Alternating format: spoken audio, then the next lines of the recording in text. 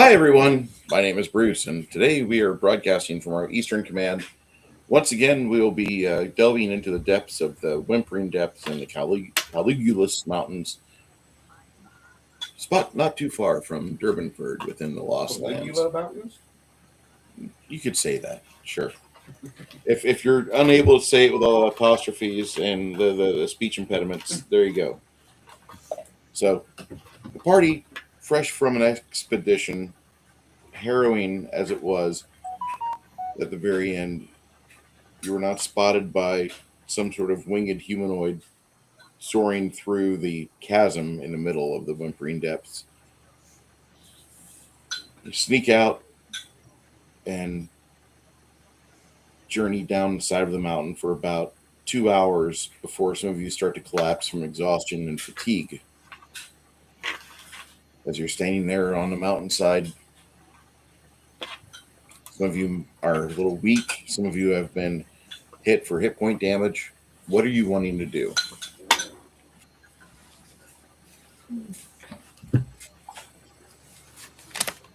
Oh,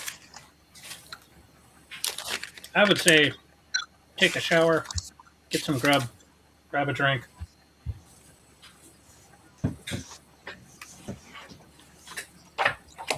So we're back at the pub? No, not back at the pub yet, Janet. Okay. So we're still out in the wilderness, right? Yes. Okay. Well, I guess I will channel for everybody. That's what will be my first move. I was trying to see how many I had left real quick on my notes. I'll just say, do we feel that we need to? I mean, are we in danger where we are? I think that we still have injuries, don't we? So do you. Runar's good. Because I'm at full health, but I can channel 5 times a day, and I've only channeled 3 times. William looks down at his leg, which has a scrape on it. It's just a scrape, so I can put ointment on that. I don't have to do channel for that because I have ointment. I have let's see, what is it called? Not called ointment. It's called something else. Just give me a second. Rub some dirt in it; it'll be fine.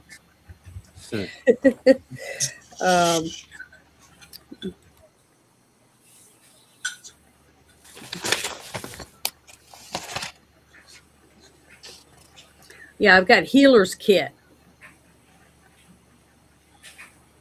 Oh, that never mind. That heals hit level. Never mind. That's not the right thing. Just give me 1 second. All right. Gotta get better at this. Yeah, I have 5 heal light wounds. So wouldn't that be a light wound? Yes.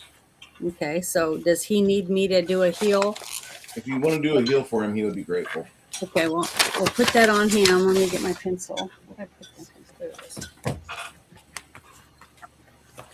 So a friend of mine just put out a brand new T-shirt, and I don't know if you guys saw it or not. No, I haven't. That looks pretty cool. I'm down to 4.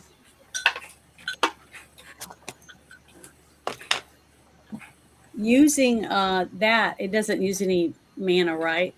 If I just put an ointment on them, basically. Ointment, yeah, it'll cure him up like a couple hit points. I know, but will it?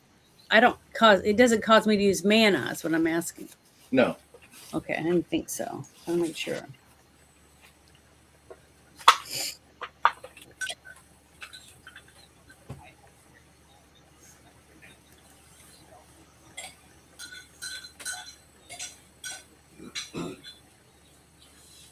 So for those of you that do like Hungar the Starvarian, he has a new shirt out, a couple new shirts out. They're currently on sale. I got 2 of mine coming in, but I thought this was a funny shit post of a shirt. Does the phone number work? I don't think it does. I don't think it ever did. No, I don't think it ever did. I think it led you straight to a voicemail that was full before they opened it up. but quite the funny. And then Well, that's cool. yeah, here's a shirt that should probably get my roommate Chris.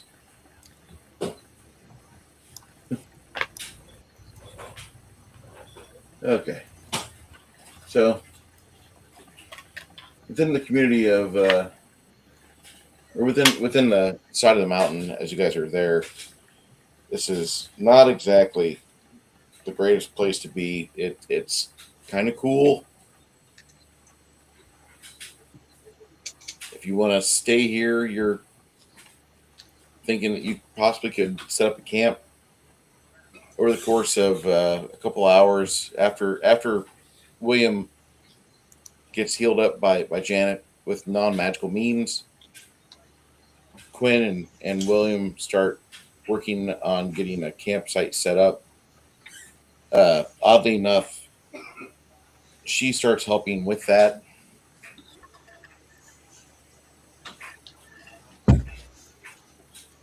Because you could probably use some time to rest.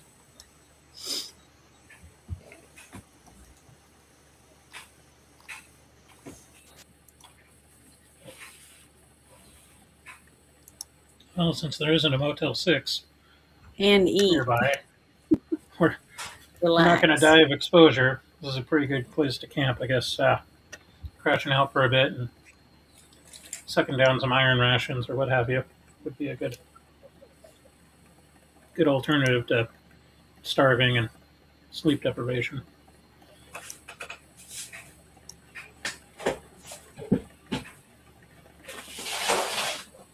One of these days, I'll have to get a hamburger helper mitt, so whenever I grab the dice and I roll them, I could just pantomime a little hamburger helper guy. And,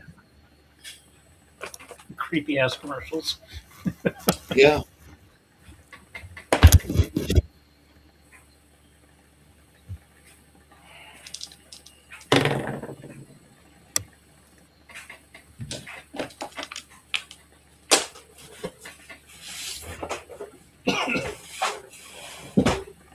Chris, do you have any dire bears?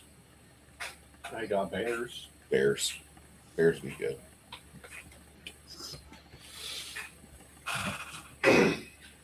So I remember the first time I ever saw Stan when you had him on the table.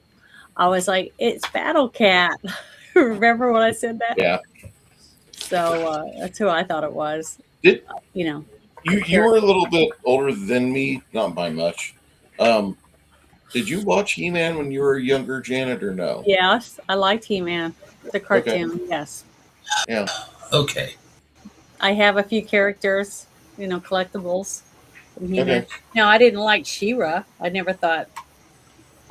I was never interested in that. You're a hater. Yeah, I guess. But that's Give why I her- said when I saw that trailer, it looked good to me. It looked interesting. I'd like to go see it, just to see what happens in it. I mean, I watched the Dungeons and Dragons movie in theaters with my dad, so And I loved it. I love Dungeons and Dragons movie too. I'm I just still saying. I still say that any Dungeons and Dragons movie, if it wants to be true to the game, to the spirit of the game, it needs to kill off one of the main characters and then introduce another character played by the same actor who played the main character that died. You know, the best movie that's ever happened in is still Beer Fest. Yes, exactly, just like that. I'm Gil, Phil's brother. Beer Fest and the Dirty Harry series. Did they do that in Dirty Harry too? Well, what's his face that played Mustafa was also the guy. He's like, I got to know. He played like 3 different characters. Wow. It was cool.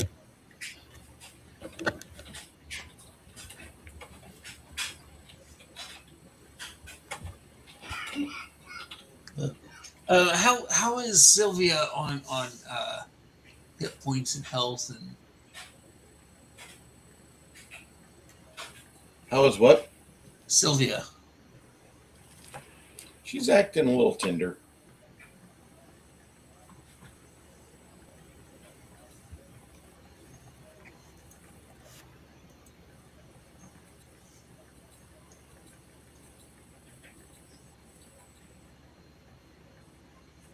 Okay, I'll save this for later.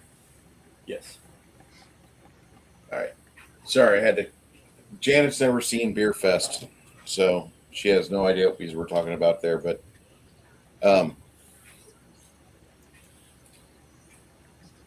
yeah, Sylvia's been acting kind of like more tender on some things. You're thinking that she's possibly with child there. I almost called her Luna. Sylvia, not Sylvia. Why am I blanking on Janet's character's name? Isabeau. Yeah. Yeah. Isabel. I thought you Yeah. were talking about Sylvia, so that's why I didn't say anything. I am talking about Sylvia. I know, but so me, you think that I noticed that she's pregnant? The way she's moving around, and when you think about the combats she's been having, she's been making sure to kind of be very gentle on herself, going into combat with guarded stance more than anything else. Mm-hmm. You think that she's preggers. Well, if I really felt that my character, then I would go and tell her that I believe that she's pregnant and that I think that it's best that she not put herself in harm's way. She says to you, I don't think anybody else has noticed yet. I hope nobody else has noticed yet. Oh.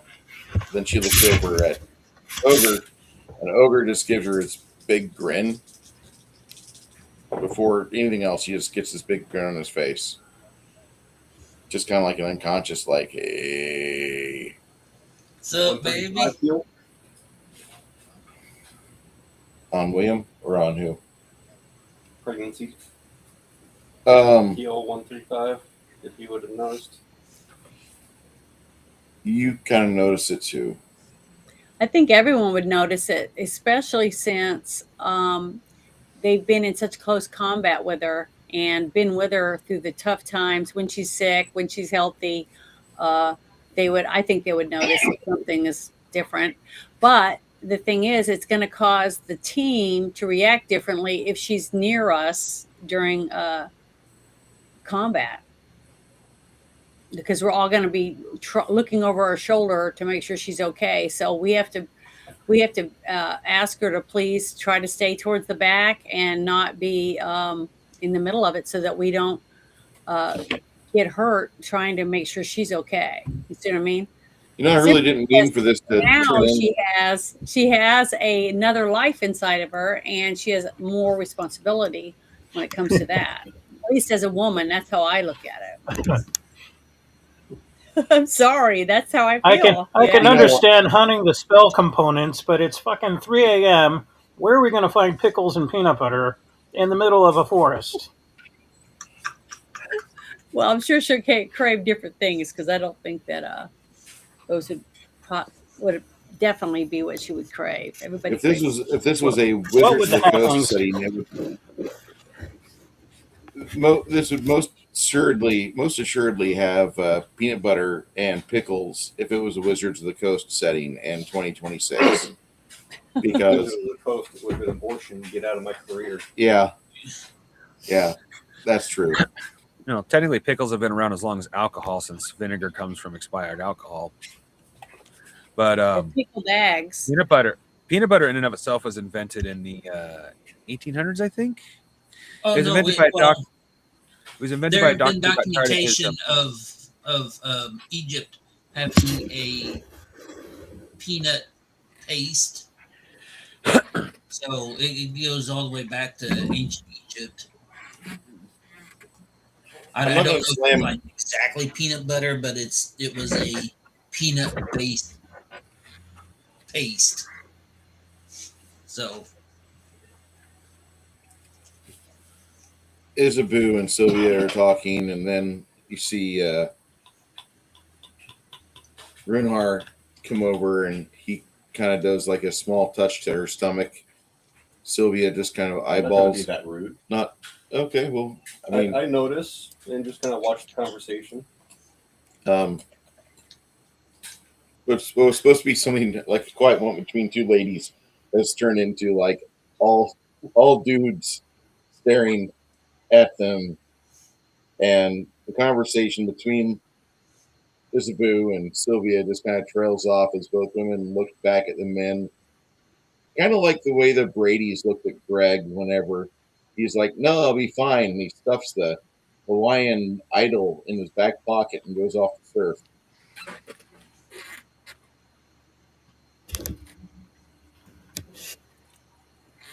Right. You were close, Ogre. It wasn't actually the Egyptians; it was the ancient Aztecs, because Egypt did not have access to peanuts. But by the looks of what it was saying, it kind of died off with them. So it's been around since technically the 15 BC, but it wasn't rediscovered until like the 1800s. yeah, Another fun fact. There is no mention of peanut butter being invented in Pathfinder, so I'm going to patent that shit. Lenny's going to be rich.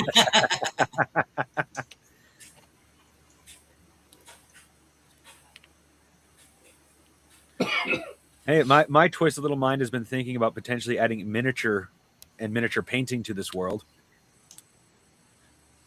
Get your white crack, everybody. No, that sounded bad.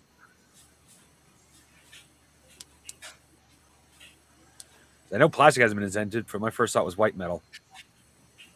Or pewter for us laymen.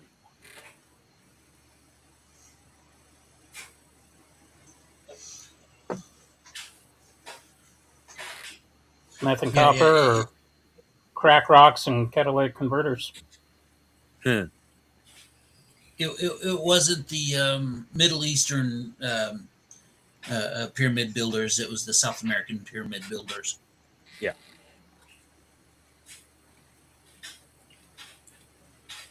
So after you guys have that moment, people start gathering a couple sticks or dry wood. About a half hour, you've got a fire that's pretty envious. Your 6-person tent looks like it's ready to go. Quinn, he stays outside by the fire for quite a while, just kind of strumming a harsh melody, kind of daring monsters to stay away or perish.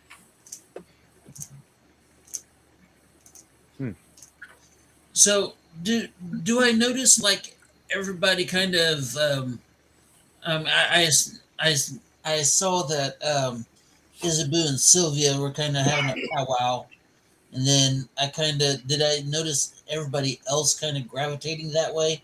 Because all I did was ask how she was, if she needed some healing or something. Next thing I know, she's feeling kind of tender and so. And it's always the dad, and it's always the father that's the last to know. Very true. Runhard does stay out of it. He just notices for future note. I'm not too keen on barbarian culture, but I figure if all your shit is out on a buckskin outside of the tent, you're officially single. So Quinn says, I don't know if it's normal, but the women of the plains, they continue to riot until the 7th month, and then they will find somewhere to settle, or if they feel it will be actually a difficult birth, they'll actually go to a village or a city and seek help from clerics. But typically they just they're a hardworking type, and I believe Sylvia's of that stock. Might not be been raised within the wilds, but her grandparents definitely were.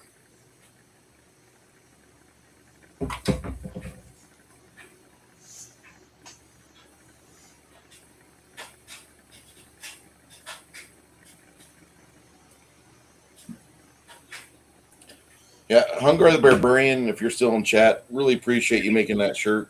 Was wanting that because saw somebody else had made one kind of like it. I'm like, no, Hungar is my go-to for edgy shirts. I like his. I still need to get one of Elon Musk saying "Go fuck yourself." That's also a good banger. Okay.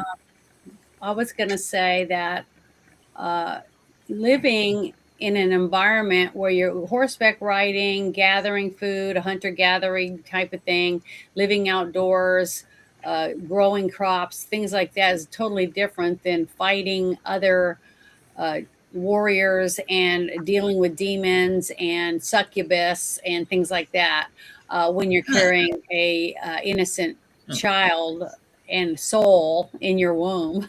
It makes you vulnerable to evil, basically. So that's what I would definitely tell her Oh boy, here we go. about that. Please. My mother gave birth to me in the middle of an orc raid on our tribe. Ironically enough, according to my father, I was conceived after an orc raid. After my people fended off an orc raid, so you know. I just feel that that's what my character would tell her. At that point, Runhar's just eating the equivalent of popcorn, sitting back watching. That's how. I mean, I would tell any of you guys that if I felt like, you know. Yes, tell a warrior woman to sit back and. No, I'm just telling her to think about, you know, how she wants to present herself if she's going to stay in this fighting realm with us while she's carrying a child. That's all. If any of my friends that are in the chat have a link to the old classic game Princess Maker 2, would you please send your link of that to me so I could forward that to Janet after verifying it indeed works fully? Because I'm wanting so badly to watch Janet raise a small child to either be a warrior maiden or some prim and proper princess girl with only archery as her adventurous skill. I've got to see this. I have to see how this works out. Brave. You just described Brave. Brave is a good movie. I love the hair. The hair in that movie is so damn good. The digital artist for that movie spent weeks studying springs.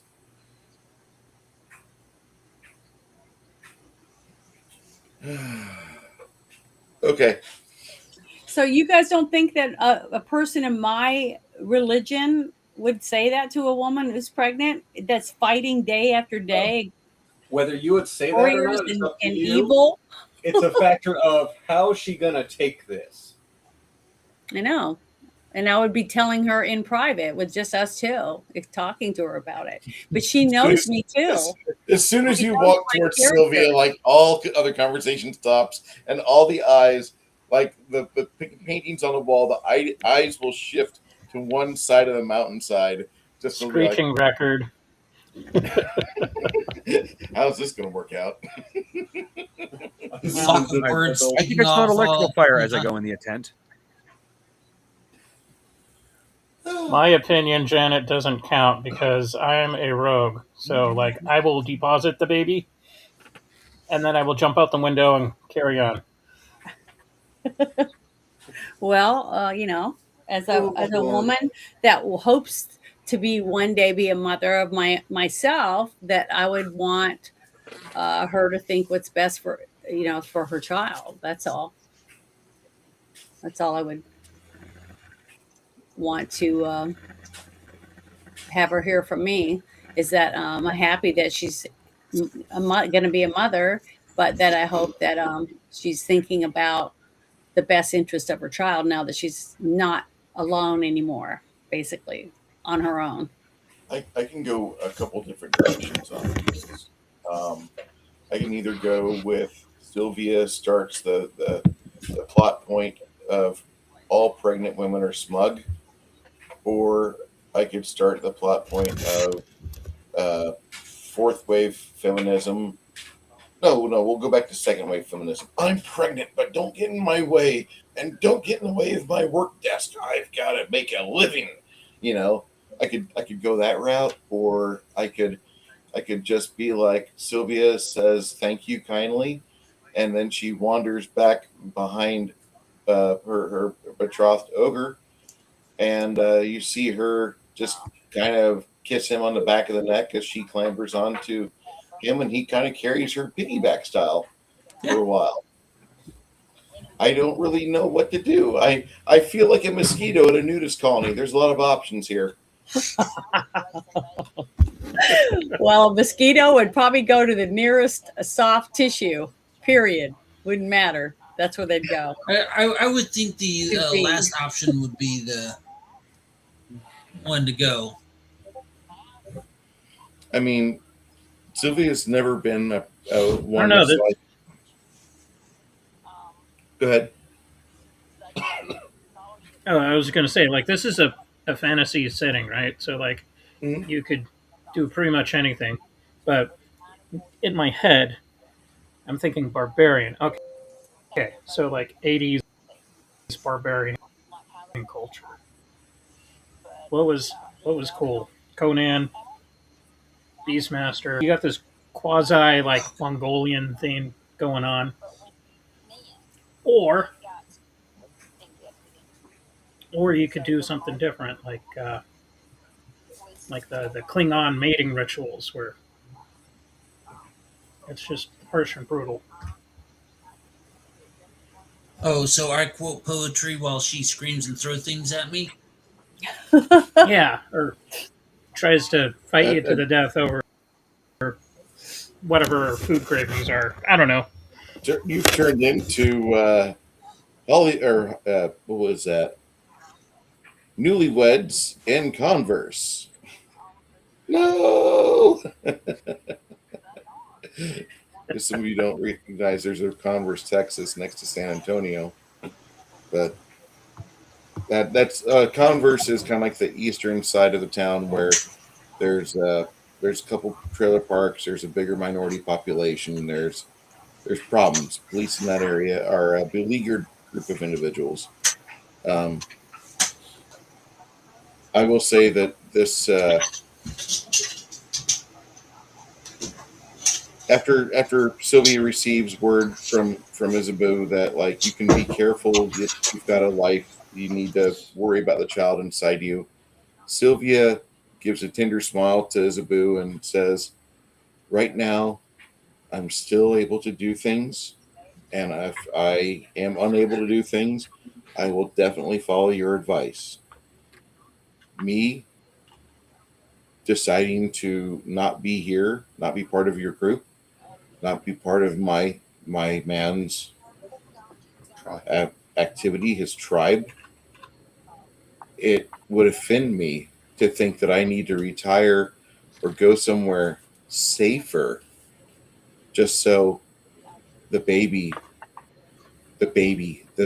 revolves around the baby. Oh, babies are important. They are indeed. Life doesn't end just because you get pregnant. I still need to do things. I still have things I want to achieve. The moment that I say, okay, I give up, I'm going to go and lay at bed rest within some community's birthing chamber at a temple or cathedral, and I'm going to spend hundreds of thousands of silver pieces just so I could possibly have a child come out of me normal without falling on the ground after I am amazed at the miracle that I have birthed. I saw that before. One of my tribeswomen, she dropped her own baby. He came out okay. Anyway, But the thing is, I never said that. I never said that. I think she should leave. I never accuse you of that. I know, but what I'm saying is, I just wanted her to start thinking that maybe she should stay farther back so that her man is now going to be extra worried about her, that he might put himself in danger. Remember, the reason I'm thinking this way is because of what my own father told me about not being in, women shouldn't be in the military, because a man, even though a woman may be trained in combat, if she's standing next to him, he's going to try to step in front of her, try to defend her, not because he thinks she can't do it, but because she's a woman. See what I'm saying? I'm thinking of that in my character's thought process of basically what lifestyle she's chosen because of her deity. And that's all she would think of. She would focus on the mother part of her, not her being a warrior, but her stepping back to the back of the group during combat, especially if it's one that's going to be, very heavy on combat, just so that she doesn't hurt herself or risk the men or her man basically getting injured simply because he's trying to make sure she's okay. I don't want to Even be though because he's a warrior or a barbarian, he still loves her and he cares that she's pregnant. See what I'm I saying? don't want to put too much distance between me and Ogre, because what will happen is if the forces are large enough that we're fighting, then they will obviously send another contingent out or another detachment out to go and grab me, and he'll be unable to stop them. And I've become now the most important piece on the board, which I do not want to be. Yeah, and That even turns me into in a the piece of future, escape. your belly will give that away anyways. So, I'm just wanting you to think about that. That's all. I'm just bringing that to your attention Oh, I because I care about see a you. need. She's not an adult. I see a need, and I think I have an idea. We'll have to go back when we go back next time. Hopefully, we finish this quickly so we can make our way back to Ream or to Mhm. another large city where I could find a illusionist and an enchanter and be able to craft a maternity cloak that makes me look still svelte and not pregnant, or That'd worse, be or better awesome. yet, or better, I could be invisible, and you wouldn't know. I wouldn't have to worry about disguising myself because nobody can see me. That'd be the best way to take care of this. Huh. That would be great. I think. I think you're missing a point here. What you're doing is, unfortunately, you're proving Bruce's point correct, because nobody should have to serve with a woman in combat, especially a pregnant woman, because then all priority on the battlefield then turns into a VIP escort mission. Do I have a spell called Forget? No, Well, I wish I did, so I could pretend like I didn't know anything about it and go back to work before I said anything. no, no, Say no, no. no, no, no, no. This is going to be an ongoing battle that I have until the moment of my death. Well, I'm not where- going to talk about it anymore. I'm Oh, going to you're say fine. it's up to You're you. fine. You do whatever you want. That was just I just felt that I needed to let you know how I felt about it, because I could tell that you were definitely with child, and it's up to you and your man to decide what you want to do. But So Sylvia looks at you and she says, "If we might not agree, that doesn't mean that I don't value what you have to say." well, I appreciate it, but I just wish you the best for you and your child and Ogre. And She congratulations. she looks at you and she says, "We'll have to do something at some point, no matter what." This, yeah, I'm sorry. She gives you a hug, and she says to you whenever it's almost like a surprise hug, but you're also dealing with a woman that's, for months and years has practiced as a rogue, so she makes sudden movements pretty quickly, and Hmm. uh, it puts you off your balance. And as you get steadied, like when she's giving you a hug, your footing back, and she's like, "If you want to worry about me, I can't stop you.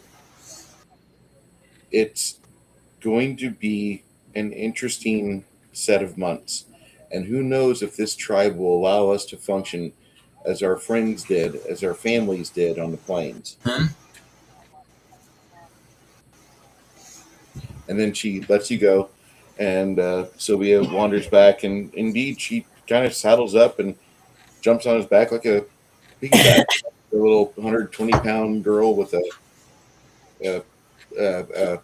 grippy thighs feature at a college party. Yeah, no, right. I'll hook my arms around, behind her knees. Okay. Make sure. Like a backpack. Yeah. I'm a backpack. So, yeah. Yeah. Yeah. And nobody wants to prove Bruce right about, women in combat. So if I cast Forget Spell on my party, on my YouTube audience. I can't do that. No, I wasn't going to put it on. I wasn't going to put it on the party. I was just going to put it on myself so that I could start over and not know anything about it. She's obviously been drinking a lot lately. Look at the size of her belly.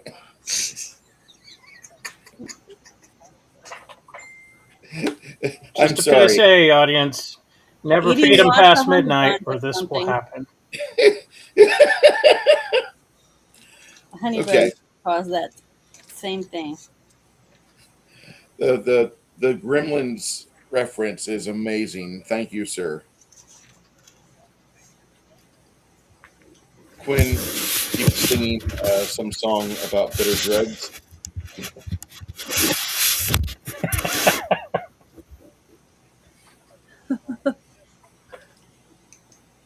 Well, Peace on her.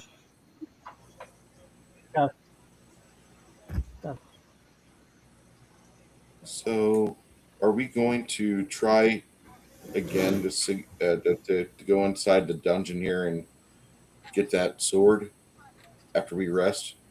I just wanted to know if Sylvia needed some hit points or not. Well, we need healing to, potion or not. By the way, Janet, mhm. you do note that Sylvia's got a couple wounds on her. No, I asked earlier if anyone needed me to channel, and everybody said they were fine. So I said, okay, I'll just pick William's boo boo and put some ointment on it, and that was basically all I did. So, do I need to channel positive energy for people? Sylvia says that'd be wonderful if you would.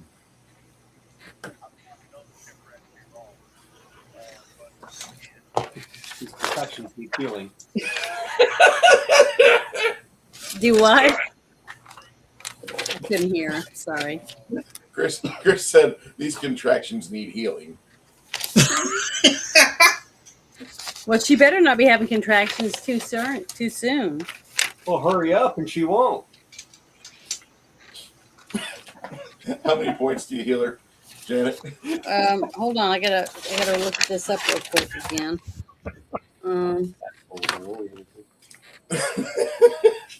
Dungeons and daycare. All right. Quality leering on this program. Yes. 15. 15 points? Okay. Yep. So I Later. rolled 15, everyone. Anybody can add 15 hit points to yourselves. Do I need to do it one more time? No. She smiles and she says, I feel better. And she reveals to you the cut that was on her side. And Janet, you examine her, and if you hadn't healed her up, she probably would have had an infected kidney, because it was right where the kidney, the incision had been placed right on her kidneys. Mm-hmm. Well, good. That would not be good. No, I mean good that she's healed. Oh, yes. Horrible. And I get my channel positives filled back up after a night's rest, right? Yep. Okay, good. All right. Awesome. So we got a fire going, so we're gonna cook a meal and everybody's going to eat before we all go to lay down? I don't know what food you guys have. Quinn pulls out a salted rabbit, and How long have we been in the dungeon? Or in this area, I should say. Like how many days? maybe 36 hours, maybe 30 hours, somewhere around there. And then we should have about one day's worth of rations left, or one Fearman's worth of rations left. I like to keep 48 hours worth of food around. Sylvia pulls from her pack. You see her pull 4 cans of a spiced ham out, and each piece of the ham is the size of your fist. Nice. Not like a halfling's fist, more like ogre's fist. Nice.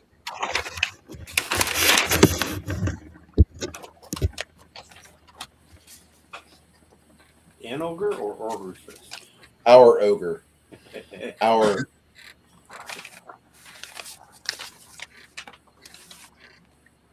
We're talking one of those little ham rounds that you can pick up for like $5 to $7 or something.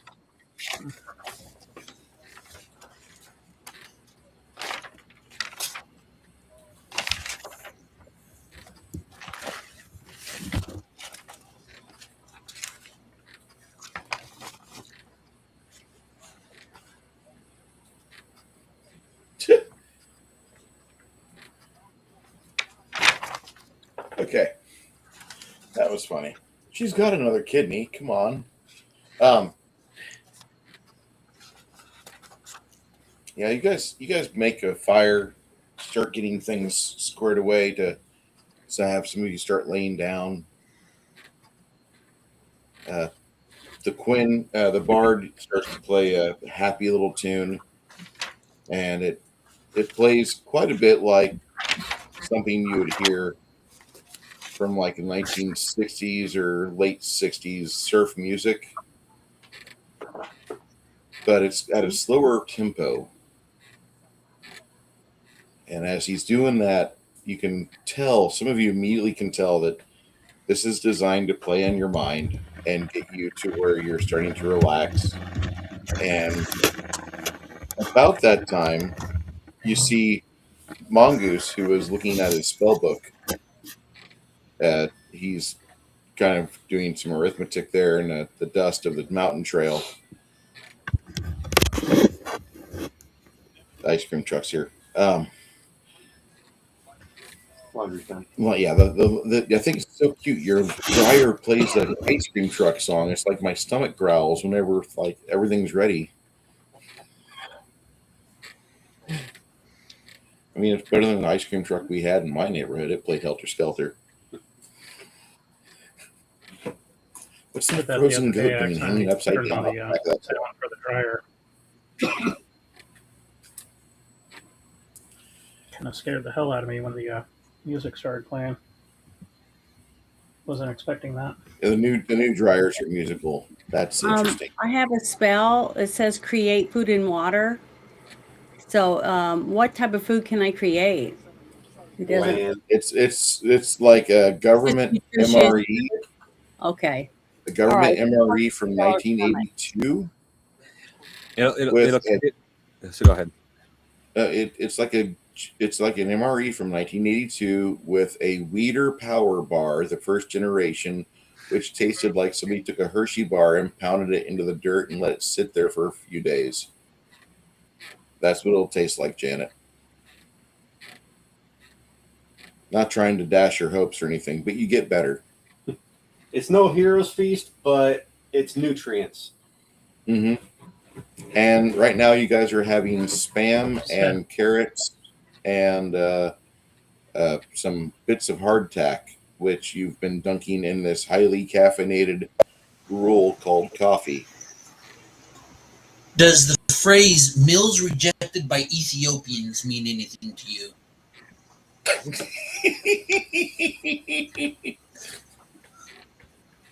They haven't had the new MREs. Those are really good. You have fights over fucking stroganoff. I just pictured the 80s style omelet MRE. My buddy had one sitting on top of his fridge for the longest time back in the early 90s. It was probably, what, 92, 93, something like that. We decided to eat that thing. Holy crap. It was green. It was better eggs I've ever had.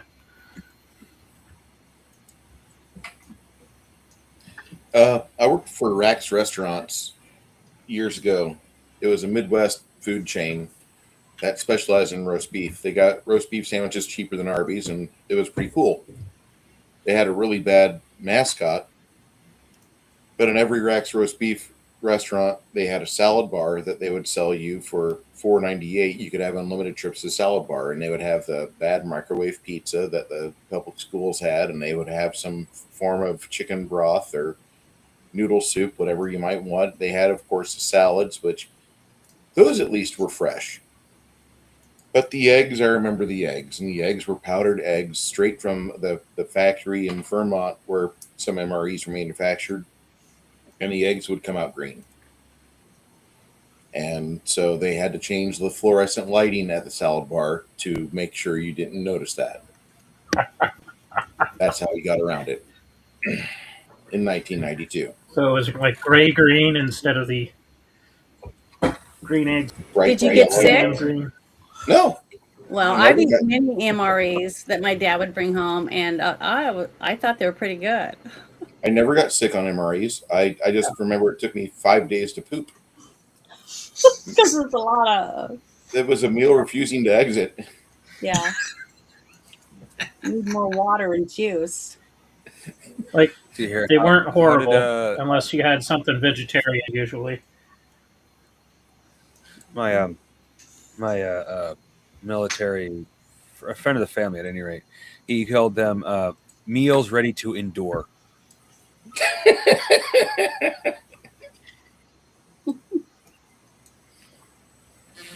Make a constitution check every time you eat. Make the Constitution. Break.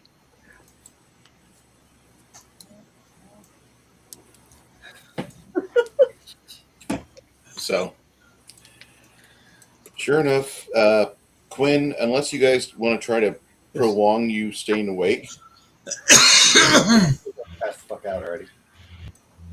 dude, that tune he's playing is a badass little ditty. Is he Your trying to donkey. get us to sleep? Yeah, he is. Okay. He's playing kind of So, like a Who's going lullaby. to, are we going to do like a watch through the night? Like William can stay up for 2 hours, someone else could be up for 2 hours, things like that. I would hope so. William says I don't want to stay up first 2 hours. I'm fucking waxed, but I'll do part of the watch. I'll do part of it. Shit, just not the first part. Okay. I And, can William, you watch can crash out for 4 hours. I'll cover first watch with Quinn. Janet? Aaron. Yeah. Sylvia and I can take second watch. Yeah, Sylvia backs up Ogre on that. She's like, hell yeah, we got that. Janet, you, Runehar, and I can't do watch. We have to get a Why full not? unbroken 8 hours sleep to recharge our Oh, magic. that's right. Okay. This is a fantasy game where you get a magic 8 hours of sleep and you're fully rested. It's not wish. like real life. I had that power, but Yeah. I don't. It's not like real life where at 5 a.m. Janet's eyes flutter open and she hears the sound of the fucking rooster outside and the Not jungle. anymore. Remember, my coyote, or I have a coyote, killed my rooster. I don't have a rooster now. So, I hear no. coyotes talking all the about? time. I get 8 hours of sleep. Oh, you mean consecutively in one night? Oh, that's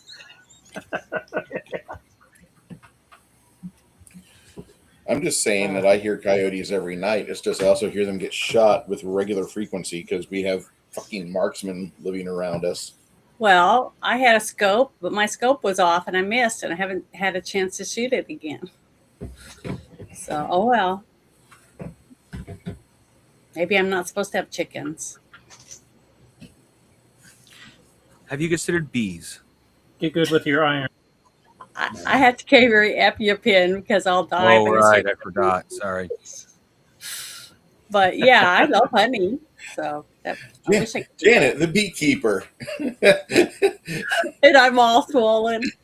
never makes my it to fat season fingers 2 and because everything. I'm can right afford there the with you. But oh well. Seriously, I can deal with wasps. It's the people around me I gotta watch out for. Because they're like, oh, Yeah. you're allergic. Here, let me. I'm like, fuck no. I don't want to die. Oh, Leave what's really it alone. Yeah, I what's need really to fun is when you practice have more. what's really fun is when you have a whole group of at least 20 people, including yourself, and everybody else fucking panics when they see a yellow jacket. Oh god, oh god! Like one guy was practically doing the limbo, trying to avoid it. I take a plastic plate, smack it, it goes flying off. I get chewed out. You're just gonna make it me, and it's gonna come back and start stinging people. I just saved you. Fuck you. Yeah, you that would be my response. I'm a large I fan see a of. bee, I just be real Apex Predator, still fuck off. because I don't want it to land on me. You know. I just hate yellow jackets, and I have a wage war on them before they wage war on you policy. oh, yeah, well, Now, the that's bees something I've around noticed here- living up here in North Idaho. Bald-faced hornets have a really nasty reputation, but ultimately they're just aggressive. They are unnecessarily aggressive for the type of bee they are, but they are only aggressive. Yellow jackets hate you. They hate everything about you. They hate your family. They hate your balls. They hate your ass. Anything about you, they fucking hate, and they will sting you for absolutely no fucking reason because of it. I believe that. Not only Ogre. that, but if you're at a table or something like that, they get in your beer, your soda, sandwich. Oh yeah, Screw you them. almost never find like the skinny wasps or the bald-faced hornets in drinks, but you'll find yellow jackets out the yin yang in your drink. Give me the fishing net so I can spool this fucking yellow jacket out of my Kool-Aid. Pretty Got much. in my Kool-Aid. Don't try to cup your hand and get the yellow jacket out of your drink, because then he'll sting you for sure. Uh-huh. Found that out the hard way. Never be nice to an insect again. While you're on watch that night, the donkey is sleeping happily, although the donkey was initially wanting to go inside the tent with Runhar. I believe that's Runhar's donkey. No, he has a goat. Oh, that's We do have a donkey, but he has a goat. The donkey and the goat are kind of belligerent friends. They have anger and aggression issues towards each other occasionally, but for the most part, they get along. That's the morning entertainment. Yeah, that's kind of like the dogs around Chris's house, where like, oh look, Mouse is going to eat the muzzle of every other dog in the house here, and for like a half hour, you're running around. Mouse, stop that! Stop trying to eat the other dog's muzzle. All the time that we're at work and they're free to do that, they do. They don't have it. They don't do that. No, they do. They do. Yeah. You're kidding I me. mean, I imagine they do because we're gone all day at work, And nobody's here to stop them.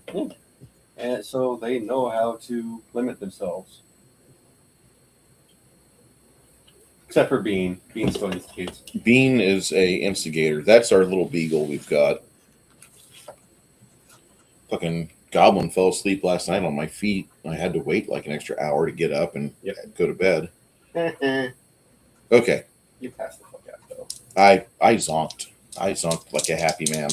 I was busy yesterday signing papers.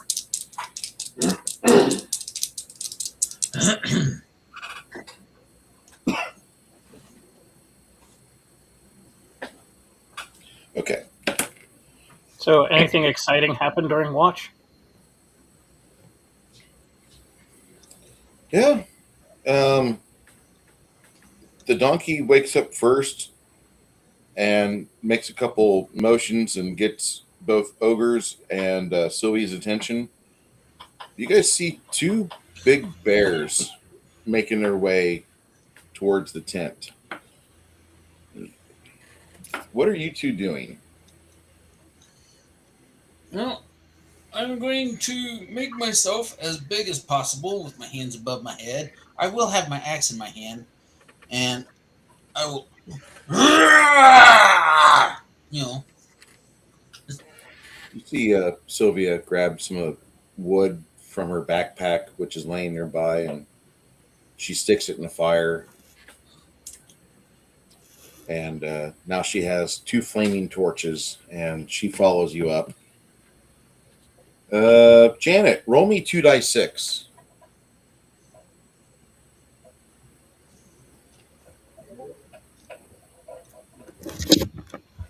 Oh, shoot.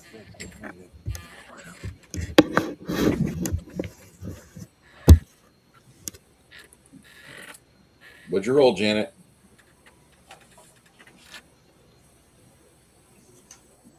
Did she step away? Did Janet step away?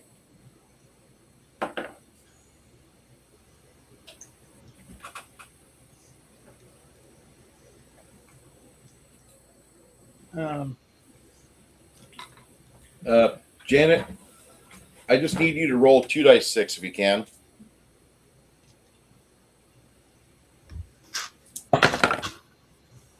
What'd you roll? if not, I will. You rolled boxcars, Chris. Do you know what that is? Do you? Okay. One thing this game is doing is I intend to bring back the old Roll school morale check.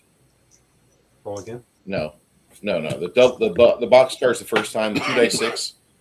If you ever played original versions of D&D, they had a morale check.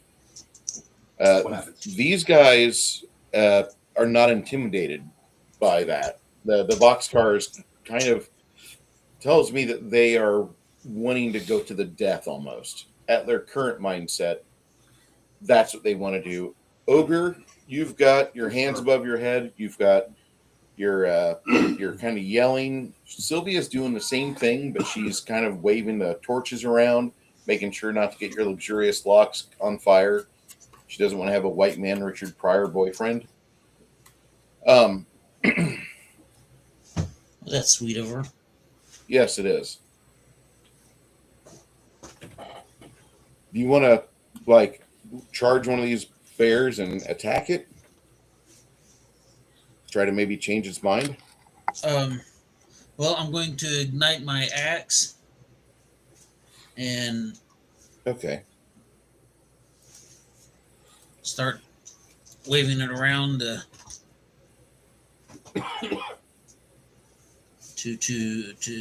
intimidate further. All right. As you're doing that, everybody who's in the tent, you need to make a percentile check, and this is going to be basically a will saving throw, and it's for you to recognize there's danger afoot. If you roll low, your brain is tired. You're trying to ignore everything to get safe. If you roll above a 55, you're going to recognize there's danger around. If you and I'll be able to ask you what are you doing, what's going on, etc. So go ahead and roll your D percentile. Ogre, Janet. Should I roll a? Ooh, What? Not ogre. Not ogre. Ogre, you're making the noise. Do I add anything to it? but Your will I was, save. I was going to Hold on, ask. I gotta look that up again. I was going to ask, should I roll a intimidation and intimidate check, or I could Yeah, roll go ahead and give me that, could you? handle animal? Give me your. Are these bears intimidate. actively hostile? Yeah, they look like they're hostile. I rolled a 38. Janet, you're kind of tired, honey. Isabu Seepy. Teddy bear. Well, I'll I'm ask you I'm- again. I'm tired. I'll ask you again on initiative 5. Ogre, what'd you roll for your intimidate? Rolled a 69. Ooh. Okay, Six Nations will be getting up, and I'll be able to ask him what he's doing. Ogre, what'd you roll for your intimidate?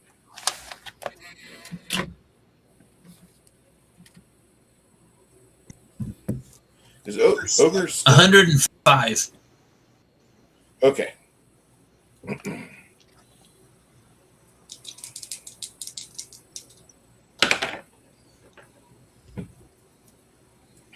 As you ignite your axe, and you're getting rather animated in your aspect, Sylvia kind of is behind you, and she's got her torches lit, and she's doing everything she can to accompany you and make sure that you sound as deadly as possible. You can impregnate the bears, and the dire bears, the brown grizzlies, look at you.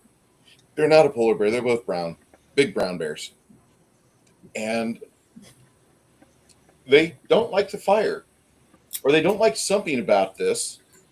And so one of them turns and he starts running down the path. This one here, I have to make a reflex save because it's within almost, deadly reach of you. All right. This one, the female, it runs down the path as well, pretty much pirouetting on its paw and getting out of dodge. The rest of the tent is starting to wake up. Your friends are waking up as you guys are dancing around with flaming items in your hands. And they come out to see in the darkness brown forms disappearing into the night. And Ogre sitting there with a spear, with a flaming stick, going "Hunga shaka, hunga shaka." That's my axe, but basically, yes. Sylvia has the sticks. Oh, right.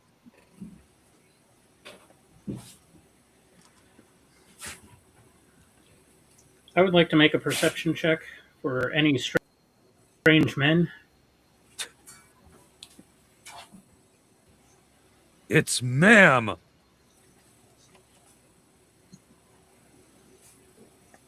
Ma'am. We might be able to negotiate with the bears, but if there's any strange men in the woods, that could be problematic. Yeah, don't mess with me today. I'm drinking coffee out of my bitch cup. Isn't this cool? My daughter gave it to me. Nice. Uh-oh. Hold it up again, Janet. Dealing with lag. The handle's a bee. That is awesome. It is, isn't it cool? I love it. Good cup. Truthful too. Yeah, my mother has one. It says "number one bitch." Yeah. I bet she's proud of it too. I'm not going to say it on a live feed. That could be recorded on the internet forever. That's right. Love you, Mom. Good son. Good son. For a while, I got to hunt it back down, but my mother's ringtone was the mental health hotline, and she knew exactly what her ringtone was. Oh, shit. I'm a bitch. I'm a lover. I'm a child. I'm a mother. That one. Yeah, copyright. No, the one that I did, Janet, was welcome to the mental health hotline. If you are obsessive, pulse 1. If you are I heard that you one. are bipolar depressive or something like that, then it's like, if you are paranoid, we know what you are. We know what you want. So we all expect you shortly. More coffee or no? It is so. And my mother knew that was her ringtone. That was a good thing. If you That suffer blueberry from crumble? Fuck yes. obsessive compulsive disorder, please press 1. Oh, yeah, okay. What? So, to those who are waking up and coming out of the tent, you see me standing there dancing around with my war axe lit, and Sylvia's flailing around with two lit sticks. So either we chase something off, or you've come in the middle of a mating ritual. One of the two. Take your pick.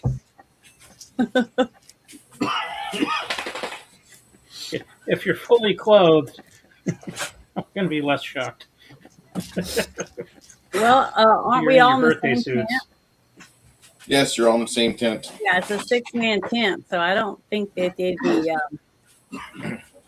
plowing fields. Hey, Mobius. Yeah, it's pretty nice, cozy tent. You guys just saw everything kind of dancing on the tent wall. The light sources got different. As the bears race away at breakneck speed, the rest of you, yeah. Well, were they acting like they were running from something that was maybe coming into the realm? They're running in fear because you have a barbarian that's harnessed the power of fire. Oh, okay. Sorry, I went to get coffee, so I guess I missed that little part. They're running from me. Good. So I for guess all we're of us. not having breakfast steaks. Shit, No beer steaks this morning. that would have been good.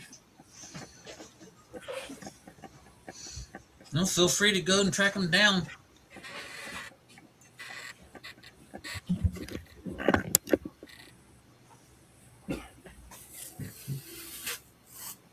Fortunately, without refrigeration, they'd spoil real quick. Presumptuous of you to think that there would be leftovers.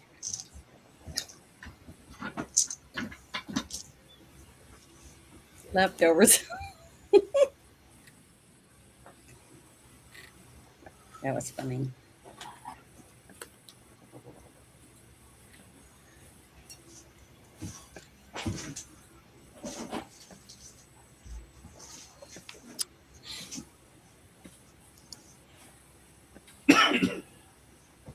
Now, I don't usually talk about sponsors that much. I want to talk to you guys real quick about Blackout Coffee. Go join up with Blackout Coffee. Get on their website, blackoutcoffee.com. They have a fucking amazing sale going on. It's for 72 hours, 25% off. What? All subscriptions for life and free shipping. Using code SUBSALE25. Later on in life, you can use my code STEPL10, and that'll get you 10% off any day you put it in. But right now, you can set up a subscription of your favorite coffee. And there's a lot of good coffee here, I might add. They will take good care of you. Me and Chris right now are brewing up one of the blends from the Christmas season. Do they have hazelnut? A few. A couple different types of hazelnut. That's one of my favorites. We're brewing up this peppermint mocha. We've never had it before. I've tried that. I've never tried it. Hazelnut cream. That looks really good. Yeah, this is even before the sale, okay? But Mhm. they have volume discounts. If you get 4 packs at a time, $14.36 each. So they do a good job of trying to save you money while getting you your desperate anti-homicide cream in coffee form. Yep. This is probably one of the best brands of coffee out there. As far as premium coffee is concerned, about 10 foot away from me, there is a bag of smooth finish coffee that I've got. It's a light roast, lots of caffeine in it. But I've got a 5-pound bag of this stuff, and it's worth it. You want to get a hold of these. I'm just saying that 25% off for life and no shipping cost. That's not going to last forever. So the price on that Blackout coffee will be significantly reduced. It's sub-sale 25 for a lifetime of amazing coffee until you decide to kill it off. Would completely do it again. In fact, I think I'm saving $22 from my previous subscriptions to my new subscription because I canceled my previous stuff I got everything merged with this subsale 25, and it went from like $95 to $72. So I just want to tell you about that. I love these guys. And for those of you who want to know, they roast their beans in Ocala, just a few miles, not in Ocala, Punta Gorda, Florida. But it's about 30 minutes from where my aunts used to live. Would recommend.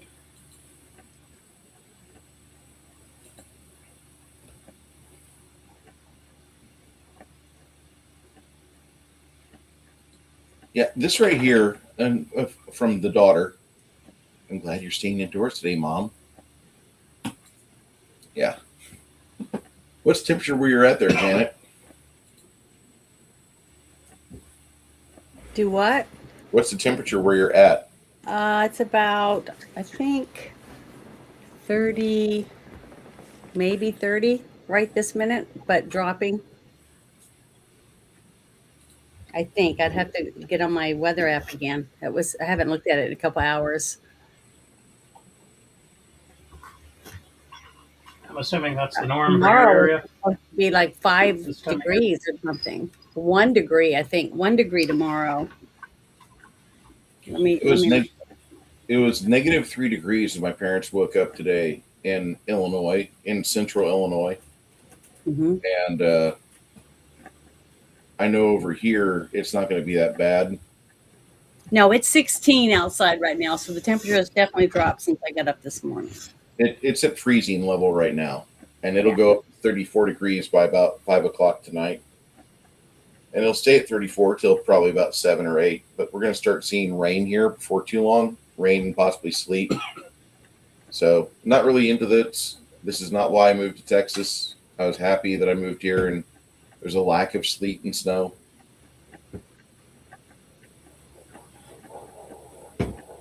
It looks like I'm going to start getting freezing rain again. Sounds like my We got dad. like 3.5 inches of snow, maybe a little more. I went off first thing this morning. I got up at 2:30 and went out and got me some snow off the back porch and ate it. So it was good because I love snow, but it's not going to be good after it has sleet on it. I think it's great that Janet thinks it's awesome to eat snow. that makes me happy on like an innocent type of, like, oh, that's sweet, oh, that's cute. Well, don't eat It's yellow awesome snow. that she lives in an area that she can eat the snow. Yeah. Yeah, it's country. Hillbillyville. Try to do that in NorCal. You get all the aluminum and barium. Oh, sorry. I don't live there anymore. I'm in southwestern Idaho, so we get very little snow compared to other places. I'm kind of stoked.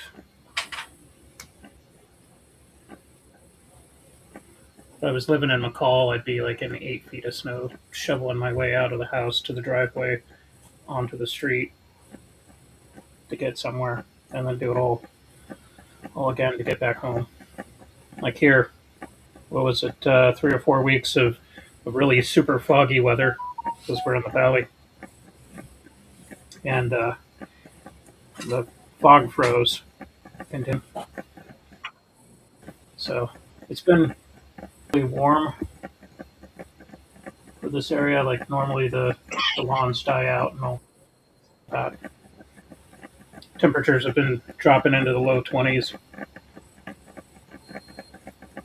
It's like 33 now, a high of 35. So it's not too bad.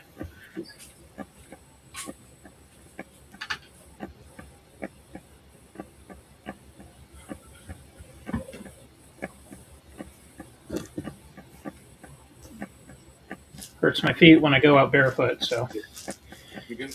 I'll get it. put on some flip flops, maybe some socks. I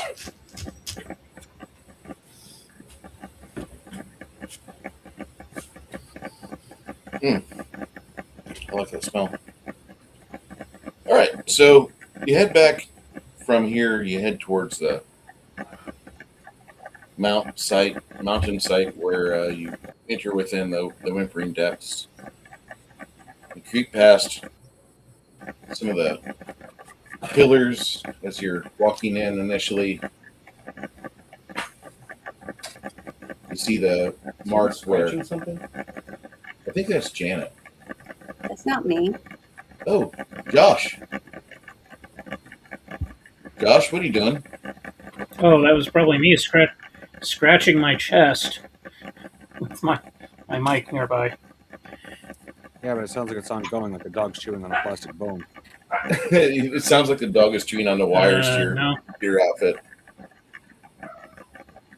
I just scratched my chest like I'm scratching it now. Do you hear it? Yeah, we do. Sounds like you're scratching the tartar off of the. I'm The scratching mouth my there. chest right now. You can't hear it. So No, the way it sounded, I thought I had a definitely mouse. isn't me. It actually sounds like a rodent in the insulation. That's funny.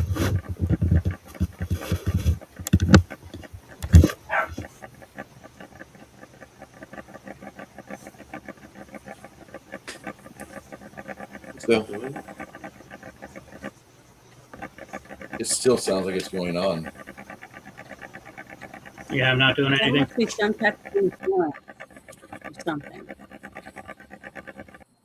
Because everybody turn off your mic so we see one at a time who's coming from. Yeah. Test.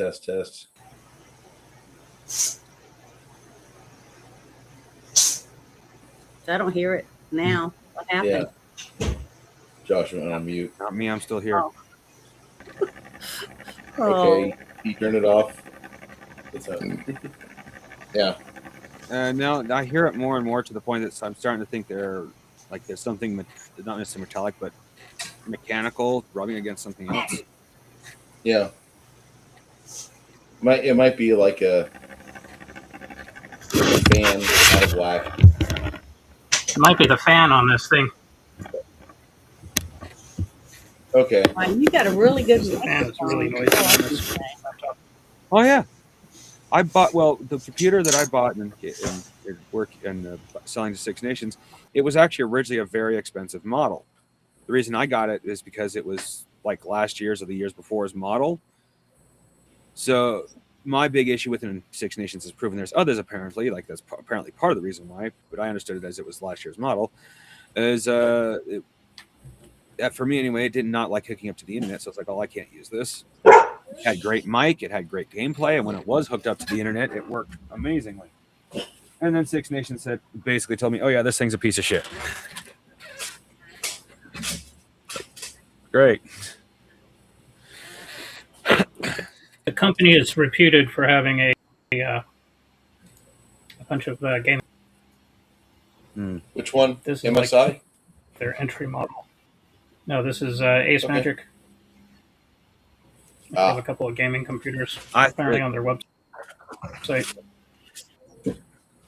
Well, the laptop itself was highly rated. It being Ace Magic, I thought it was a derivative of Acer, which I'm obviously wrong. And of course, like I said, it was advertised as basically being last year's model, not there was actually something wrong with it.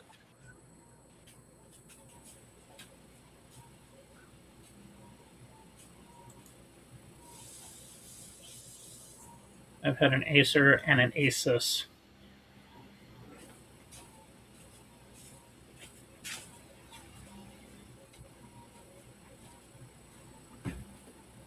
Before that, it was a piece built not laptop, but desktop.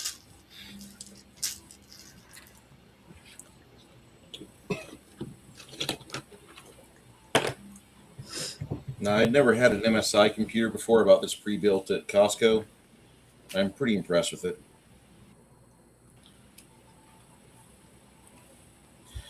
No, Yeah, I've heard of. No, so As long as it doesn't say Go ahead. Dell, you're doing.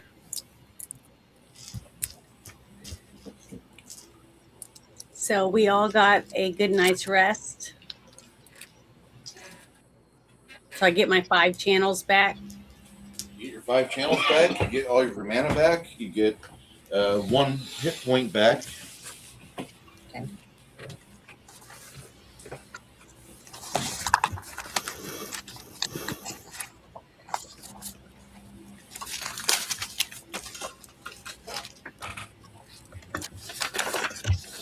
New day, new me.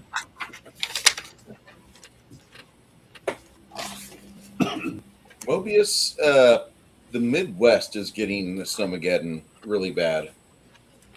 Maybe up from where like Janet's at, between like Little Rock, West Memphis, on up. That's like a frozen popsicle of land. That's just gonna get really horrible till like Tuesday. And that area, it's not gonna warm up to what we've got because after Tuesday starts, we're going to be having highs of 60 degrees down to 35 maybe. So we're going to just have a normal winter in Texas where it's not even freezing. We usually get one good weekend a year where it freezes and it tries to kill off a couple mosquitoes, but it doesn't. And then the spring starts and you're beleaguered by mosquitoes the moment you have a Snickers bar. Like, oh my God, you have sugar in your blood. Let's eat you. Okay, so. Yeah, we're supposed to start getting more sleet from what the radar is starting around 5 here, 5:30, all night until like, early in the morning from what I can tell on the radar. So I don't know how many inches they're expecting. Let me see if it says anything. But it's a lot. It's just a lot of purple, which I think is ice. I think blue is snow. Pink is Sleet, ice and snow. Yeah, and then the purple is sleet, or whatever that is, frozen ice or whatever. I don't know but that's what I get, a lot of purple. Around here, white. I don't know, like to your Texas, I don't know, but around here, white is snow, blue is sleet, and purple is ice. Okay. And that's your legend for your AccuWeather maps. I watch Ryan Hall, y'all, on YouTube. Yeah.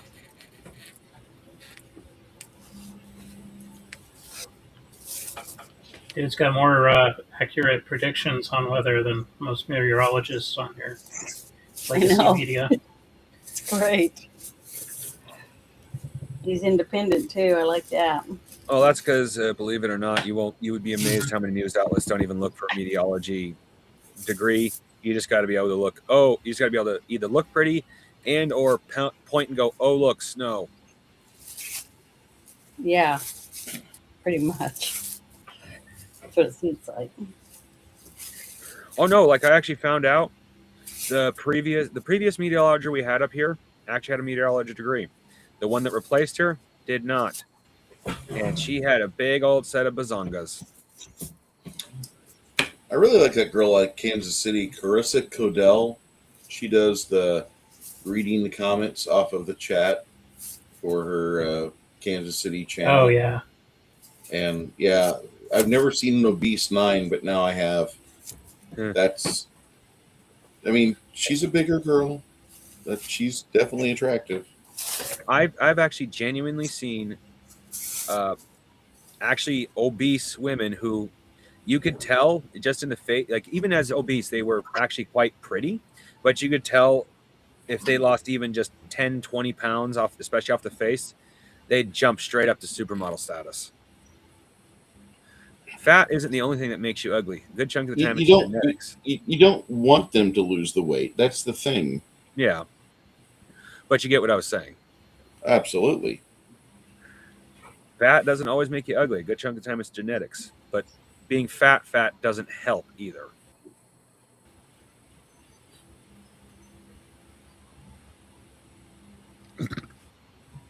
Like I'm not looking for a supermodel by any means, but I definitely don't want to be marrying a land whale. At that point, it's like, do you even care about your health? I mean, as long as she doesn't have a septum ring in, it's pretty much fair game. Go for it. Puck's on the ice.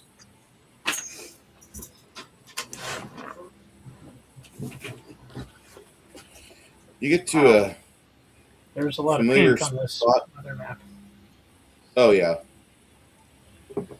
You get to a familiar spot in your exploration,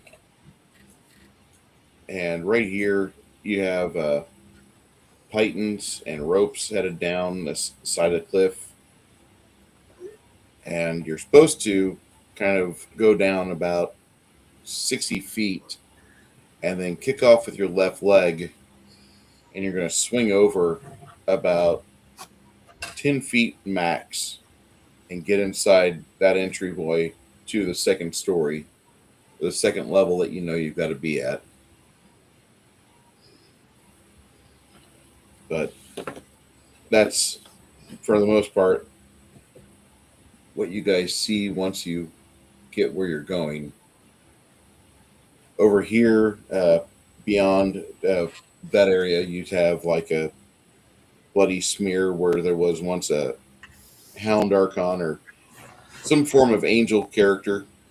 And she got Oh, disintegrated by a trap. And then off to the side, you have a bunch of rat tunnels. You killed a bugbear. You hear skittering for a few seconds. Skittering in the deeps. Does it sound like big skitter or little skitter? Little skitter. well, I can't if tell for a minute. we see the blood smear, right? You said from somebody who died. Yeah, that was the hound. That was the angelic character that was trying to stop you from coming in here.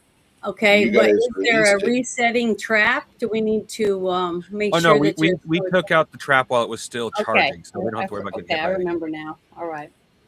I just didn't want anybody to die. But Bruce also made it clear it was a good thing we did do that, because if we hadn't, it was going to hit us again if we came back down this channel, because it was recharging. Yeah, that was smart for sure. But all right. I think I've got up on that.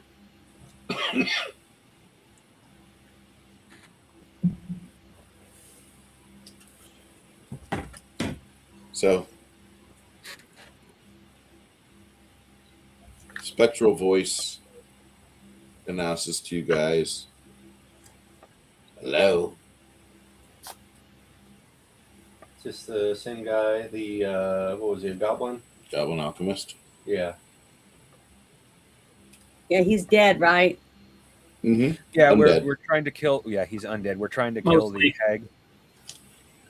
Yeah, the Yeah, hag. we're trying to kill the hag for him, but we used in basically a little bit of sign language, which apparently we didn't enough. We know just enough to do a communication of after we deal with the hag, we're not letting the ghost live either. Because I don't know if Bruce's game is exactly like this, but Bruce didn't deny this when I suggested it could be last time. He could especially in the fact he's calm now, you could very well have supernatural ghost style where, oh, he's good for now. What happens when 100,000 years down the line when he still hasn't moved on and he can't do anything but really kill things? What kind of spirit does he become then? And that's kind of one of the things I suggested is supernatural is what makes ghosts go bad isn't necessarily who you were. It's the time of being in the mortal realm when you're not supposed to be there. Well, he's not even supposed to be alive because once you die, you're supposed to be dead. Well, exactly. That's why we're not going to leave him here long Unnatural, term. the fact that he's even a specter or spirit, anyway. And Oh, yeah. that has to dement your thinking to some degree. Oh yeah. Especially here. And he's a goblin. Oh yeah, that too. Racist. He hates us. He hates everybody. The goblins, or maybe Well, even goblins. Goblins can occasionally choose not to hate everything. Would I call it a good goblin? No. Choose not to hate everything? Yeah. But usually they have some sort of vice, like they're super greedy or they have a goal or something like that. Well, Especially since Goblins are like Bruce said that communists. most of his goblins are basically goblin slayer goblins, which are just little rapey motherfuckers that are just little monsters that you can't negotiate with. Most, not all.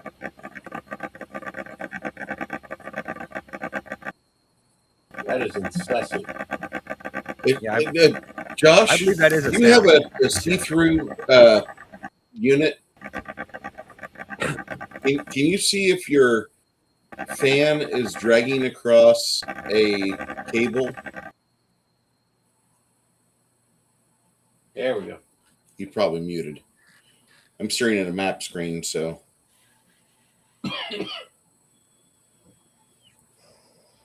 Ooh, you're muted, Janet. I was gonna say I should get my file out and start going like this. Believe it or not, even that's not. Or something. Believe it or not, no offense to Nick. Yeah, it doesn't even that wasn't as bad. It was, for lack of a better term, doesn't sound like it's a wire or anything like that. but no, the sound itself sounds almost like a little plastic fan rubbing right against the microphone.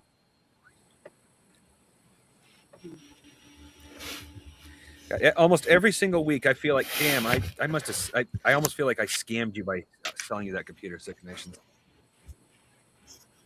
No, I don't feel bad about it.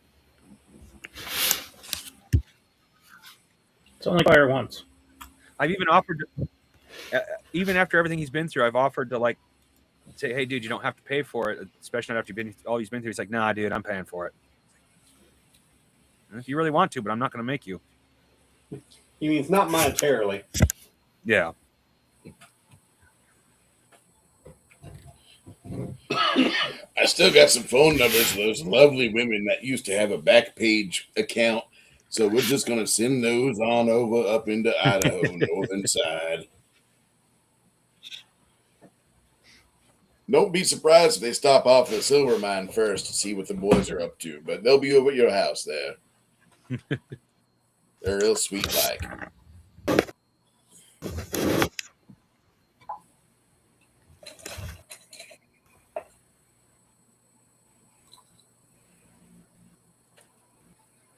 Yeah, so this is a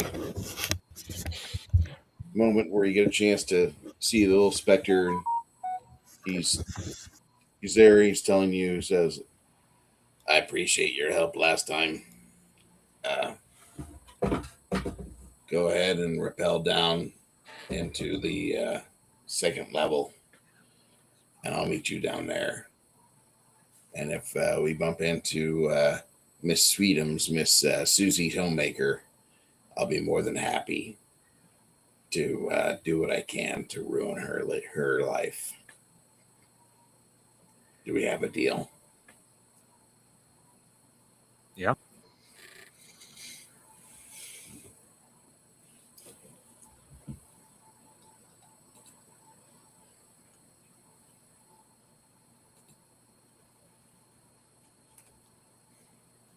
I finally saw what the error screen insignia is. I've been getting an error message on my PC for about a week. So all I got to do is whenever I get this thing back hooked up permanently to a spot and I can access some things, I'll just delete that. There's a plugin that's been giving me grief. That's good to know.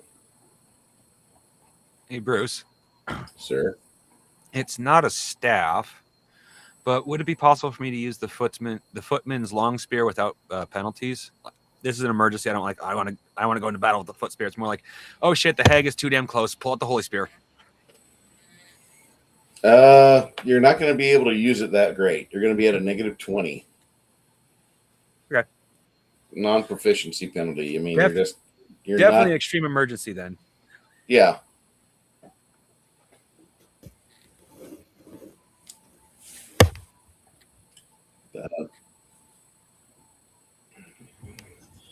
Chris, roll me a d20 real quick when you can. An actual d20. Well, if I'm at such a heavy penalty, then a holy spear probably can't be held by a skeleton. Never mind.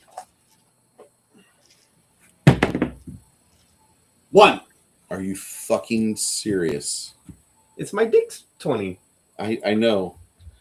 Hold on. Let's show the class this.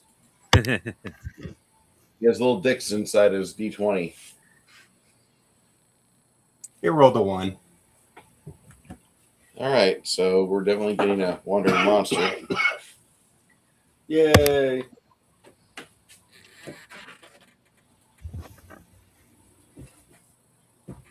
Baby Tarask. Yay.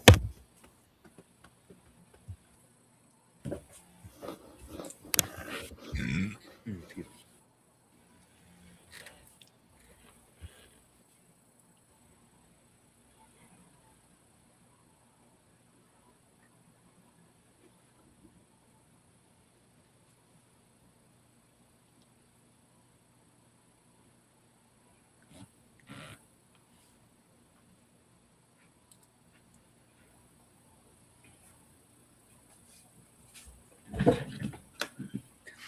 Yeah.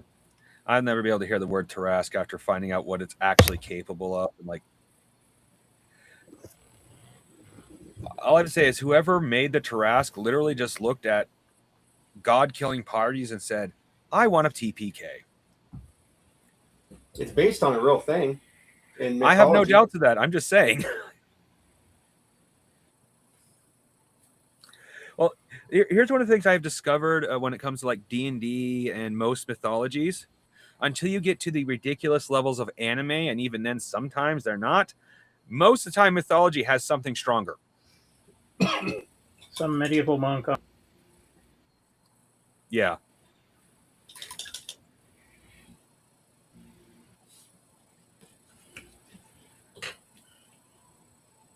So yeah, the Tarask being based off of an actual like mythology or something like that, I'm not surprised. Blame it on the French. Yep. Though my absolute favorite joke is the canonical Tarask has such big ass spikes on it. What steps on it? That I would love to know. Actually, I don't need to know. Because No, even a don't tell me baby that. Tarask is big enough to make whatever could step on it be a genuine threat. But the fact that they maintain those spikes to adulthood.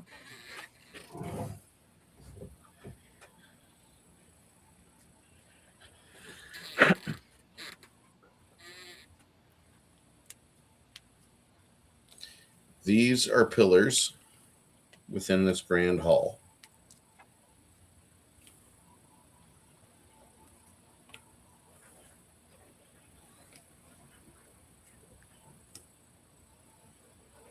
Yes. Okay, let's try this again.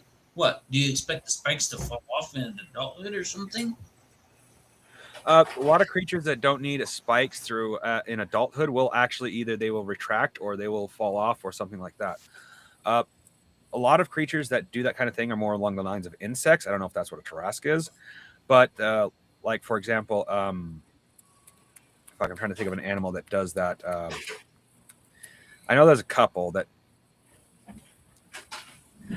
porcupines technically don't count. That they do get two different types of spikes from adults to from children to adults, but that technically doesn't count there. But there are a few creatures that will actually, the spikes will either not grow with the body and they will shrink, for lack of a better term, or in case of mostly insects, they'll have a body metamorphosis, which will take away the spikes. But either way, to grow the spikes to the full size of Tarask also requires, because I guarantee you with the way they talk about the Tarask, those are not just skin, those are bone. That takes a lot of energy. That means whatever the Tarask is afraid of as an infant is still a threat to it as an adult. Otherwise, it would not put that much energy into growing such large, intimidating spikes. Well, gods are intimidating, right? That is true. It also has flaming excrement. Well, that can actually be, like, especially in a magical world, that can just be chalked up to what it eats, not so much the energy it produces. I'm pretty sure you eat enough fire dragon meat, you're gonna shit fire.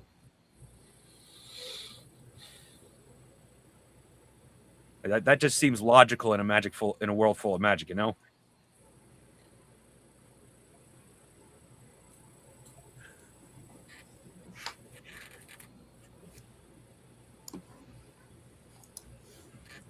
As members of your party are roping in and getting prepared. The donkey stays in the first level.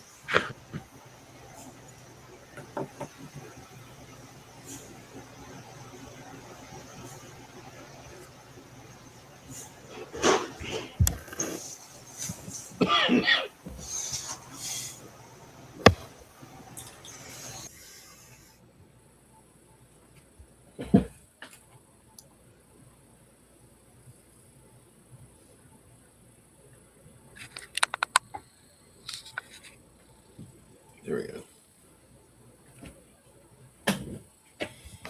Okay.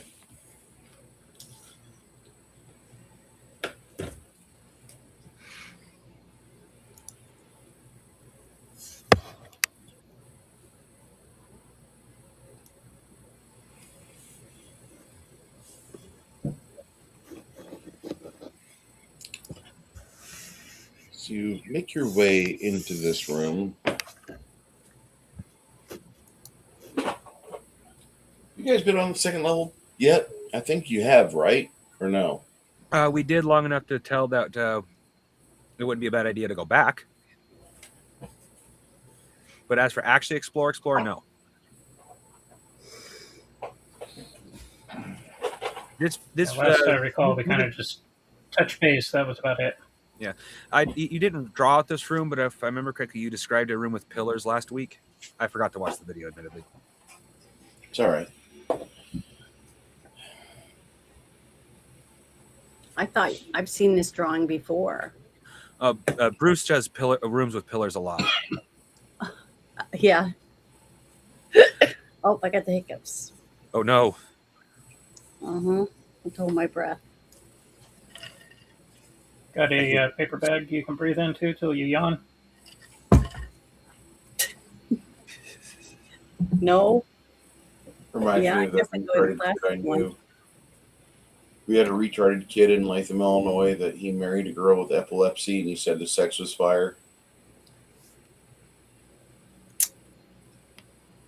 It's funnier to hear him say it.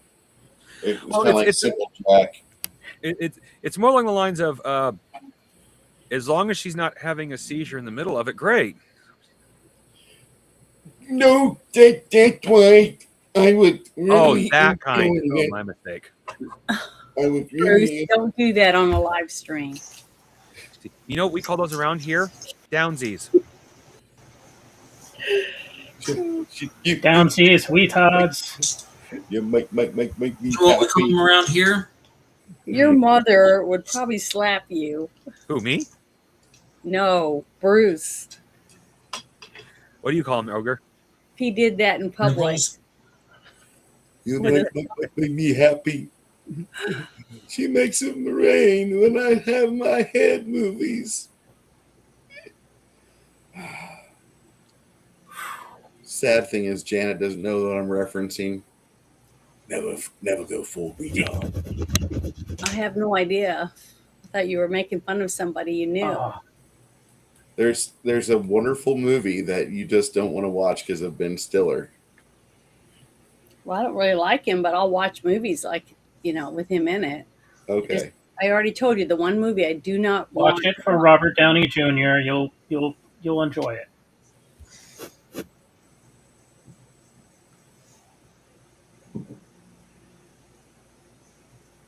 You guys are in this room, and as you are rappelling in, you hear the door kind of shuffle open, and Ogre sees them first, and they're two big canine-like. They're feral-looking with darkish blue, black skin.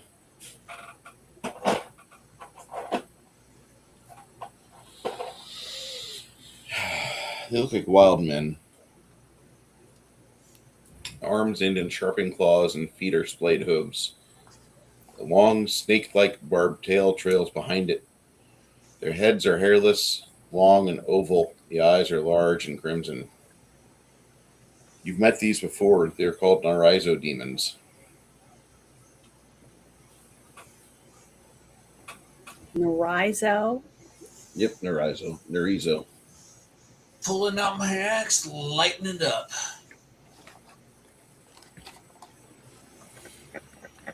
Just the one or how many? Just two of them. Interesting enough, we haven't had to deal with fiends in a while. On 1, Ogre, you said you were lighting your axe. You'll be ready for an action again on 6 after you light your axe. Okay. Summon. Oh, we have to roll for initiative? No, you don't. Oh, You guys kind of see each other at the same time as they enter the room. No need to roll. You're starting to summon. Yep. Your summon time is 8, right? Or what's your summon time on that? 9. So he'll pop out on 10. What are we looking at? Skeleton? Of course. It'll be 4. Yeah. Jesus. All right. 4 hit die. Excuse me. Janet, what are you doing? I was going to cast Blessing of Fervor, but I can't find it on my list. That's not on your list. That It's not? spell that spell doesn't exist in this system because this system doesn't have rounds. Okay. I wanted to do something to help my team. Let's see. Doesn't prayer provide bonuses?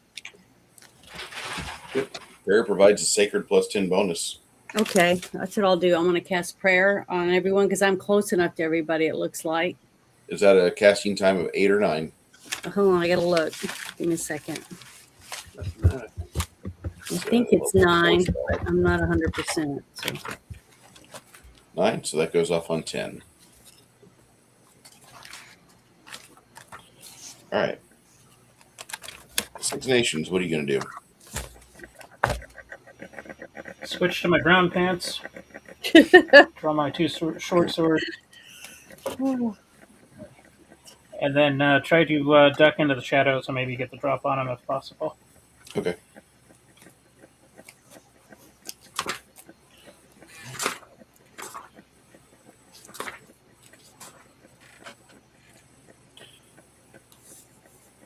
Okay. On 6, Ogre, you light your axe. What are you doing next, sir? I'm coming straight. Nope.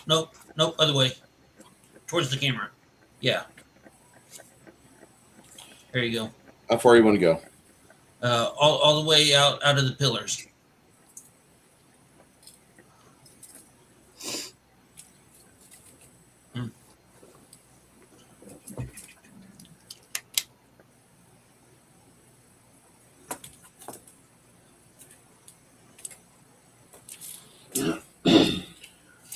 All right.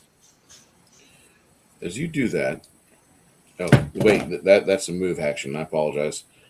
That'll happen on 11. Ogre move. Okay.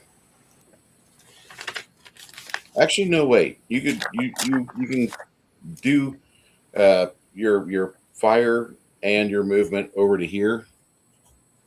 What are you going to do next?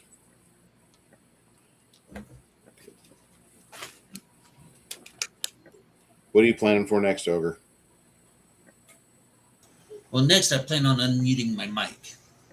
Then I'm going to tell you I'm going to move all the way into the corner.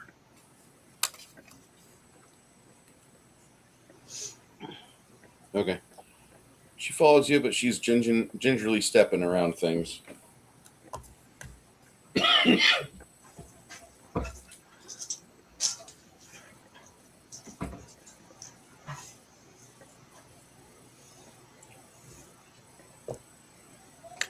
Six Nations. Yes. You said you were moving. Were you going to move 30 or 60 from here? I was hoping to move about 30 feet.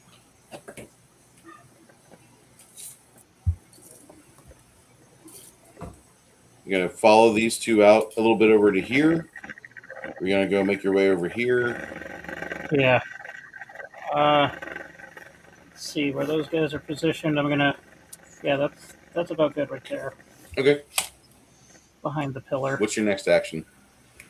And if you say I unsheathe my dagger or unsheathe my daggers, you did that already while you were moving. Yeah. I've got my shit in my hands. I'm gonna look for an opportunity to try and sneak up on the closest guy Okay. that I see.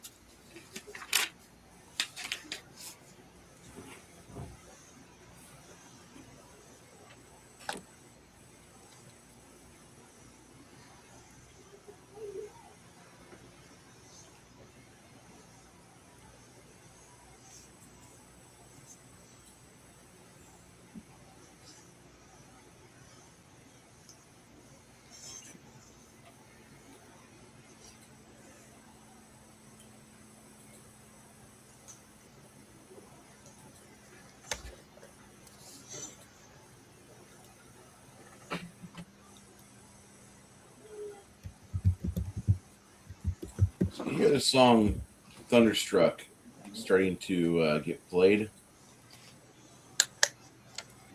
It gives you +10 to hit and +2 damage for morale bonuses. What were you planning? You said Six Nations. You plan on doing what? I was gonna try and sneak up Okay. on the guy on my left. That'd be all right. Okay. 7, 8, 9.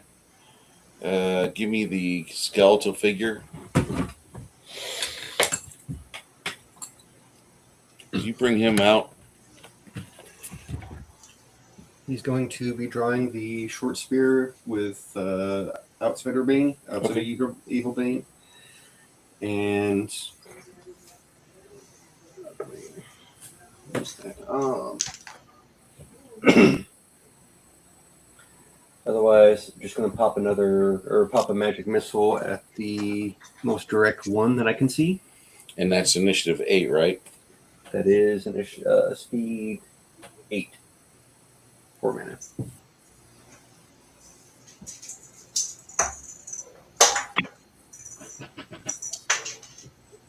All right. And then prayer goes off.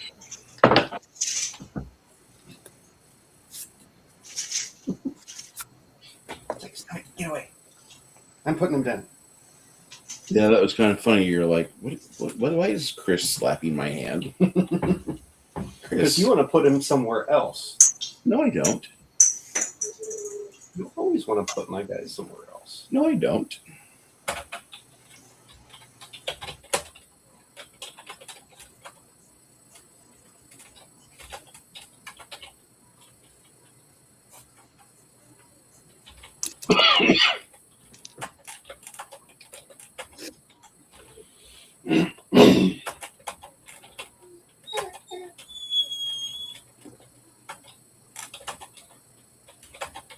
Here's somebody whining.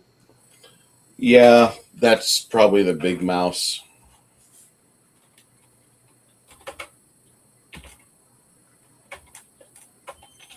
You have 2 dogs named Mouse? One Oh. dog named Mouse. He meant the big dog mouse. The big Oh. boy. Because I was going to say, if you have a little one named Mouse and a bigger one, I'd name the bigger one Rat.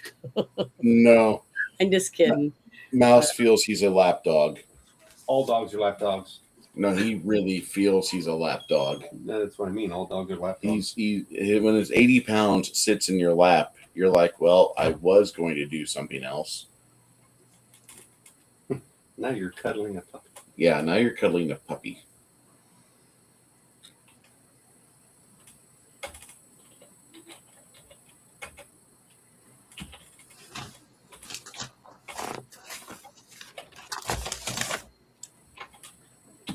Bruce, Yes, sir.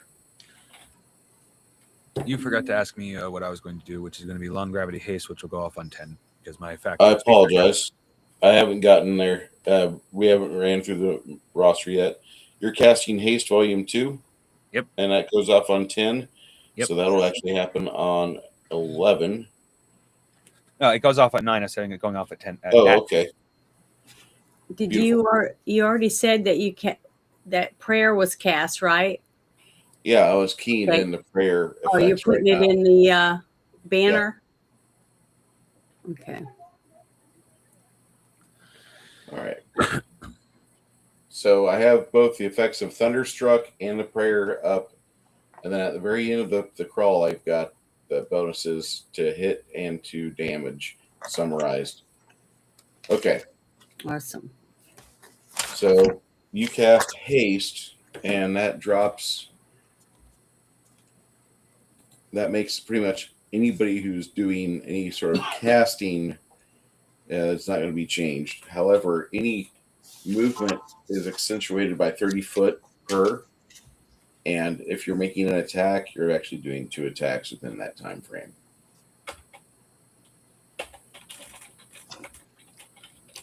These 2 creatures aren't undead, right? Oh no, they're outsiders. Okay. So does that mean they're chaotic? I mean, what are they? Completely chaotic. Okay. Let me make sure, because I want to make sure I don't cast something that won't affect them.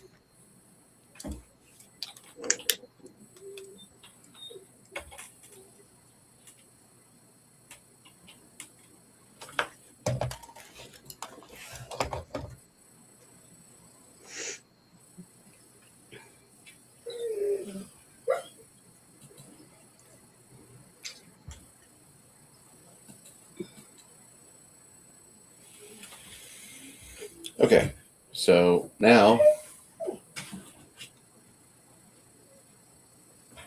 you have Song of Courage, Prayer, and Haste going on.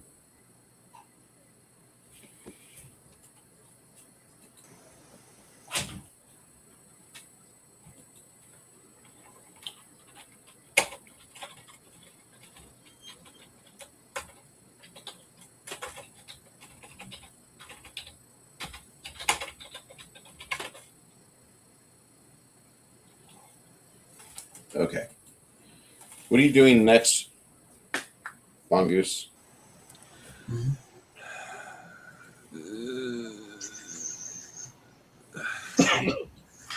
By the time I cast anything, you're be in our face. So, shit.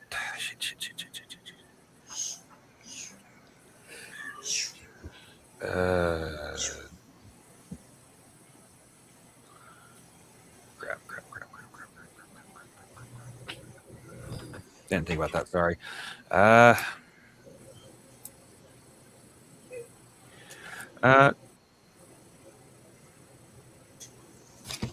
Would these things have an aversion to fire? No, we're about to find out. Knowledge, please. Knowledge planes for these Neurizos. Go ahead and roll. Go ahead, Chris. My Or wait, well, who asked for knowledge planes? He was Me. asking. Yeah. Oh, okay. I have. Oh wow, I definitely need to increase that. I only got 1 rank in it. My base roll is 71. That's 1 rank. I think that's 5, so that's 76. You know they're called Neurizo demons. Well, I know I can aim Scorching Ray pretty well, so I'm going to try that. Okay.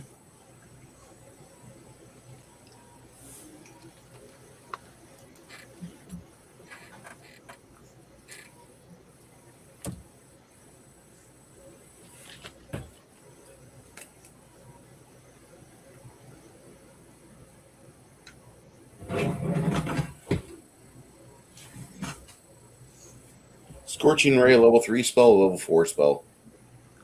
That is a level 3. I should probably grab that one eventually.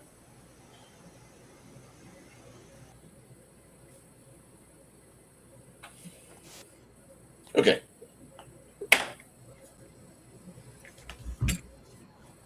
Do you need to know what I want to do next?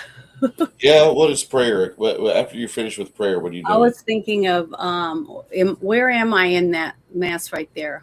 Which There you character am I? How far away am I? Am I within? Hold on. Is it 40 feet? I think. Let me see.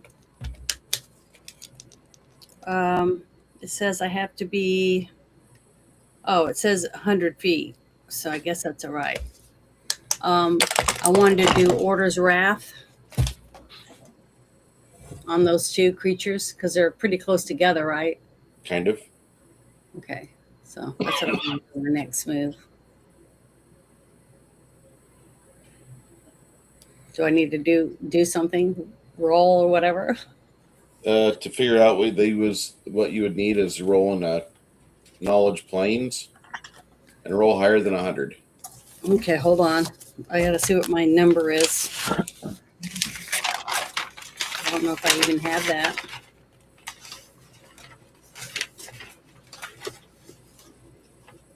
Uh, 5% is what I have. Roll. I rolled a 61.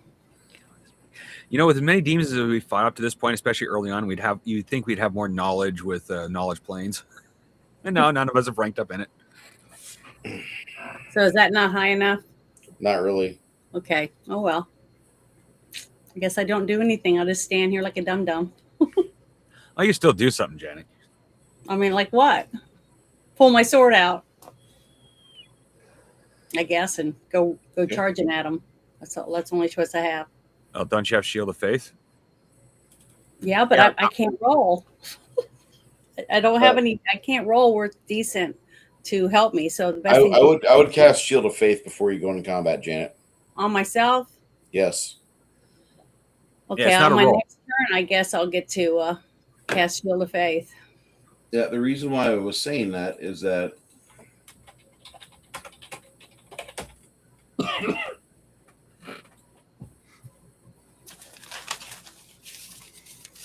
you get a plus 15 to your AC for your shield bonus.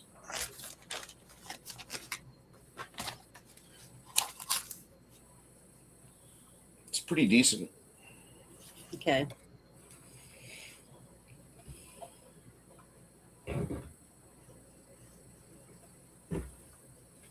Just hate just doing it for me. It's a good way for you to keep yourself intact. And when does that go off? On 18. Okay.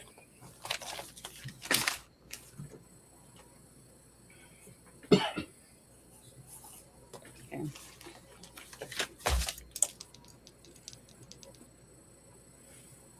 Both of these guys do wild charges. One sees Lemmy, and he does a wild charge for a total of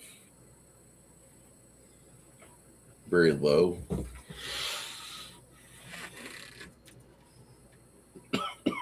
Ooh.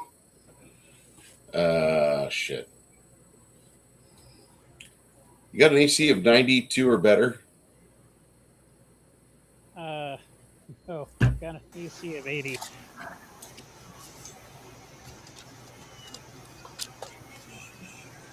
Did you account for the prayer negative?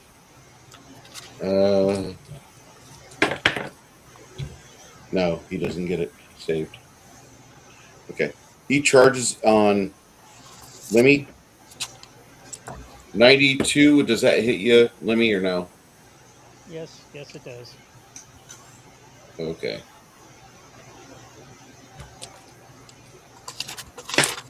It's not really be the sting. He grazes you for That's been stung. 7 points. Okay, that isn't too bad. It's not great. The one that he rushes up to confront the barbarian, and the entire time he's running up there, he has his mouth closed, like Hallie Etwell.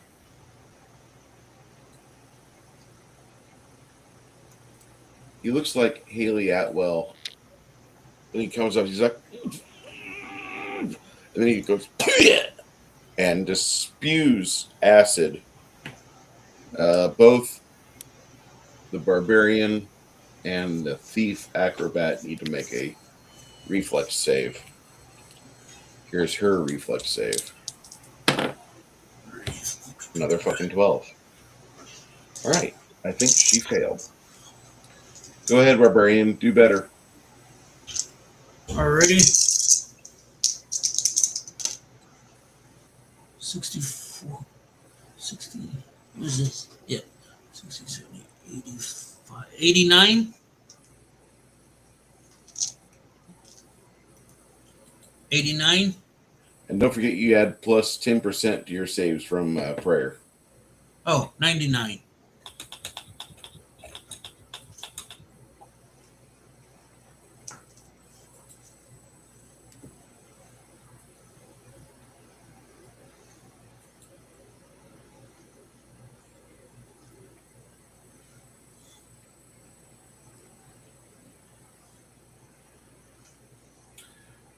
Not nearly as good as you thought it was. You duck as hard as and fast as you can. Both you and Sylvia are bathed in this greenish gunk.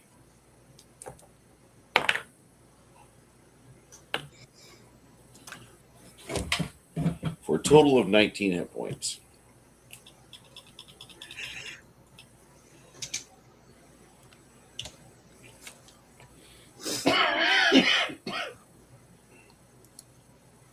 $14, 15, 16.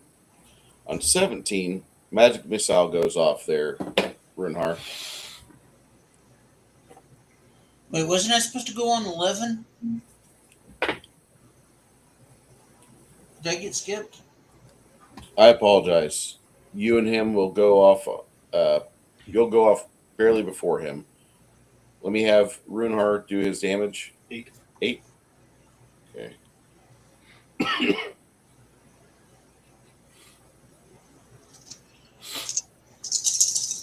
And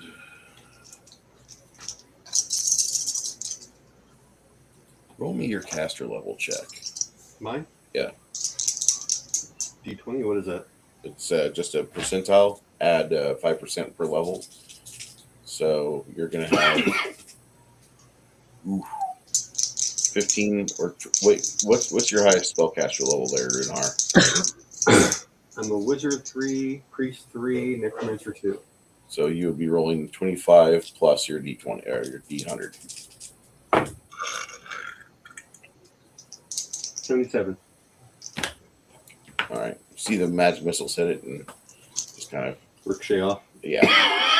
All right, Ogre. As you and this thing charge each other, your greater weapon.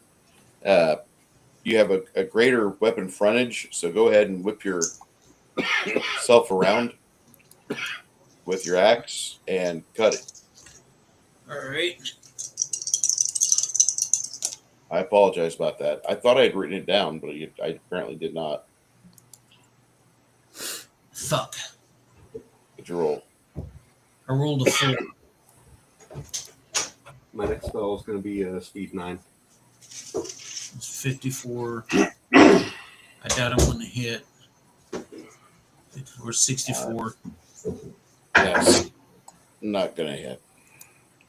And that would have gone off on, since you moved. 74. Borax goes off on 10, so that would be on 15. Actually, you and this guy kind of go at the same time.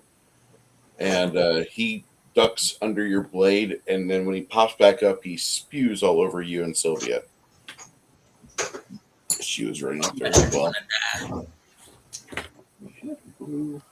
The two of you will take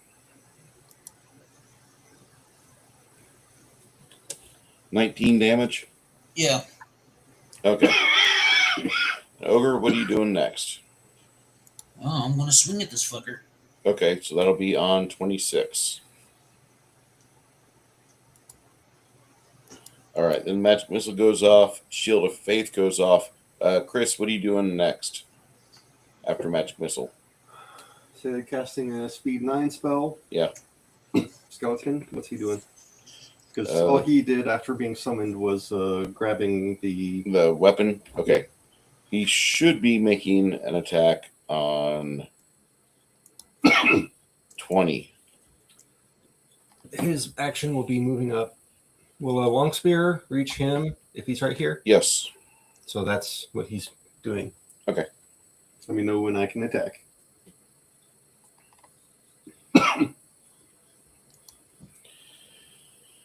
Okay.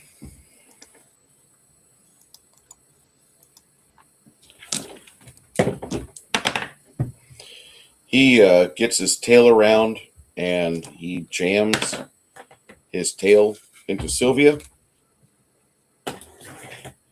And she is not feeling well. Oh, these are the scorpion tail ones. Yeah. Yeah, I remember these now. Yeah. I've got a picture of those. Yeah, they're kind of deadly. Ugly. Yes. Chris, roll me percentile for Sylvia. Do you want to get up for this or No. 99? No, that's a definite hit. Give me a 2 die 6 and 3 die 8. We have one after that. 8, 2 die 6.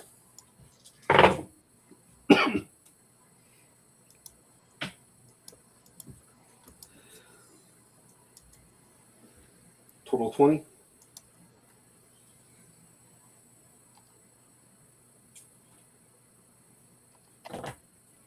Beautiful. You see some of the weapon damage doesn't go through, but what does go through, you see like bits of pus and reddish ichor blood underneath spew out kind of lazily. All right. So that happens on 16. Magic missile goes off. Shield of Faith goes off on 19. Janet, what were you? Hold on, Janet, what were you doing next after Shield of Faith? I'm going to go forward to try to attack one of the closest, one of the creatures with my sword, my bastard sword.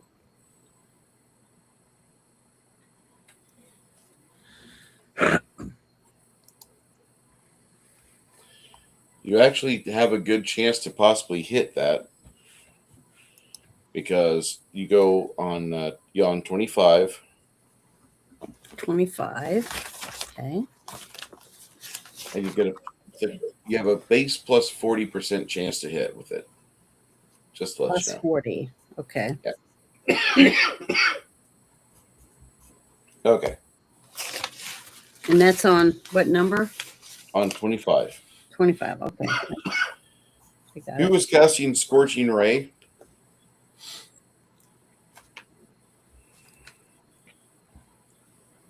Must be Mongoose. Scorching Ray, Mongoose, is that you? Yes. Okay. Go ahead and give me a ranged touch attack for this. Range touch attack. Spellcraft? Yeah, go ahead. No, we're good. Or spell resistance, I mean? Yeah, he has to do a ranged touch attack first to hit with it. Let's see here. Hit, 2 damage. Do I benefit from the 2 plus 10 to hits? Yes, you do. Good, because I rolled a Plus 20 to 64. hit. How much? 64 base, which I know without any bonuses is not going to hit. Actually, it does because it's a ranged touch attack. Their touch AC is like 60.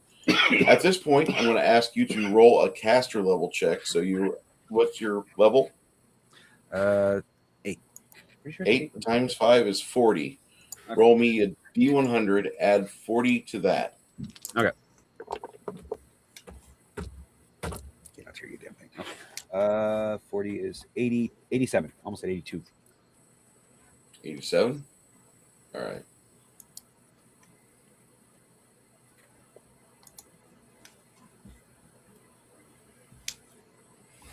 Because of your intelligence, it goes up and above what you need, what you would need to.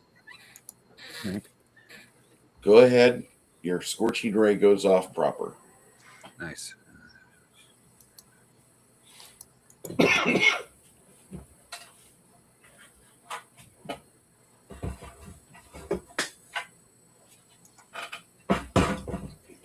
I just wish I stayed awake longer during the weekend or during the weekdays and I could paint more. It's all right. I'm surprised I'm in the mood to paint. It makes me happy that you're painting. If I get this done before end of session, or at least the outside, I'll share it. Oh, it's amazing. How much damage you do there, Mongoose? I had to reread how many dice I roll. That's cool. All right, so that's all right,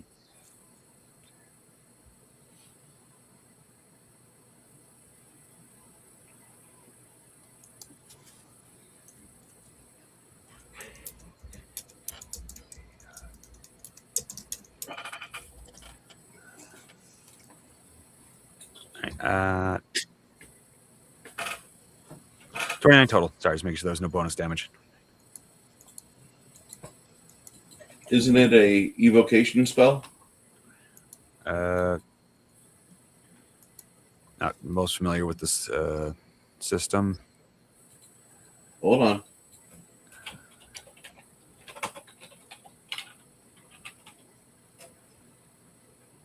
It is a powerful evocation spell. So, because of your impressive amount of intellect and such, you will be getting an additional. Bless you. Poor man. Sounded terrible. Better it was. You get a +4 damage from your intensive spell. So how much is that total? That would be 33 total. 33? Yep.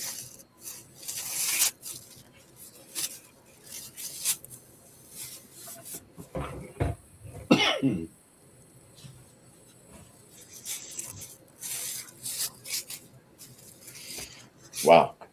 What are you doing next? Did that appear to be genuinely effective? Yeah, it does. Like you see like a big patch of burned canine blackened fur. And I shall repeat with that spell. Since at this moment in time, my only other one that I know for a fact I can use safely would be magic missile. That's a casting time of 9. Let me double check. Freaking brain's like half fried for some reason. Scorching ray. That is a well for me that's actually 8 seconds, but it's a base time of 9 seconds. Okay. He'll go off on 28. Awesome. Your skeleton gets to attack.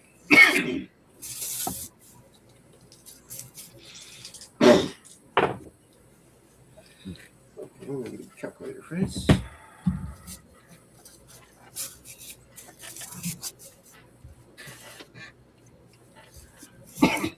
And he gets prayer and all that stuff too. Prayer +20 from the yeah.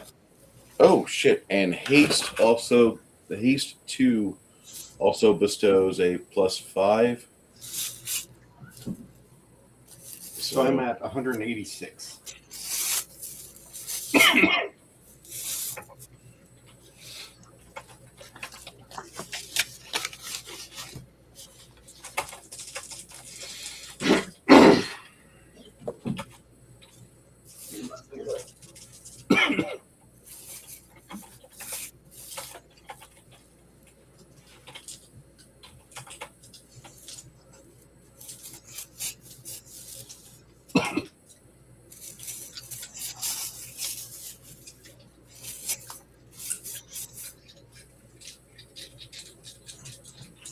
Hold on, I'm putting some things together for your bonuses, guys.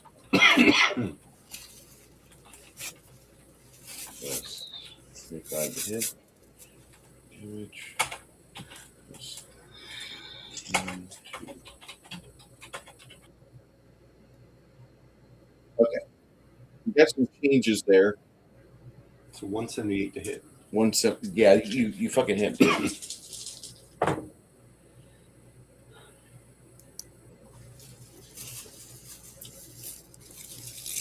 $28 damage. Bane is fun. Why did he go adjacent? No. Oh, yeah, I forgot he's using a spear. Okay. Long spear, yes. And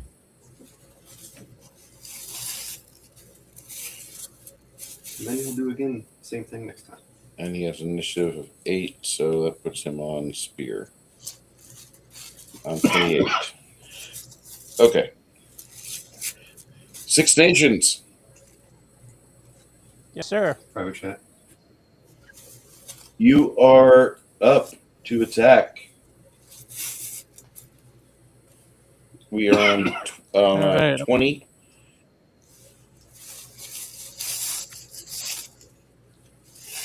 What do we got here? Plus 25 to hit, plus 3 damage.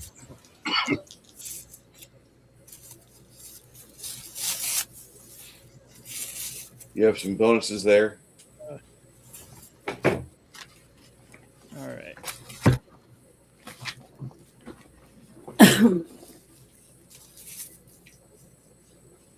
Let's clear that out. That was my hit points. Shit. So it's a 96 total to hit. I'm going to use my bottom there.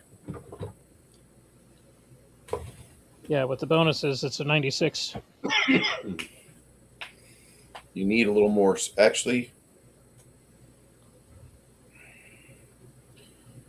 you're under the auspices of haste, so give me an acrobatics check to get behind him. Okay. Switch up my percentile here. So that is 105 on the acrobatics.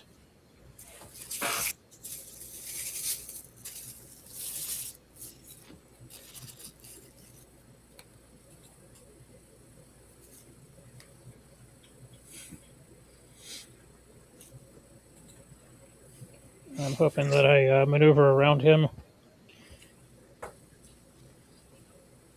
You encircle him with the alacrity of the spell haste. Haste. As you do, it's not enough,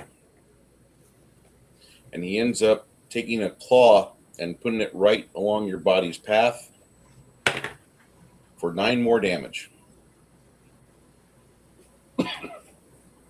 Ugh. Go ahead and get your attack in. All right.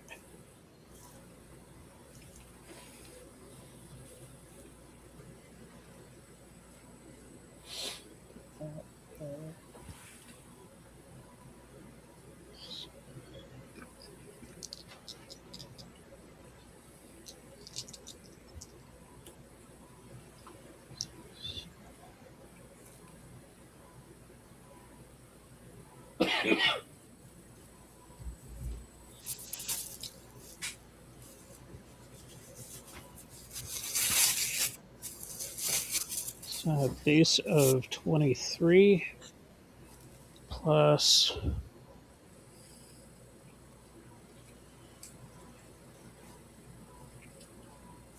so that's 26 damage.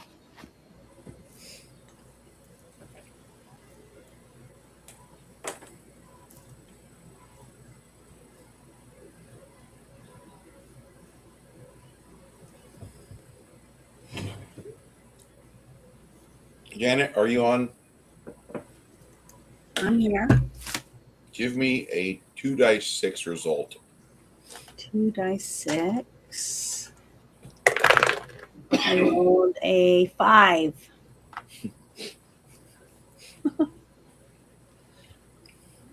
Is that good or bad? Excuse me. Well, Who was it for? as you're moving up to get in position to unleash with a sword attack, you see a wispy form over here, like a cackling laughter.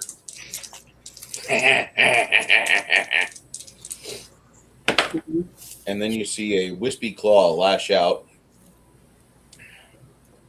and the demon looks like he almost enjoys that. And the specter, your specter friend or unusual ally is like, shit. You run out and make your attack. Okay, so now I roll my percentile. Mm-hmm. With a plus 30. No. What is it up to? I thought it was 45. You get a plus 40 for your base off your chart. Mm-hmm. So you get 25 extra to hit from the bonuses everybody else has cast on you. Okay. You're rolling a D100 and adding 65 to it. Okay, hold on. 65.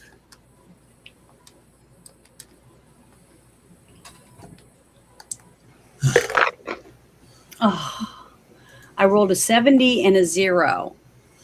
So that means I just get 70 to that, right?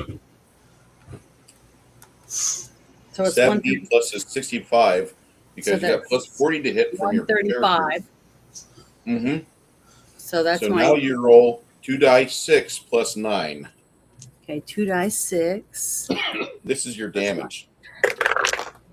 I rolled a 6 and a 2. Give me another D6, honey. One Minus more 1. 6.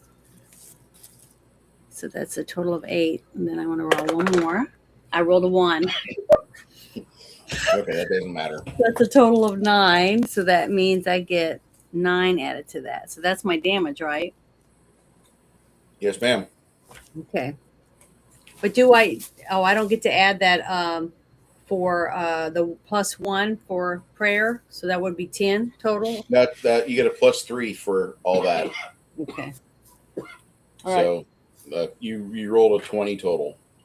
So my total Your total was 20. okay, for so damage. my next turn, I guess I'll do the same thing. I'll try to attack him again with my sword. And that's a speed factor of, hold up.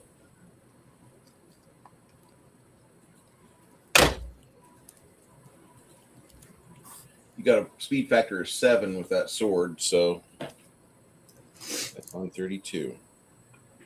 So 32 is my number. Yep. Okay, thank you.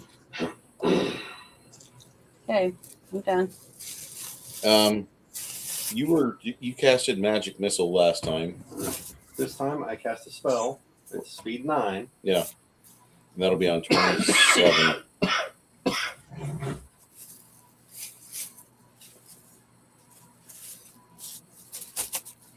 Okay.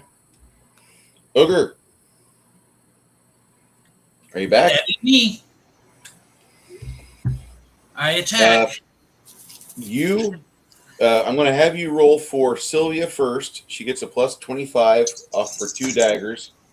Both of them are in action. All right. And I rolled an 85. Okay. Roll again because she gets 2 attacks with a plus 25. Okay. Second roll is a 76 plus the 25. The first attack will hit. So you're rolling 2 dice 6, add 3 die 8, and then 1. Add 2 dice 6 plus 3d8. Oh, no, wait. Yeah, both decks hit because the bonus is involved. So 4d6, 6d8, and 4 extra damage. Let's see, so that's 46, 6d8. Yeah, and 1. And Janet rolled a 5 for the morale check a few minutes ago. So they're going to be trying to GTFO.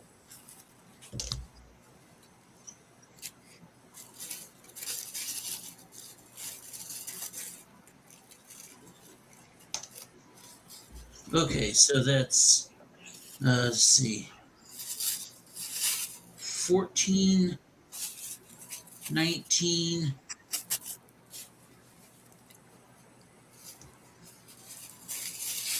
uh, 19, 10.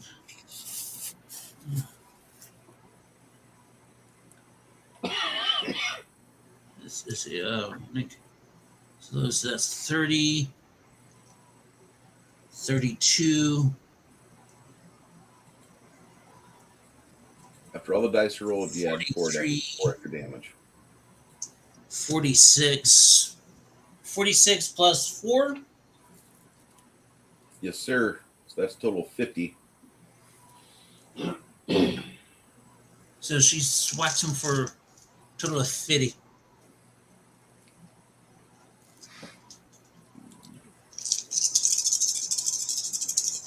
Okay. All right. Well, okay, now we're Is there still anything left halfway to around hit? the ogre's initiative, and that's when these guys get their moves in. They start moving with great alacrity. Attack opportunity. Yeah. Ogre, and she gets 1 attack at plus 25. Ogre, you get 1 attack with your axe. Janet and 6 and 8 and Lemmy get an attack. And the Spectre, he steps off because he seemed to empower it. Skeleton get a flank bonus. Skeleton gets a flank bonus. What's that bonus? Plus 10? Plus 10. Okay, I rolled an 86. What are my bonuses? Your bonuses for who? Me. 80, 90. 154. Jesus H. Yes, that's a hit. Yeah. Plus the 25. Got 2 exploding dice on this one. See, that's 86. Ogre, you got a plus 50 for your war axe on fire. All right, damage. What's my damage? 3d. Your damage with that is 3d8 plus a d6 of fire and a 6 extra damage. Not including the plus 4 you get from all the stuff scrolling at the bottom of the screen. 47. Okay. Okay. Yeah, this guy will get gutted. Lemmy, And both an 8d8 and d6 Explode? Explode, yeah. 21 plus whatever, plus the damage bonuses. And whenever almost called them So that's 24 points of damage. okay. Between the involved parties, Janet, what'd you roll for damage? I haven't rolled. I was waiting for you to call my Roll turn. your to hit. You get a plus 10 for flank, plus the plus 25. So do I roll my damage or do my spite? Do your attack first. Okay, here we go. I rolled a 45 to go with whatever my number is. What is it? Okay. 5? There's a catastrophic amount of damage happening right now to these things. They were going to panic and flee. As they turn to flee, luck has smiled upon the party. And everybody pretty much just jumps in, positions at the ready, complete and perfect in their strikes. You guys hew the demons apart, and both of them combust into black flames as little wriggling maggots try to make their way away, but they are consumed within the flames. I'm going to call for a 5-minute game break. On his turn, Runhar finishes his spell, holds in his hand, grumpily mumbles as he makes his way to Lemmy and touches him with Bear's Endurance. You get a plus. Lemmy, you're going to get. Doesn't matter really. You get Combat's over. 16 extra hit points. And Over saves the on next- fort, but Yeah, plus 2 on fort. That's not very. On fort. That's pretty So good. I can go make a sandwich? Is that what you're Yes. saying? Awesomeness. All right. I'm going to run and get me a sandwich. yeah, basically what happened was I saw Lemmy was kind of the only one in melee with this thing at the moment. Yeah. So I started doing Bear's Endurance because I can't heal or shit. This actually works better at this level. Mhm. And was going to go touch Lemmy, but Lemmy hopped over this thing, getting hit in the process. So he's like, fuck. Well, as soon as I get back, I will do a channel. Try to help anybody who's. I think Sylvia's I'm only definitely down been like injured. 16 hit points, so it's substantial, Yeah, but it's not I'll critical. help. Yeah, but I don't want you to get critical. I want you to stay fightable. I'll be right back. All right.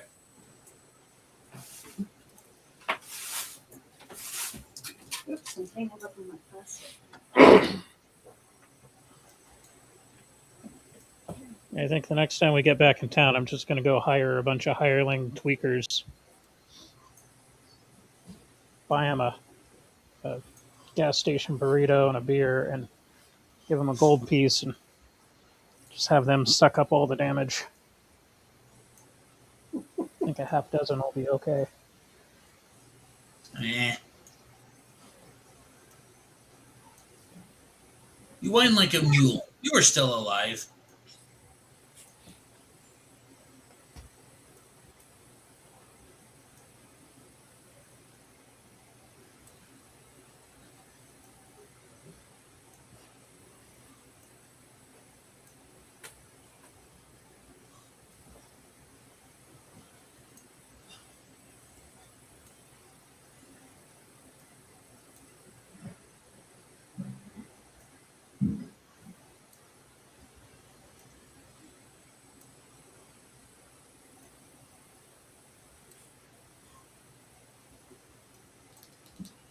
Like traditional D&D, where you got to be like 10th level before you start getting an entourage. Figure as long as you got the coin, your rep isn't too bad.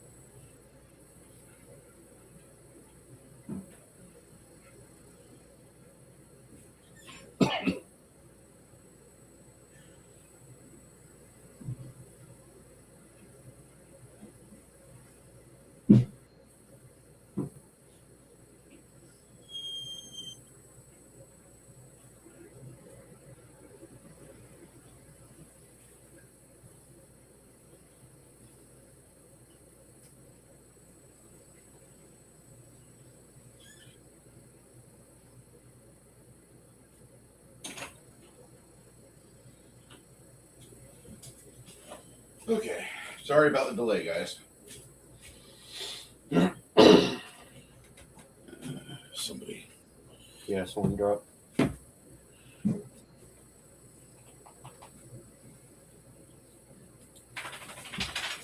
Get back in here, Josh. Okay. So as you guys descend upon the demons, they fall apart pretty quickly. You're concerned about their vicious abilities to claw and use tails. One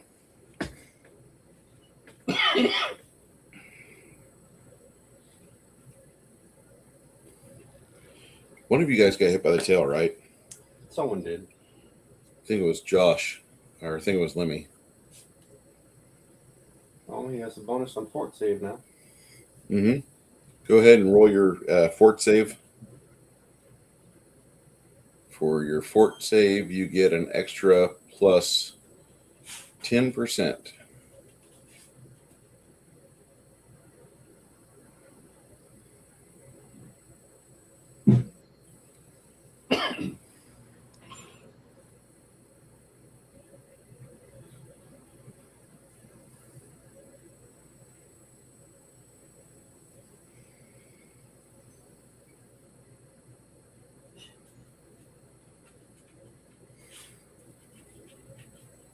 Janet? Oh, she's making a sandwich. Yep.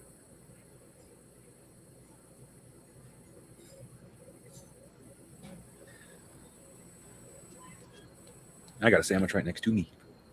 Yay!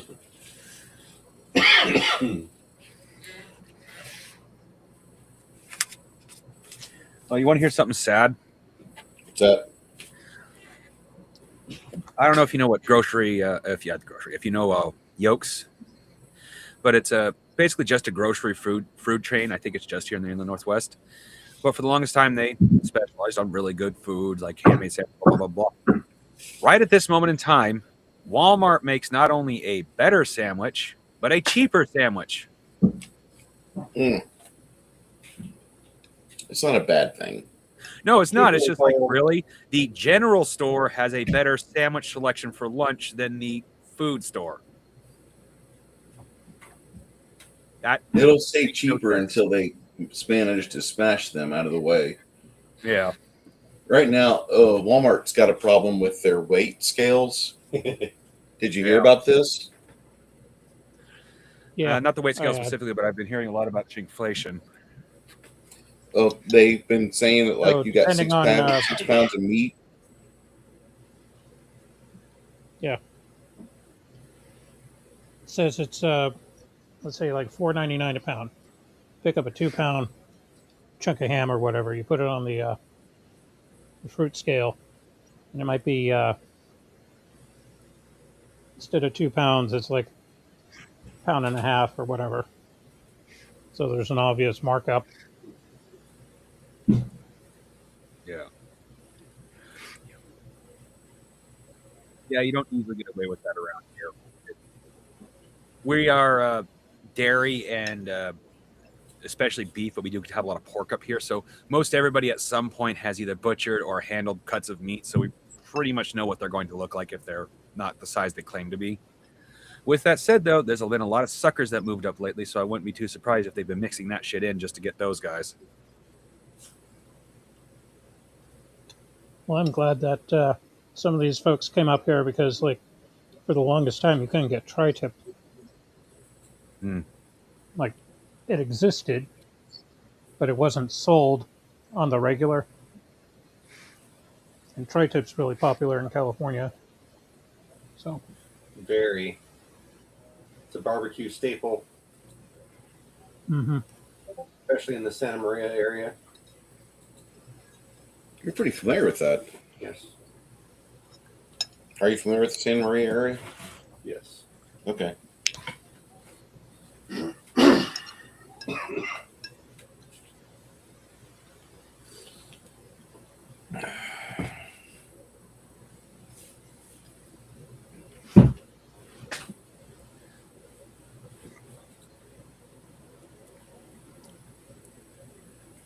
thank my panel for coming in today, and Chris for allowing me to run at his home today. The attitude of gratitude continues. On with the show. So that's a plus 16 for the duration of the spell on the hit points.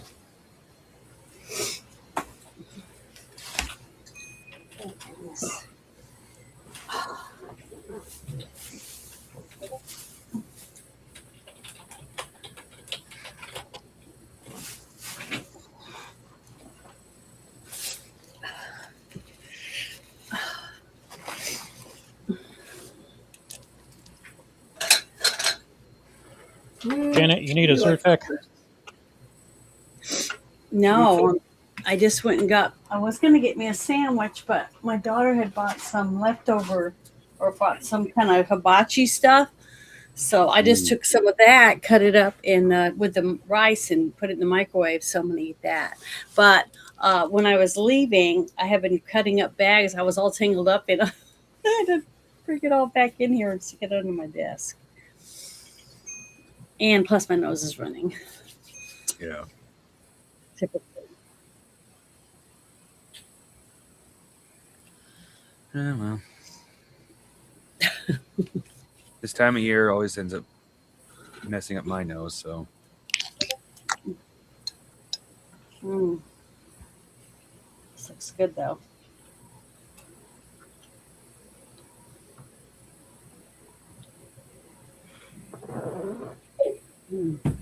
Yeah, today is one of the few days that we actually got decent air quality. We haven't had that for a while. Usually all I do is I put Chris on like a 10-foot pole and stick him outside when the wind's blowing, and if he comes back inside all sleazy and coffee and yucky, I know the weather sucks. That's just cedar. It's outdoors. I'm very indoorsy thanks to my friends like Chris. Turn into a hypochondriac. Oh, I don't want your cold. I don't want that cold. I don't want that syndrome. Oh, she's pregnant. I don't know how that could happen to me, but I don't want it to happen to me. I know that much. that Baltic door-to-door salesman. Like, where do I sign? I think you would already have allergies if you were going to have them. No. I used to catch a cold, not allergies, Janet. My allergies are to cats. That's what I thought too. Well, And then I'm one allergic to day, cats. puberty hit. I guess during the change from being a little kid to a teenager, my body decided, yeah, bees are going to kill you this time. Because I used to get stung by bees all the time and nothing happened to me.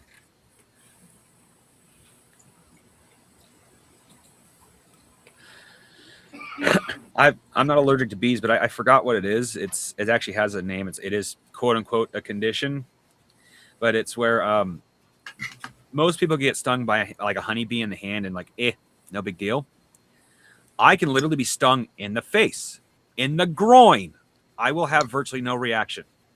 I get stung in the hand. The pain is so extreme. I literally enter fight or flight response.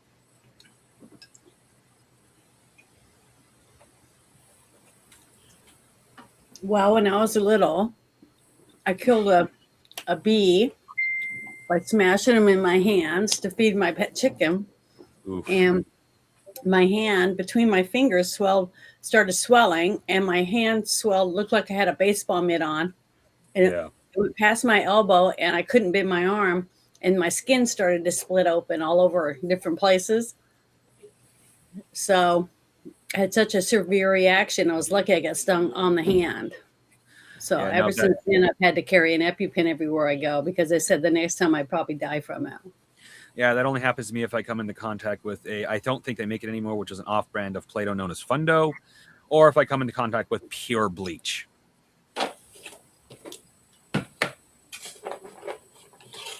But neither of those are common enough for me to warrant having an EpiPen. So, like, I haven't had an allergic reaction in either of those in years. So, like I said, I don't think they make Fundo anymore.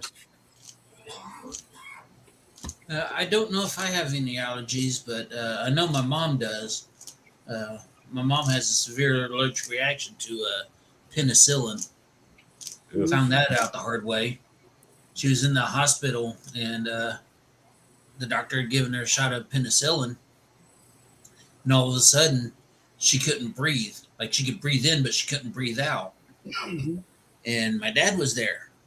He grabs the nurse, says, "Something's wrong with my wife. Fix it." The nurse looks at my mom, looks at the chart, and says, "Oh, she just got a shot of penicillin. She'll be fine in a minute." My mom's going. Mhm. Dad runs out, grabs the first guy he sees in the doctor's coat, drags him back to the room. "Something's wrong with my wife. She's dying. Fix it." He looks at her, looks at the chart. "Oh, she's allergic to penicillin. Give her a shot of this, and don't ever take anything with the word "ene" in it. Penicillin, anything like that, because it'll kill you." Yeah, I'm allergic to amoxicillin and ibuprofen, so I can't Well, I'm take glad it. you don't have male pattern baldness. I'd be bald then. But listen to this. See that? Mhm. You this thing, you pull this off, and then you just stab yourself in the thigh with it. Did that That's actually my talk? You did- Yes, Yeah, mine speaks. So a person, I'll be unconscious probably by the time somebody, hopefully. Yeah, unfortunately, you'd be Sadly, amazed how many people do not know how to properly administer an EpiPen. That's why this tells you what to do. You just stab me in the leg. Oh with it. wow! Everyone thinks I you got can the just. retarded I've one where seen you got to people say, figure "Oh, it out. put an EpiPen in some." And then Sorry, go ahead. I also have this one, the regular pen that's, so you can just tear it off. I put this down my bra when I'm mowing and stuff. Yeah. So, Yeah, Well, Six Nations. in all Yeah, fairness, I would have no idea how to administer EpiPen. I mean, the Well, only time I've ever seen it done is on television. Well, We the all know how administration. accurate that is. Well, the administrating itself isn't that bad. It is meant to just be a quick shot thing. Problem is, people get stupid and do things like shove it in the neck. It's supposed to go in the thigh. yeah. Yeah, not in the pee hole, just the thigh. I hope not. Yeah, I got a little trainer that comes with the dumb ones that don't talk. So like, you pop the cap off, and then you jam it into your leg after you press the button down. And it's supposed to do its business.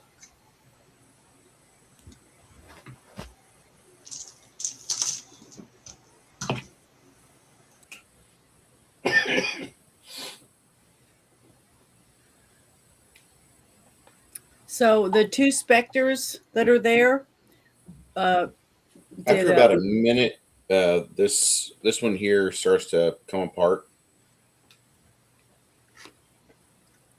This one here, he's your goblin. You look at the bodies or the remainder of the scorch marks that are there on the floor. The two demons had no treasure. Sadly. damn. Yeah, that's kind of a problem. All they left was They leave behind the ashes. smell of burnt hair.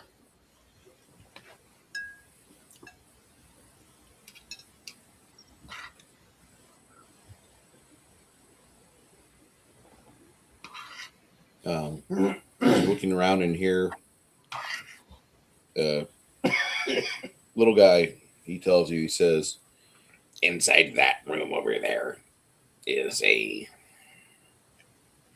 otherworldly conjurer. I don't know exactly what you're supposed to do here, but he does have some capacity, so be careful.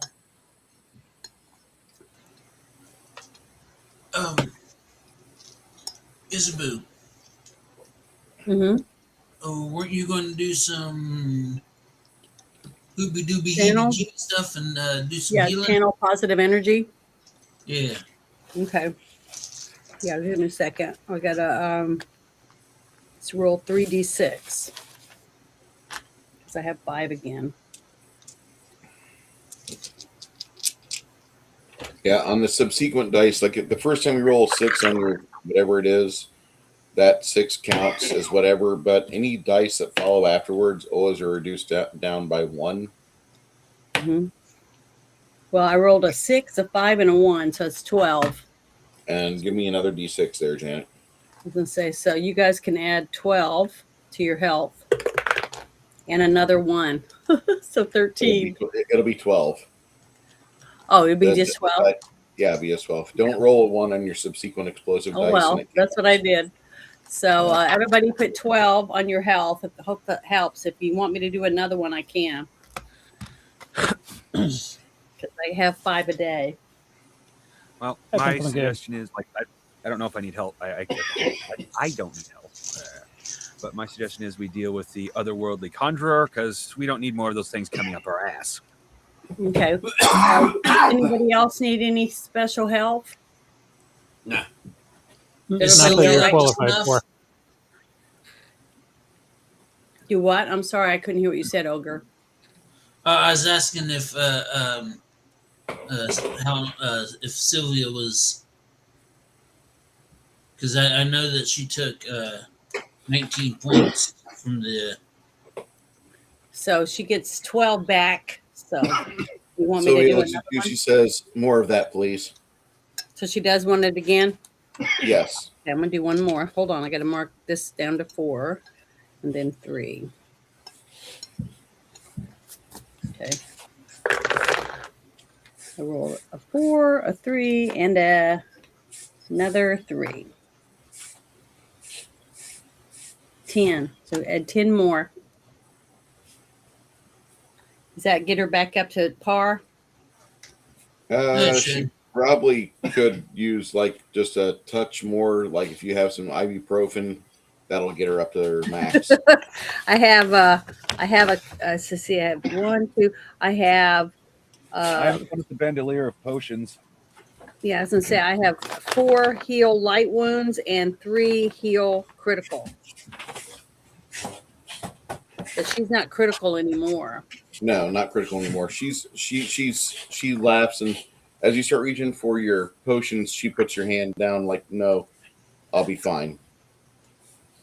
Okay, so everybody's healed up again. Say again? Everyone's healed up again, and we're ready to go in the other room. Yes.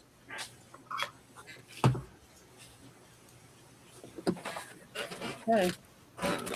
Who's leading the way? Should probably be who it usually is, which is either our ogre or one of our rogues. I'll go. In this room here,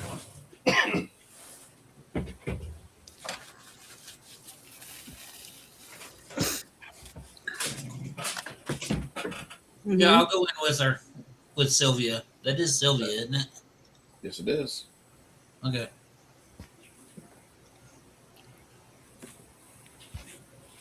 Not going to do the raise stands method. What's the race stance? I forgot. It's the ghost in the library. Get her! And then she turns around and goes all ape shit on us. That was your great plan. Get her. Get her. That was a great movie. I'd love to do that one. I thought we did Ghostbusters. I thought we did for some odd Yeah, reason. we did I thought you guys we did did. Ghostbusters 2. Yeah, we did one of the haven't ghosts. done we haven't done Ghostbusters 2 yet. Oh, okay. Fucking Ghostbusters is lightning in a bottle. That's all that movie was. It was awesome. Literally hit at the right time. I've heard the third one, the Ice Kingdom, was okay. Like, could have been better, but the fourth one was absolute dog shit. I loved all 4 of them. The Now, the first one was the best. It was good. Yeah, the Ice Kingdom one is the most recent one. Mm-hmm. Oh, okay. Well, the one before the third one, but the one before that. There was an all-female one that I refused to Oh, acknowledge. I never saw that one. Oh, that we don't talk about all 2016. female? Are you sure That's that the dog exists? I poop mean, one. I've never heard of that, and I mean, I'm pretty well versed on the lore of Ghostbusters. There was a really swell cartoon back in the 80s called The Real Ghostbusters. Yeah, that was a good one. There was You find the majority of the episodes on YouTube. The only thing I don't like about the newest Ghostbuster, the Frozen one, is I can never remember his fucking name, but the Indian comedian, basically a Mary Sue. Yeah. Oh, the guy that played Ant-Man? No, That one? not that guy. The Indian guy in it. Oh, the Maybe another- Indian guy. I didn't even know there was an Indian guy in it. Of course, I haven't Yeah. even seen the third one, let alone the fourth one.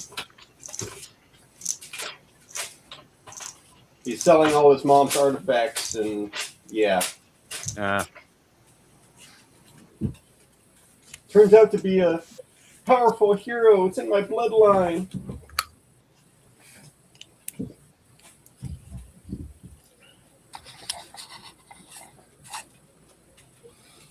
There's only so far I've seen one Mary Sue that actually worked, and that was Thankful. But he's actually reverse Mary Sue. He meets everybody, and they want to kill him. Who's that? What is it? Thankful, this Skaven from Warhammer Age of actually he's not from 40K. Age of Sigmar. He's from Old World or Fantasy. The books were called Fantasy. But okay, a quick story. I know, but you got to hear this.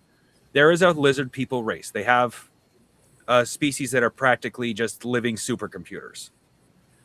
They hate the Skaven above all other races, and they're meant to destroy demons, and they hate Skaven more than demons, and they're just basically giant rats.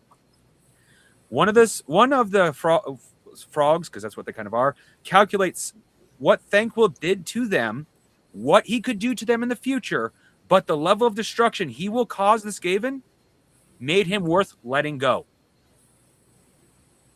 A race that hates rats above all other things and just got attacked by an army of them with him as their leader, decides he's more valuable to let him destroy the rest of the Skaven. I've never heard of this.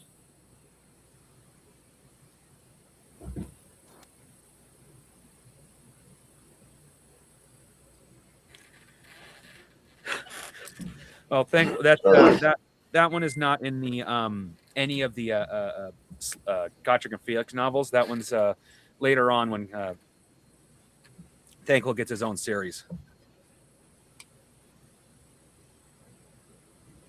Okay.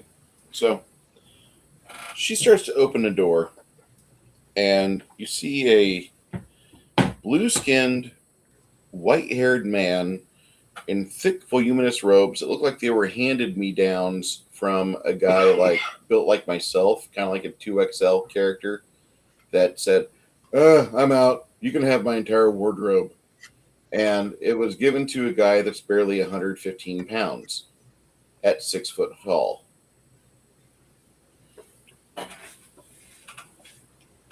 Holy shit. This guy makes my character look buff. So he's really skinny, like he's been without nourishment. Right now, we're looking at Slender Man. Been without friends that can cook. And he's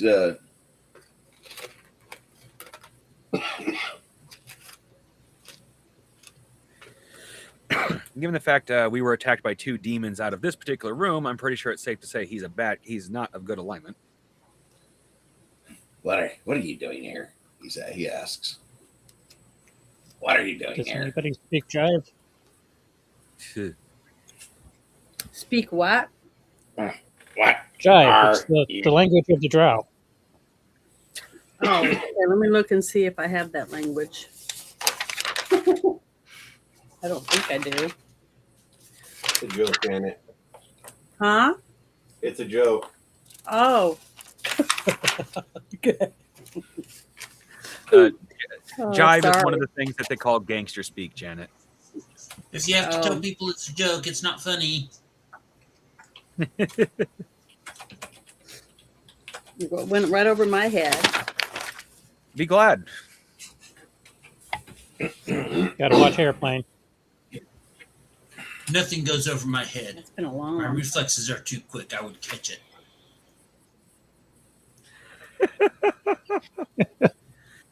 Such a bad movie, but has so many quotable moments. Oh, Guardians of the Galaxy. That's a great movie. No, Plane. Oh yeah, horrible movie. Boring as fuck.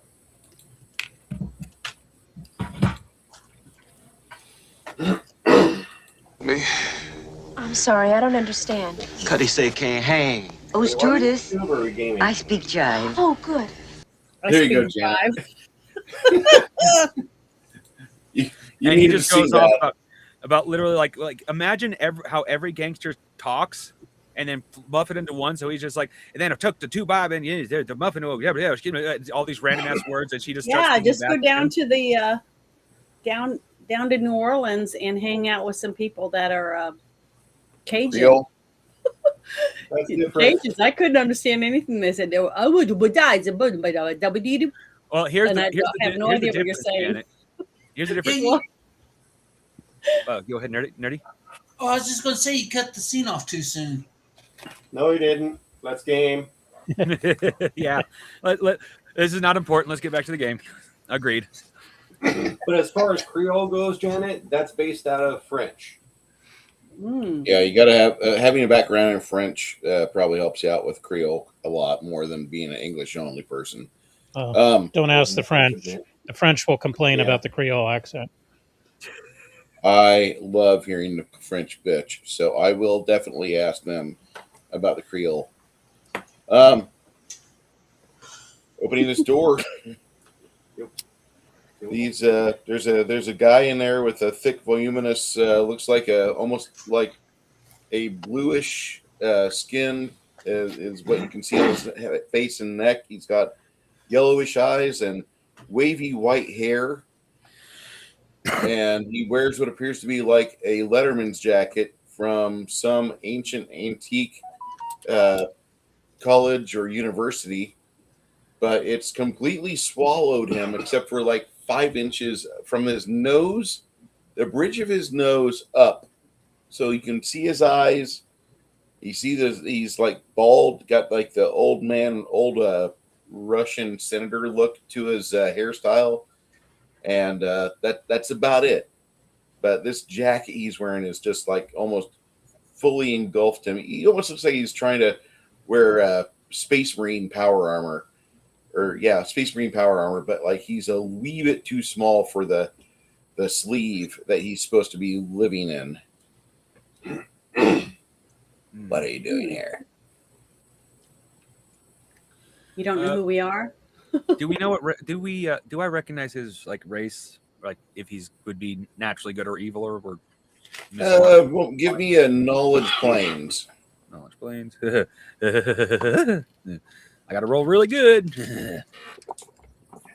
You hear the strings being pulled by Quinn, and Quinn gives you plus 15 to your check. With my base, that's +5, plus 20, which is, well, I rolled decent to begin with, but that's really good because I'm at a total of 97. You recognize him as a Cambion. You're not sure where they're from, though. They're called Cambions. They're basically half demons. Half demons. Ah! No negotiating. We kill this thing.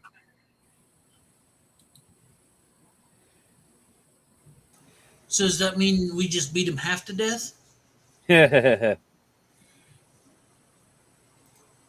So what are you going to do first there? I speak Creole.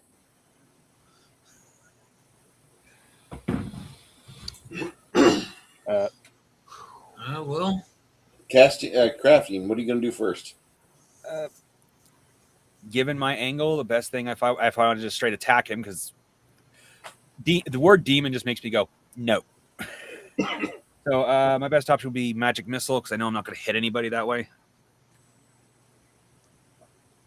I'd love to hit him with a lightning bolt, but that is not going to happen.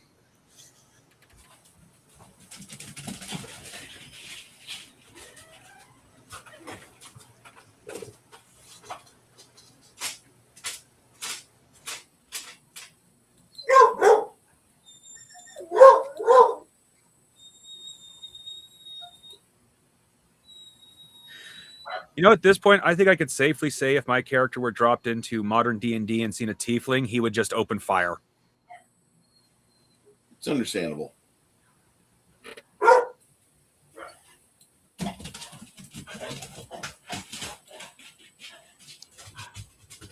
Nuke them from orbit. It's the only way to be sure. Well, you're gonna cast lightning bolt on him. You said.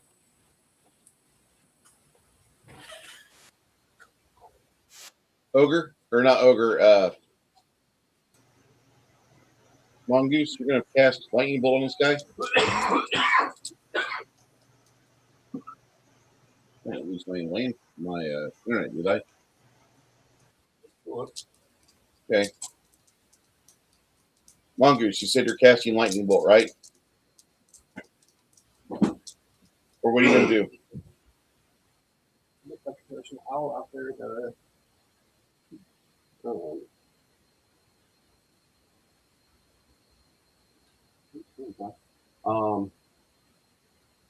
Mongoose. looked like we were talking, but there was a owl out there for a second. But those aren't naturally friends, are they? Not really. Yeah, they kind of go after the same people. All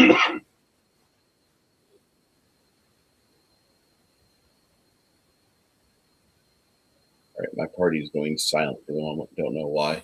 Sorry about this, chat.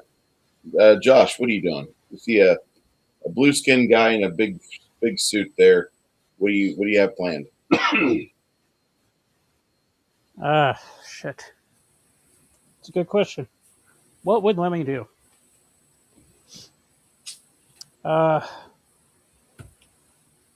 There's nothing in the room that I can sneak around behind, get a tactical advantage. We're basically looking at a big open room, and dude's looking right at us, wondering what the hell we're doing, kicking in his door. He's got like a big fluffy couch over here.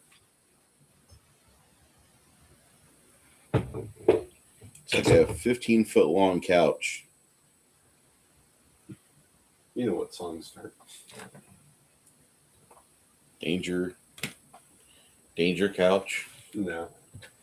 We talked about it earlier. Yeah. Is there casting going on?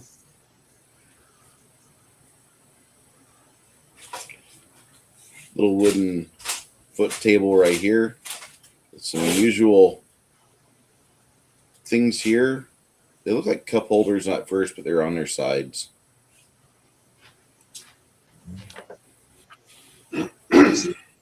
My problem is, you say half demon, I hear demon and want to kill. On the other hand, I don't want to. I don't want to turn into a murder hobo. Come on. Everybody's doing the cool thing. You're only a murder hobo if you get caught. The Crisp Island was spotted where it shouldn't be. It wouldn't move when it was told to. USS Iowa was called. I'm not done yet, but I need a You need what? break Oh, you need a break? from painting.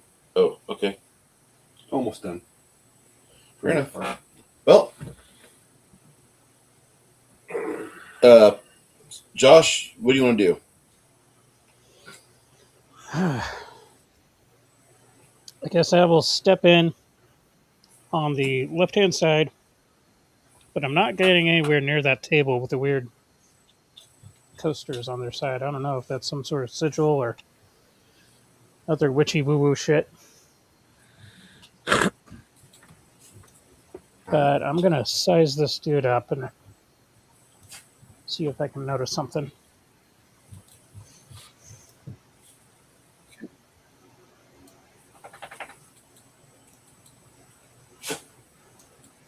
Bitch. We asked. I regret. Okay. I'm pissing someone off. No.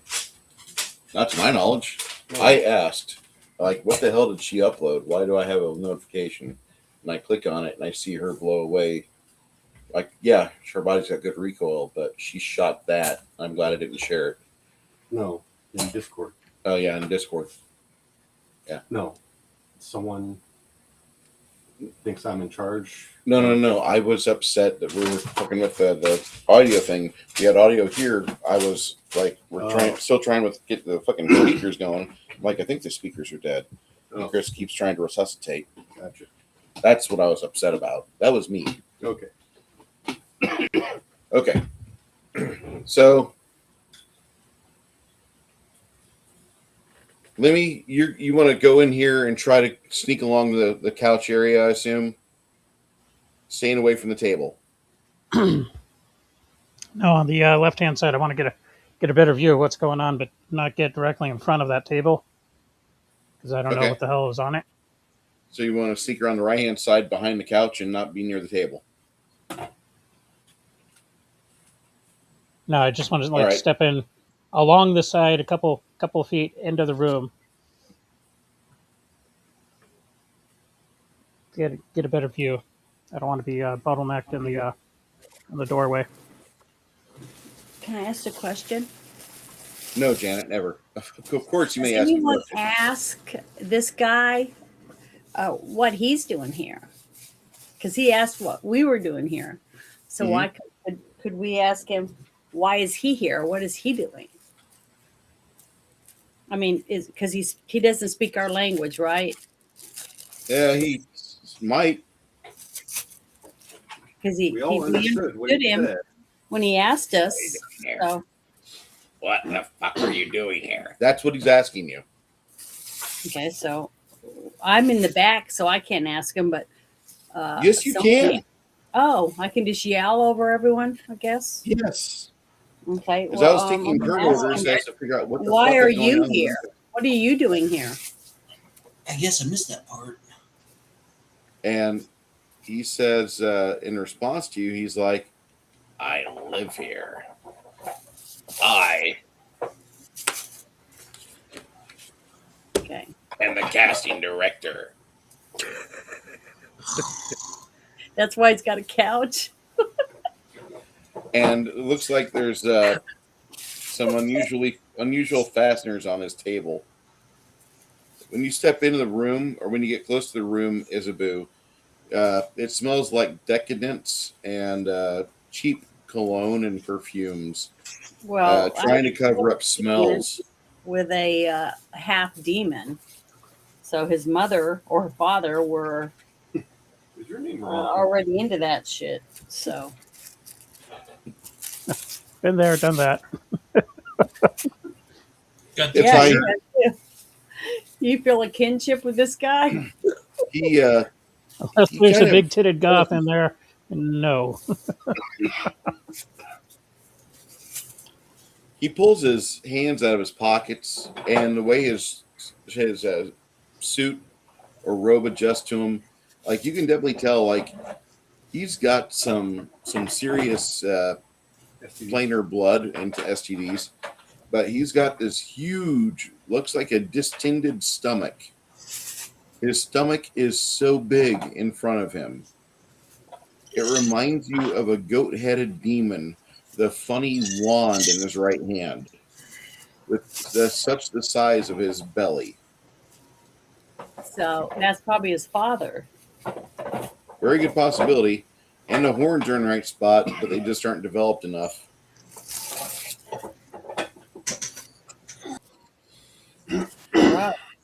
He says, I live here. I direct. I cast. I star. And then he swivels his hips to the left as more of you guys kind of come in a little bit. And he showcases on his left hip, he's got a jeweled scabbard. And inside his scabbard is a resplendent, looks like a baby skin leather wrapped handle with a platinum guard with numerous little spikes and other accoutrements with little bits of like star sapphires within it, and his sword he's carrying on his hip looks just beautiful. Like, Yeah, that's the sword we need, probably. Given the angel, probably not, but all I needed to hear was baby skin. I repeat, I want to hit him. Summoning. you start reading your summons. What are you summoning? It's going to be a speed 9. 4 hit die. As you start to summon something, it'll come off on 8 because we start at 0.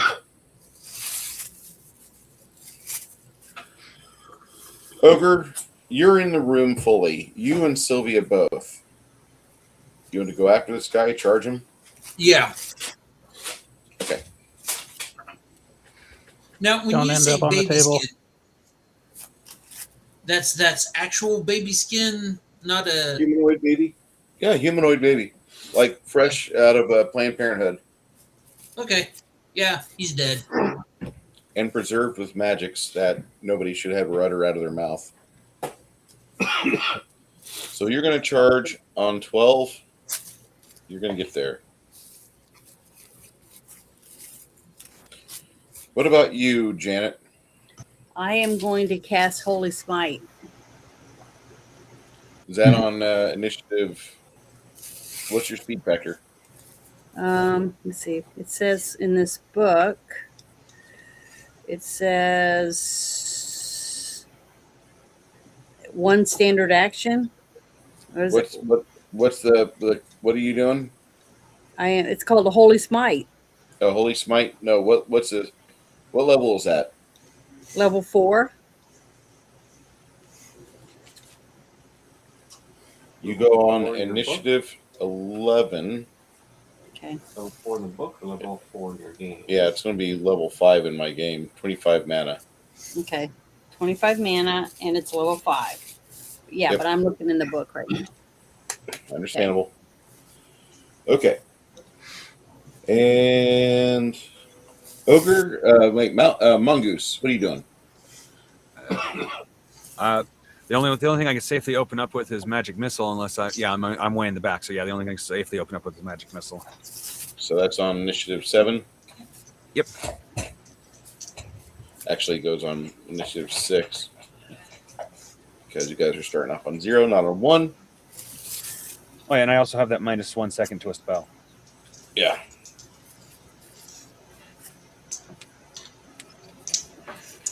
Sometimes I forget to add that. Shouldn't. Well, the big one I keep forgetting to. Oh, actually, go ahead and add 1 second onto that. Since I can, I'm going to go ahead and hit him with knockback. That's something I keep forgetting to add to my spells. Okay. That'll take it from 4 mana to 9. Sounds good. Lemmy, you gonna go behind the couch? You said. Or are you gonna keep along the left-hand side of the room? I don't want to end up anywhere on that damn couch. I was gonna say, just don't touch the couch. Just Don't even look at the couch; you'll go blind. When you get close to the couch grapples you, and the couch says, "I have many wonders to show you." Yeah, you need a body condom to be in this room. I'm afraid of being the condom. I don't want to be the sheepskin. I don't want to be the sheepskin. Let me take it out of me first. The fucking Diddy lube, no. I laughed my ass off when I saw the meme of Diddy and Maduro, and Diddy spooning Maduro, saying, "It's okay, baby. They took my oil too." Oh yes. That was funny. Yeah, I got a bad feeling about that table and that couch, so I'm going to stay to the far left of that. I'm just going to try and do whatchamacallit. Tumble. Well, here's the thing, Six Nations. Looking at it will cause you to go blind. Touching it, you need to make a disease check roll with heavy penalties.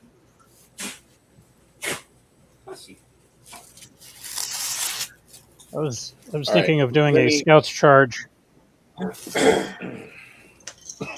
If you do a scouts charge, that'll go off on basically. You can charge in and charge him on a 7 with the distance involved. Okay. That'll happen after the magic missile. As you're casting magic missile,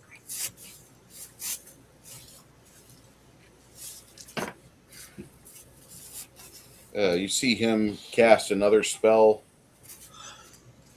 and his spell finishes before magic missile. Go ahead with magic missile. Whoever was casting magic missile, that would be Mongoose. Yep.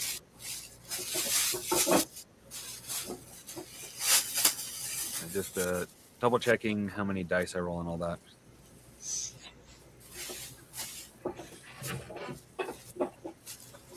Should be 4 die 4 plus 4. Yep.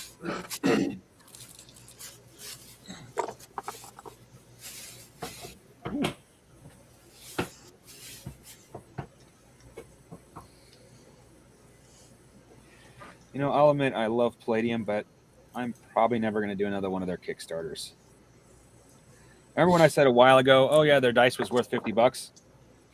It's not. Yeah. It's not. I knew that was a trap. Well, they used they left the molds with 2 sharper corners, so the corners have been beaten down, so I actually can't use a couple of the dice now because they're now worn in a way that they're favored. And it's also a cheap resin, given how quickly those corners broke down. In fact, the only 2 things I can use the D20, the D12, and the percentiles, because the way they're already shaped, they're not very hard edged. I can't use the D4, I can't use the D6, I can't use the D8. Anyway, sorry.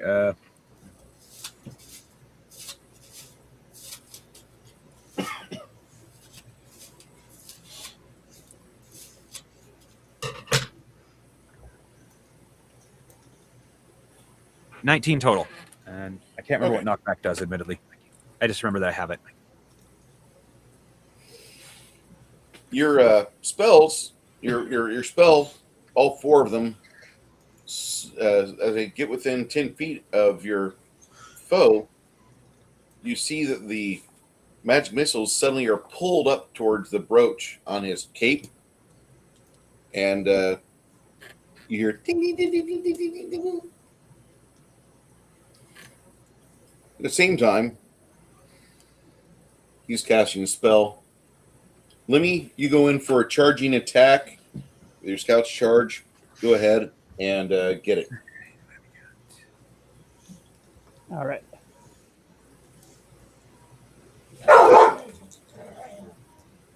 Somebody doesn't sound happy.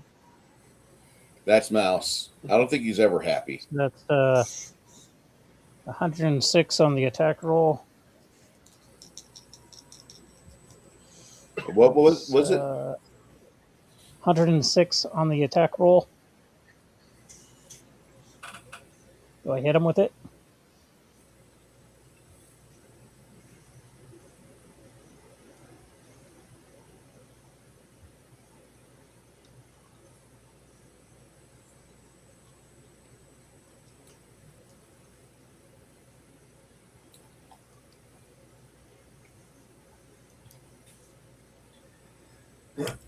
Trying to find his place in the book again. Okay. Page 183. All right.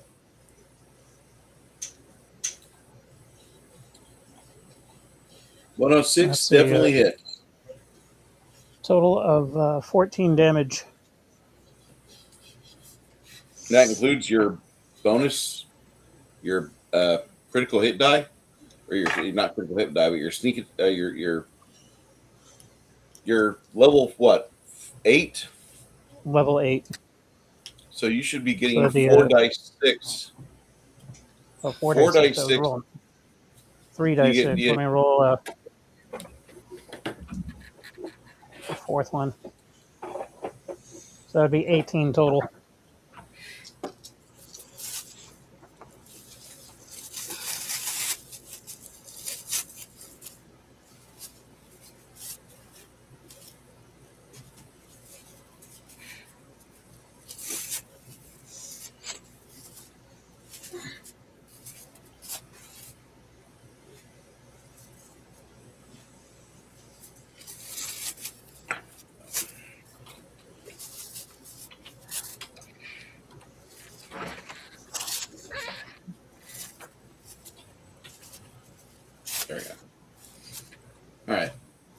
Your character sheet's been updated a little bit there. Let me. Okay. Okay. So you stab him for 18 damage. He's not feeling happy. Say that much. Quick question, Bruce. Go ahead. Does holy count as magic when using something like Hand of the Apprentice?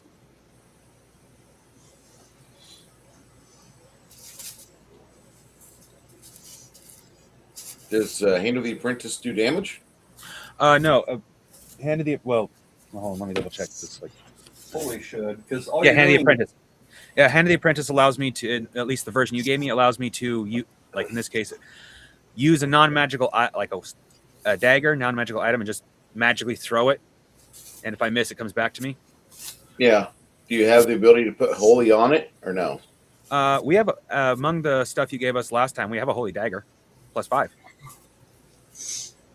So that'd be +5 to attack with it, and then you'd also have the +2d6 damage for holy, plus the D4 for damage. D4 plus 2d6. All right, awesome. Then that's what I'm going to do. We also have a dagger of menacing, but it's magic, so I can't use it like that. I thought you could. His spell falls apart as Lemmy guts him. Awesome. Yay, I'm winning.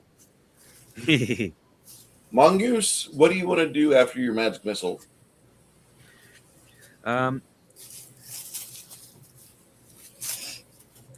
Unfortunately, I didn't think about it last time, and I only just noticed the holy dagger. Like it. So it's going to be up to you if I already have it on my, if I thought about it putting it on my pouch, or if I have to dig it out. But either way, I'm going to get that and then use Hand of the Apprentice to shank him. Okay.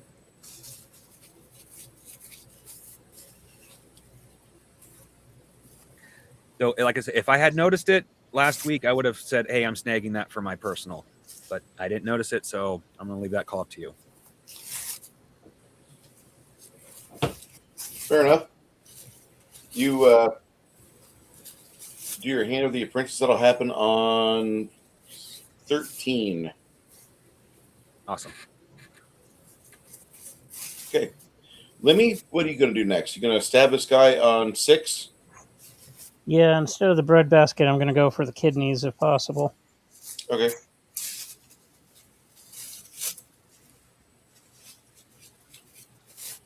Give me that 4-hit die skeleton, Chris, as we go into number 8. He's going to sit next to me, grabbing the outsider vein, long spear again. Okay. And I'm going to start casting.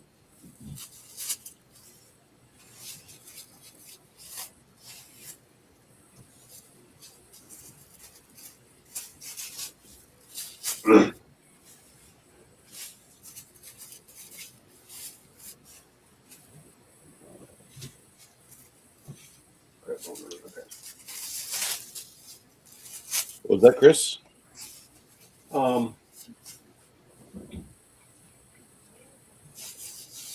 Start casting bull strength. Full strength? Okay.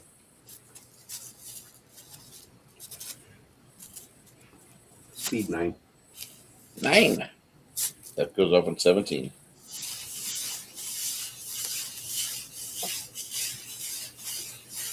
Okay. 8, 9, 10.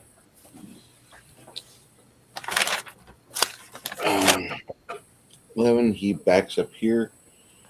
12. Okay, 11. Janet, your holy smite goes off. Okay. So now I have to roll to see if I get them, right? No. No. He has to roll. He has to roll. Just roll for damage? Yep. Oh, okay. So it's 3.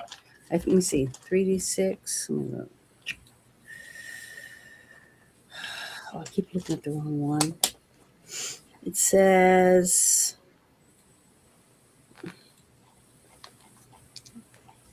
Darn it. Sorry, I keep looking at the wrong one. Um,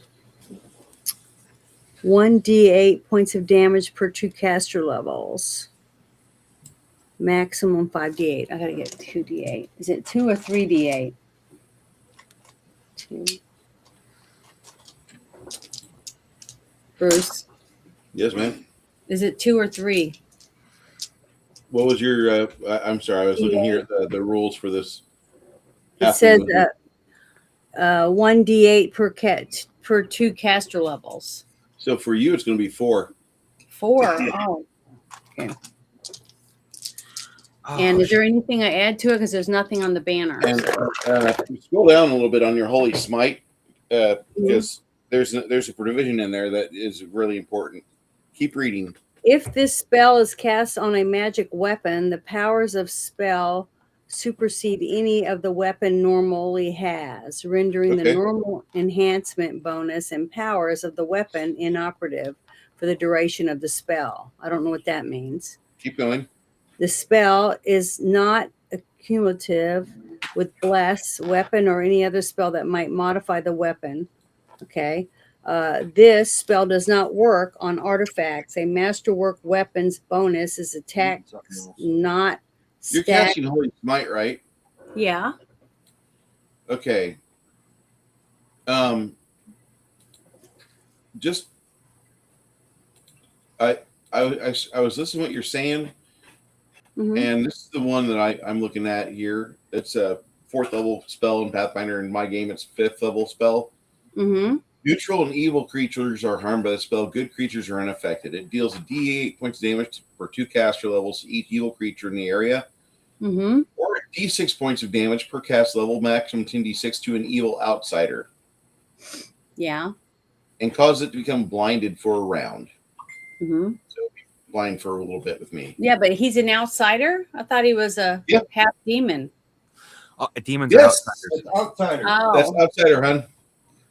Okay. Is that what you were trying to get me to read? Because that's not on this one in the book. I'll take a picture of it and send it to you so you can see what it says. Holy, they've got 2 or 3 things for holy smite. Sharing screen. What? Are you still sharing screen? No. Where am I sharing screen at? I'm turning off. Yeah, I Janet, closed out that. The best way to explain demons is yes, you have some such as succubus that can stay in the human world long term, but that's given their nature. Yeah, Most demons can't stay in the human realm long term without an anchor. And a half demon doesn't matter what species it is at that point, they have their anchor. But it's still an outsider because it's demonic blood. Does that make sense? Mm-hmm. He This could is have visiting, been. They don't have an H-1B visa.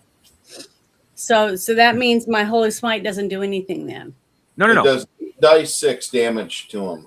Oh, not D8s. Yes, not D8s. Okay. Which means you have a higher chance of exploding. I thought I had 3D6 and you said there were D8s. It was going to be more than that. 8d6, right? Yep, 8d6. Okay, 1, 2, 3, 4,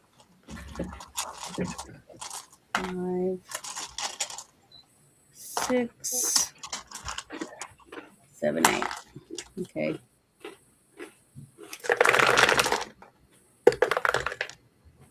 Okay.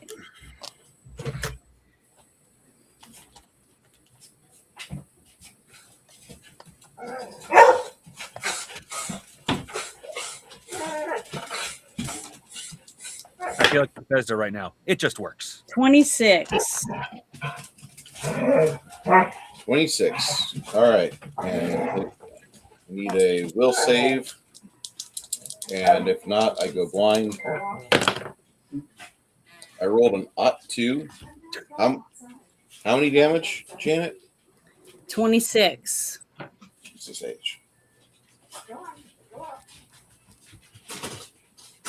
All right. That really doesn't make him feel happy at all. What But do you is he want me to blind do? or not? What? Is he blinded? You can't tell, but he doesn't look like he did very well surviving that blast. It hit him full in the face. Good. All right. Thank you. What are you doing Good luck, next, guys. Janet? What's your next action? I'm going to try to do the other one that I tried earlier that I didn't do well at. And it's called Order's Wrath.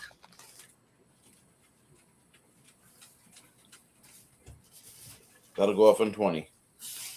20. Okay.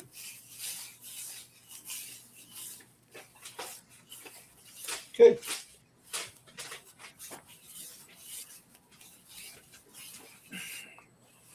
Ogre, you and your betrothed take off after this dickhead. You go ahead and get an attack on him.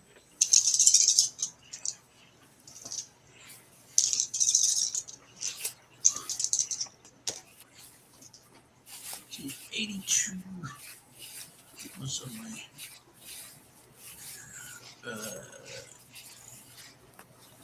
50? So yeah, that'll 132. All right, you cut into him like a can opener, or like a truck with a hydraulic lift through a sign on I-35, like what happened earlier today, knocking down an entire fucking sign across all 4 lanes of traffic. 16. Because of the ice? Hi, how's Tris? Oh, how's Tris today? 24, 25, 27, 27, 33. Bust him up for 33 points. Unless there are any prayers or spells active that give me bonus to damage.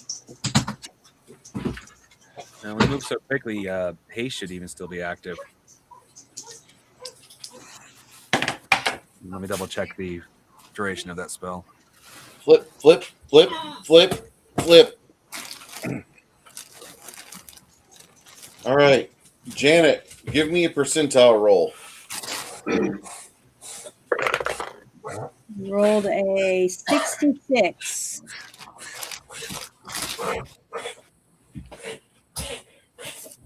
Hey, Bruce. 2 die 6 plus 3 die 8 plus 1. You want me to do that too? Yep. 2 Well, die yeah. 6. You're gonna stab for Miss Sylvia as she does her cartwheel back there, evading any sort of weapon damage from the Cambion. So 2 die 6 plus what? 3 die 8 plus 1. 3 die 8. I'm sorry. I thought you said 2 die 6. 6 plus 3 die 8. So 3 die 8 plus 2 die 6. Yes, ma'am.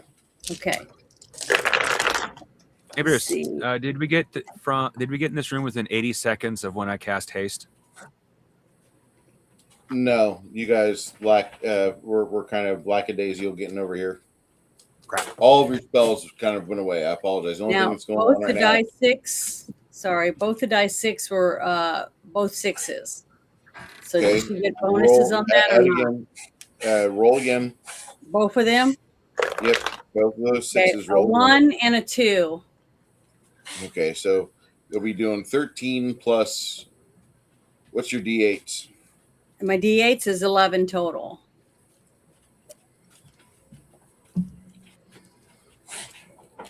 All right. 13 plus. That'd be 24. 13 plus total, 1? right? Yeah, Mhm. correct.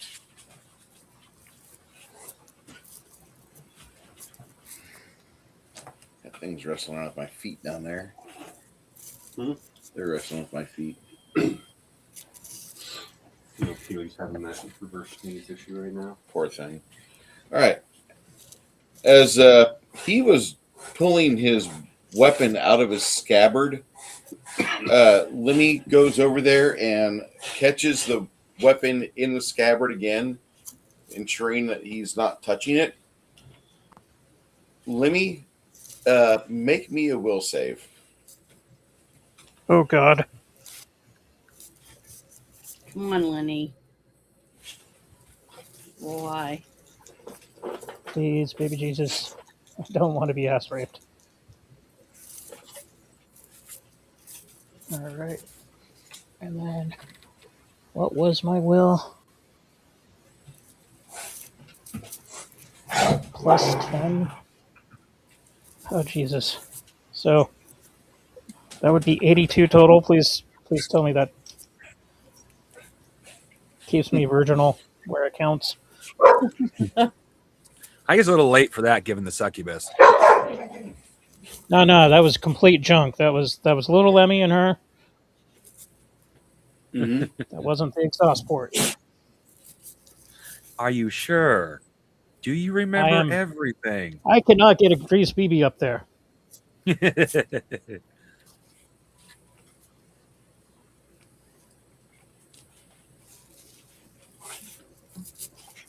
Your friend, this Goblin Inspector, goes over to him.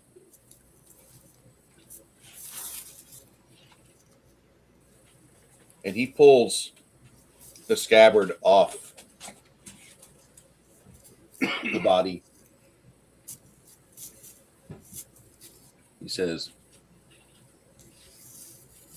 I think if you guys weren't here, I would definitely want to keep this weapon.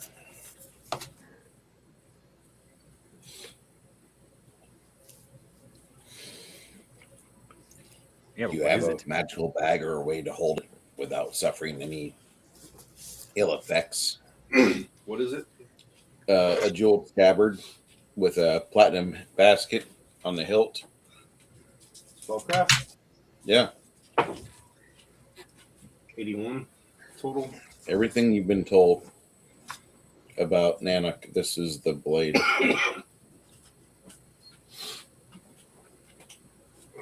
How the hell did it get that out of the vault? Will it have, if it remains sheathed, will it have an effect on me if I have it? More than likely, yes, it will. The Spectre, as he's holding it, says, if you guys weren't here to take care of this, I would be pretty much thinking I would go to Rapanathuk and I would fucking take over that place.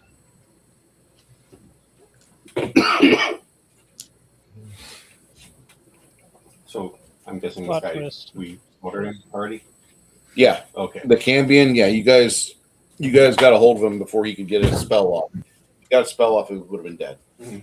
Because it would have been Ivard's black tentacles, and after that, Right. just fucking reflex save, and you're there. Is that the sword that we were wanting to find? I think this is the scabbard is looks like it's owned by Liberace. Well, do we? Is there a spell or anything that we could cast to figure out whether this is the sword?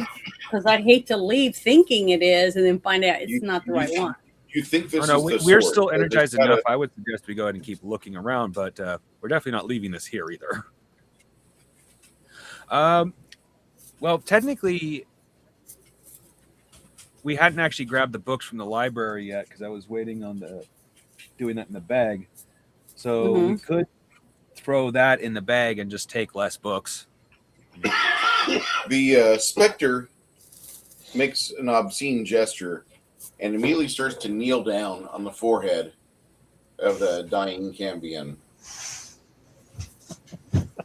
That's it. That's it. That's it.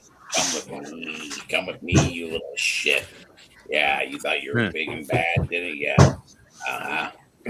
Hit me with fucking positive energy burst last time we met. Fuck you, you pile of fucking wank. And at that point, you see the creature, something spectrally peels off. No. Of the floor, and now there's a Cambion-esque like specter,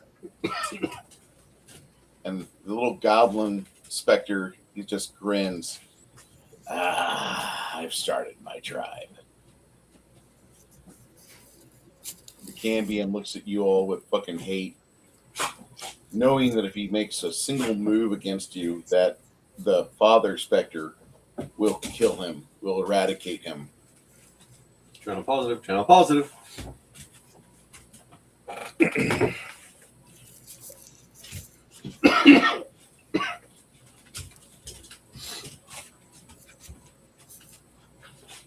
So basically, we killed him, and that little guy took his soul. Is that basically what we're saying?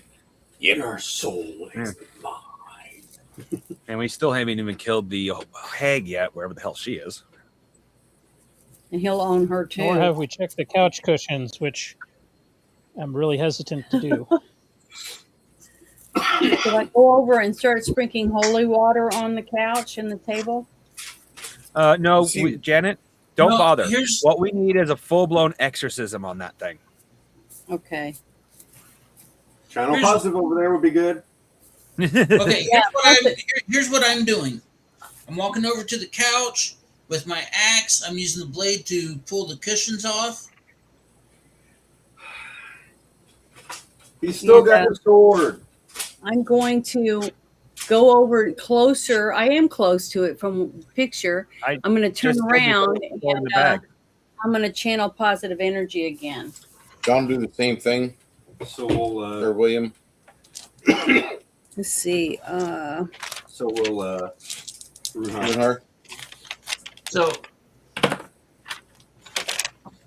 How many dice I roll against it? 3d6. I don't remember. For you, it's 4 dice 6, Janet. 4 dice. I got to write that on my paper real quick. So I keep forgetting. My paper says 3. Should be 4. You were You're saying at level 30? 8 now. Okay. Okay. 4d6. Where is my pencil? is there anything underneath the couch cushions or anything like that? Anything that may look of value or interest? Go ahead. Say it again there. Is there anything underneath the couch cushions that look of value or of interest? As you're peeling apart the couch cushions, make a reflex save. Yeah, I wasn't exactly joking about the a full-blown exorcism. I rolled a 14. All right. 7 for me. 21. Positive for 106 for demon reflex. attack.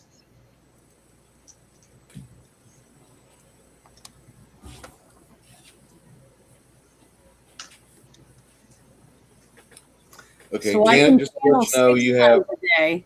Yeah, Can on you your send me that on Discord and I'll print it out if you don't mind? I thought you had this, but okay. Okay, no, that's got updated stuff compared to what I have.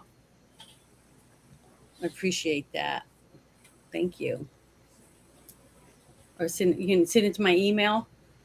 Send it to the Friday night shit show. Okay, awesome. Thank you. Appreciate it. Okay. 106 for you let- reflex. You let these things get hit full force with that, and Ogre and Sylvia will get an attack of opportunity on this one as he tries to flee. Go ahead, guys. Get your attack. Ogre, go ahead, roll for Sylvia there, Chris.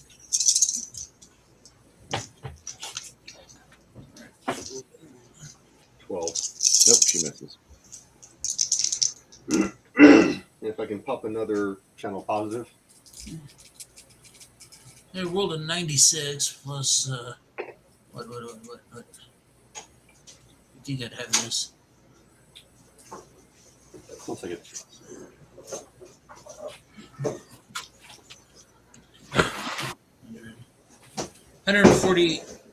146. I assume that'll Damage, hit. please.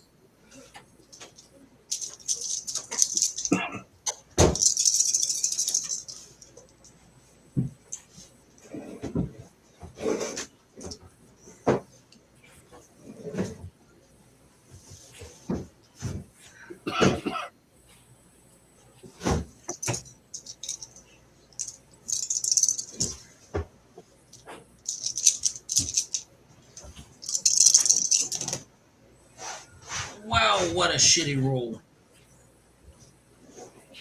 8. 8. 14.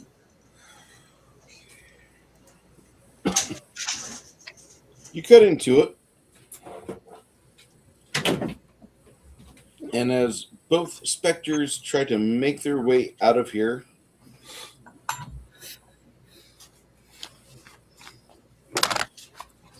you see Sylvia dive after one, coming up short. Look what I have.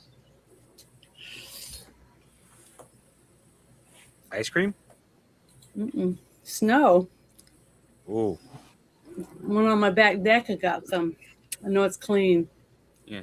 As a kid, one of the things we used to do was take snow, a little bit of milk, and vanilla flavoring or hot chocolate powder and make our own ice cream. We used to Works put pretty vanilla good. on it. Yeah, we do vanilla with ours.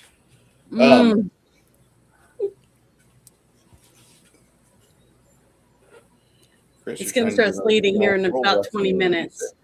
So I wanted to get some roll before. less than me on a D6. 3, Yeah, don't blame me. You get it, no channel off. Go ahead. 4. Reminds me of the Should have 3 die 6 for channel, right? days of the I'm only a third level, Snoopy snow cone machine. so that won't change. Yeah. But at least I had I'm that. doing something. You blast both of the specters as best as you can with positive energy and free attacks and such. But when they start trying to peel away, that's when things go south for them. The goblin alchemist, he runs straight into the wall and gets hit with a thwack from Ogre.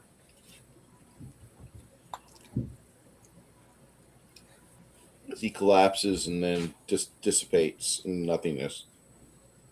You see that his possessions fall to the ground as well. There's a succubus. There's a succubus sword, excuse me. You have this jeweled sword with a platinum hilt sticking out of one side of it, out of the hilt, out of the handle. What? Wait, what's this about, Succubus? The succubus sword Nanak. Oh. So this was another sword? Nope. This looks like the sword you were looking for. No, he tried to take off with the sword that we just got, Janet. Oh, Mhm. okay. Sorry. All right, well, I'm going to very carefully use the bag of holding and pick up the sword and put it inside that. Okay. Hang on.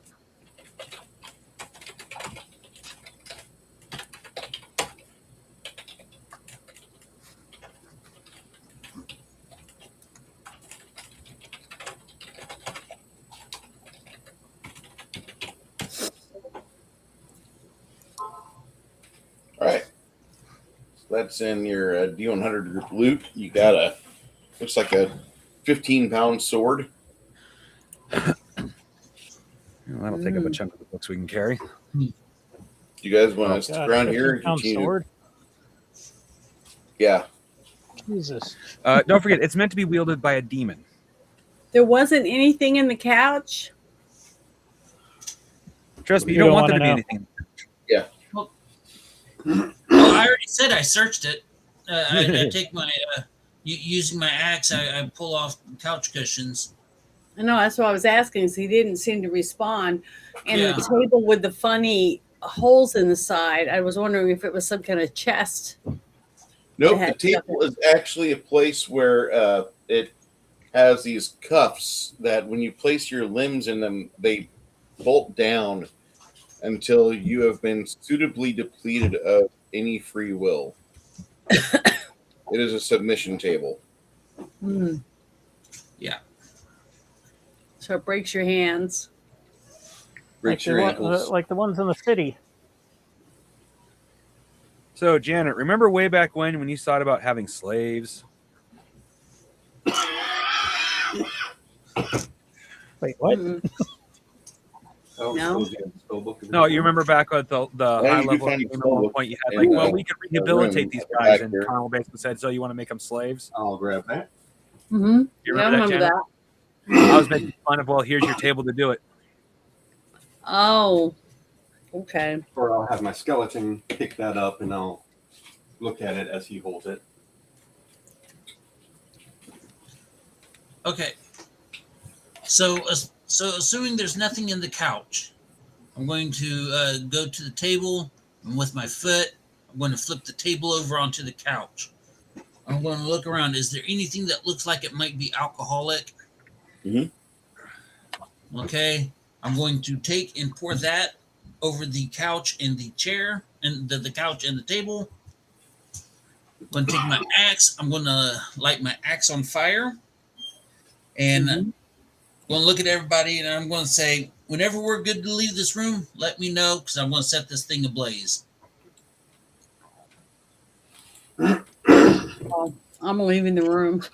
Skeleton. Smell of DNA and burnt pubes and That's Oh, disgusting. I will light it. go I ahead. will then light it ablaze and start walking towards the door. Mhm. Oh, before you do that, I'm gonna do a quick. Problem is, I don't have like the tech secret door or anything like that. got 2 rogues. That is true. We just have them do a quick check along the walls, make sure there's nothing special hidden among them, and then after that, yeah, ignite and leave. 96 detect magic and then spellcraft on the book. Uh, 107 107. spellcraft on the book while using detect magic. As the skeleton is holding it up. Definitely, it is most definitely a spell book. No traps. None. All right. I'm going to crack that open for a minute. You do have when you open the spell book 8 onyx black shells come out. 8 onyx black shells. Mhm. I don't know what that means. Not shells, scales. Dragon scales? Looks like it. There's 8 dragon scales inside the book. Yes, ma'am. Interesting. Yes. Have any of you guys ever heard of that before? Did we just drop out all the bookmarks? Might have. There's the 100-page spell book here. Mm-hmm. okay, well, let's grab it and go. We can examine this stuff, elsewhere. Okay. Have any of you guys ever seen someone put dragon scales inside of a book? Like bookmarks? No, Do but I look like the kind of guy that reads? Well, I'm asking the whole group. You guys ever heard of that before? I've never heard of anything like that. Janet, Uh, with wealth comes arrogance. Okay. Yes, with lots of wealth. You're looking at this, and finally your detect magic goes off. It's an overwhelming amount of magic pouring out of the scabbard.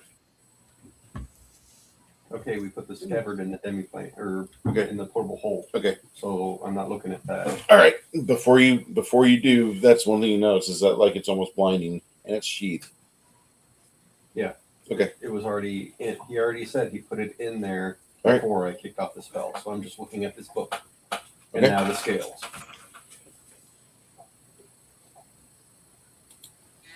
Well, Yeah. Did our rogue find any secret rooms or chests or vaults? And I'll pocket the scales and grab the book. Okay. It smells really disgusting in here. I'm just going to say that. It smells bad. Like Okay. something naughty's taking place here. Mm-hmm. Oh, And then I you don't realize Sec. that It smells like Gross. sex and candy. Yeah, Yeah, well, yeah. right, Lots right, of sex and candy. well, right now I'm looking for every director has their secret vault where they keep all their dirty laundry and secret money and all that crap. That's what I'm hoping to find before we leave.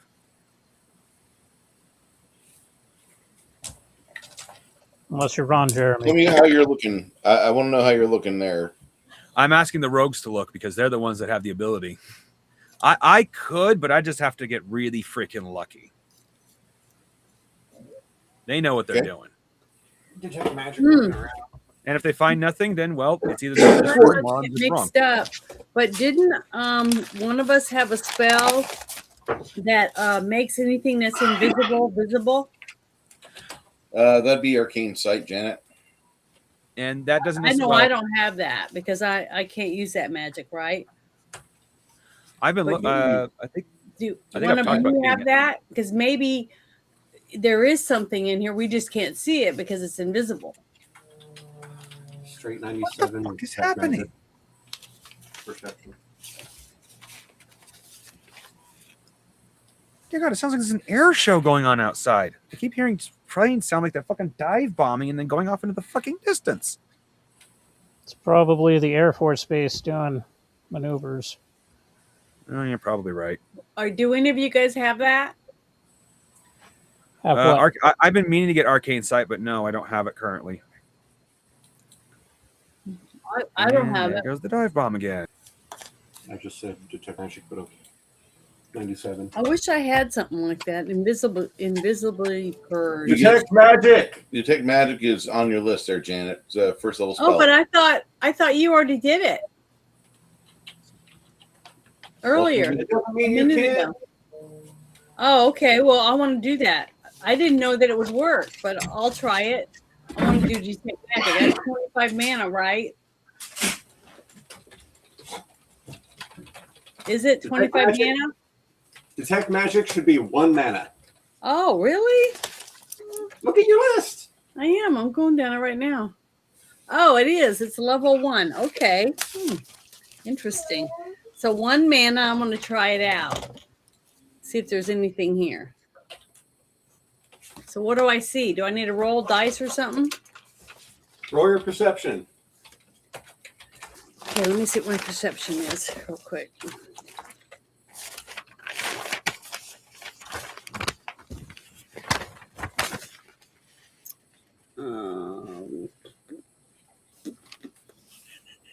Big ass book, didn't he? It is. Oh, I got a 75 perception. So let me roll. Yeah, I'm notating everything down in the loot channel with stuff that you see on his body that's obviously Jesus. I rolled a 21. Wow, Janet, that's not So but I have a 75 to add to that. So I have a 96. Is that high enough to look around for perception? good. Yeah. Let's see. What And else? detect magic or whatever.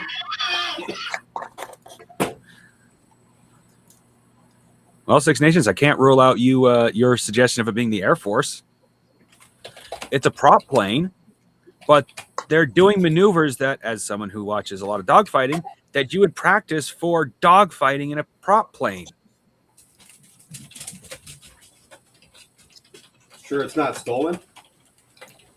That is actually a possibility around here. There is a lot of personal prop planes. So I'd say if it was out here, it might be the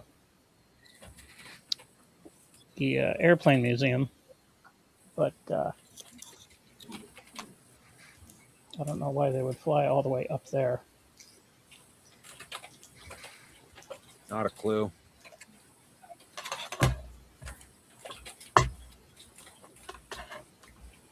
I read an article the other day that the United States Air Force fooled a Marine, that they built a airplane, a prop plane that could break the sound barrier. Yeah. 50 charges left. And no, the brooch is only half. It's got like 20 And powered Hmm. with I 2 points. don't know enough about physics to say if a prop plane could do that or not. I mean, it generally makes sense if the plane is stable enough. In fact, one of the biggest factors that held limited speed for most prop planes was how much endurance the materials What's your themselves could spellcraft take. check?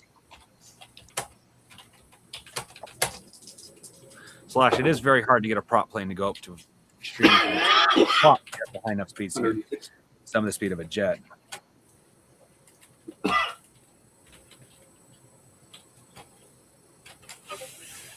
It's the Swivel. what is it called? The Republic Go to XF 6 level, or 84 or something. Okay. Thunder Screech. Thunder Screech.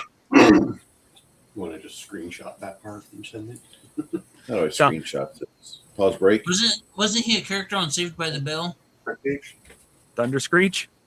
Yeah. Good screen. I have no idea, but that just sounds like something you would like name a D monster.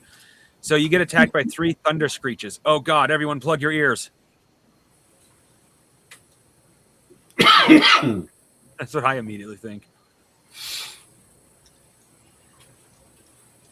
Yeah, I've never actually, well, I shouldn't say I never watched. I was not very interested in Saved by the Bell, so I never really watched I wish it. I could eat this every day. Oh, I'll bet. It's good. It tastes so fresh, you know. You want to get those ones up north too. Oh, wait, never mind. So, yeah, the first time that they broke the sound barrier was like in the 50s, I think. With a prop plane. It had 2 propellers in the front.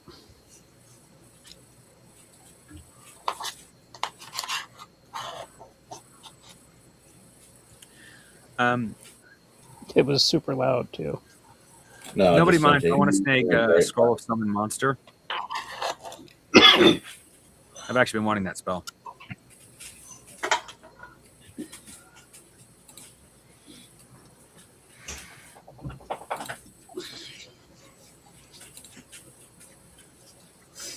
I just finished eating a whole bowl of snow.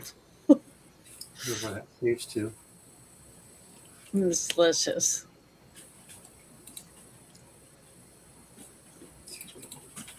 I was doing that earlier, so don't feel bad. At least it's low calorie. This This would have is been fucking- really good. I What should is probably the- get some and put it in what a is the cup and then plus put resistance? lemonade on top of it. That'd be really good. What is the plus 15 like the what is the plus resist, or is it that's just a general resistance?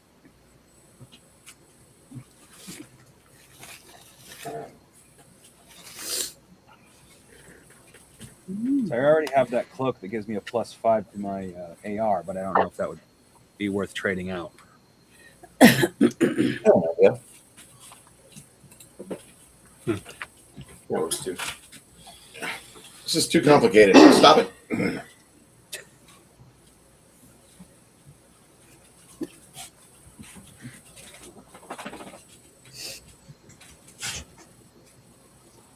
gonna go make sure the chicken and birds are ready real quick. Awesome. All right, I'll add this in the Discord, Chris. This chair's terrible. My ass is falling asleep with the rest of me.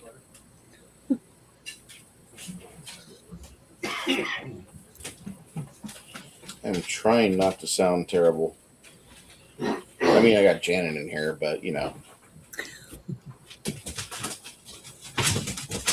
Well, my ass isn't falling asleep. You bring out the worst of me sometimes. I do that to a lot of people.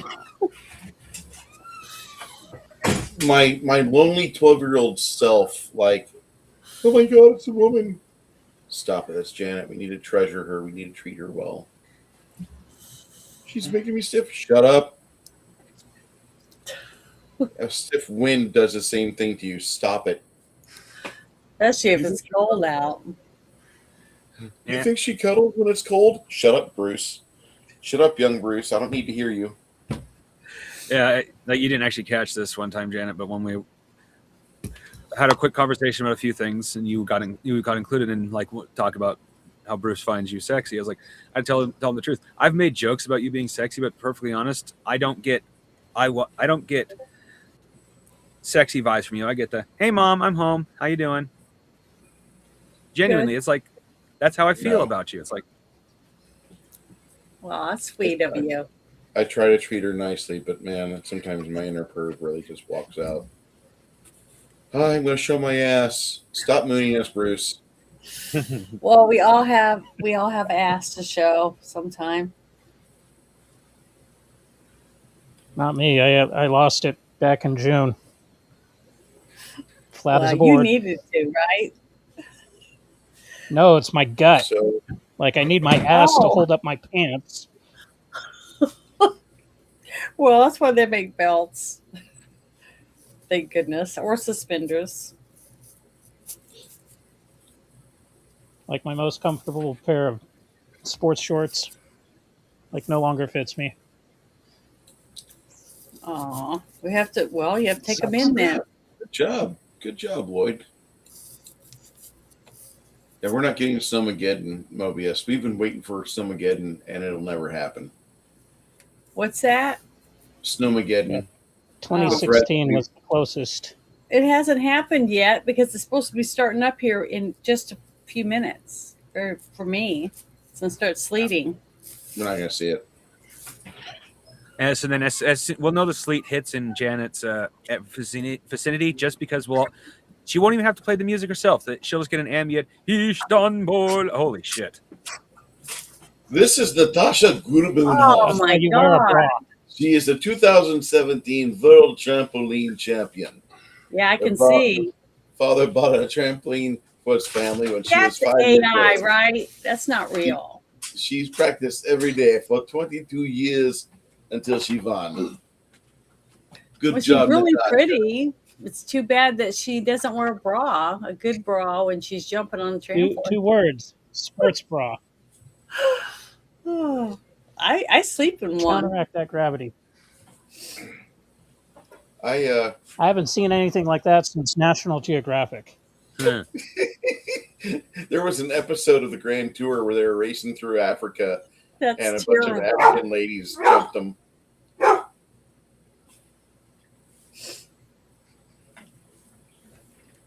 Were they tripping over their boobs? It might as well have been. Good God. Okay. Like So I can understand if you're like 80 or 90 years old. Yeah. Well, Tuck you them do into an your pants or exercise something. like this. If you do this, you can feel your pec muscles tighten and relax, tighten, relax, to help make them, not solid. so saggy. Janet, you just need to do the Roman Atlas workout. I think that'll happen to you. Which one's that? The Charlie Atlas or Roman Atlas workout. It's nothing but body weight exercises. The tension that you were just showing us. This? Yeah, isotorsion Stomach exercises. That's all it is. It's stuff like that you did when you were in 12-year-old PE. Well, I still work out now, but I wear 2-pound weights whenever I do my arm stuff. But I try not to do a lot of pecs, because if you do a lot of pecs, your boobs are basically nothing but fat. So if you Oh, you lose love fat fat. in Use your a, chest, you have bags. Statin You have bags unitard with left. leg warmers. Because I have a feeling that if you were in No, a Statin I have unitard, leg warmers. I just don't hardly ever wear them. Like- I usually wear like leg warmers jazzercise. over my boots. You know what I mean? Not with the workout. New equipment. pink unlocked. Janet, wear leg warmers. Well, I have some. I'm just saying I don't wear them that much. Okay. All right. So do it to Olivia Newton-John. Yeah.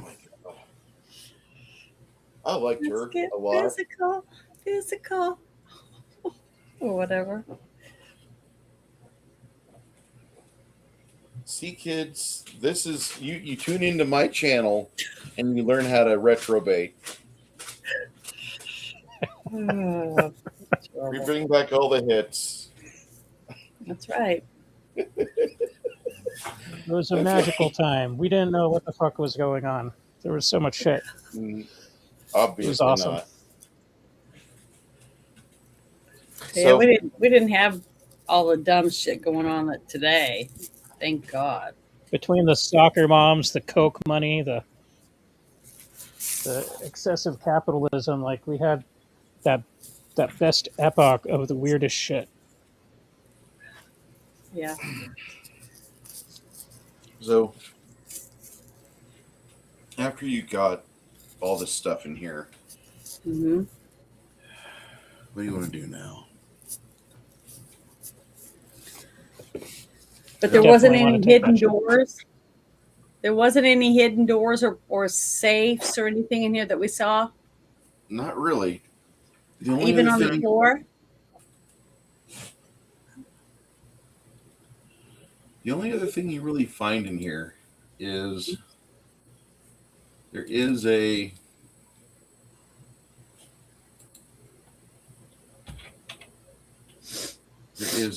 set of armor Where was that at? underneath the corpse. You find he had bracers of armor. Oh, good. I was afraid it was going to be like some sort of leather Cenobite armor or something. These are really MC good for a +1. wizard to get a hold of, because a wizard can't use typical like armor, but these are just like bracelets and they Yeah. function like armor.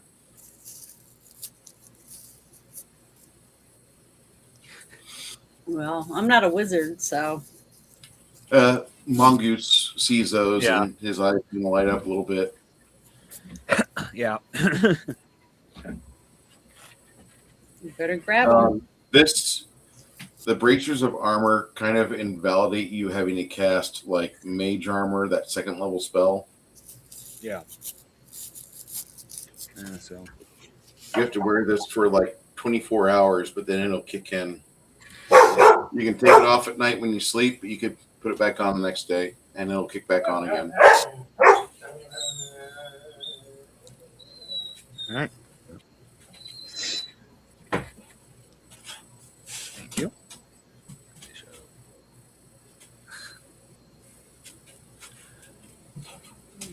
Grab that. Fun dogs. Well, it looks like a lot of states are having problems because I'm watching a thing right now.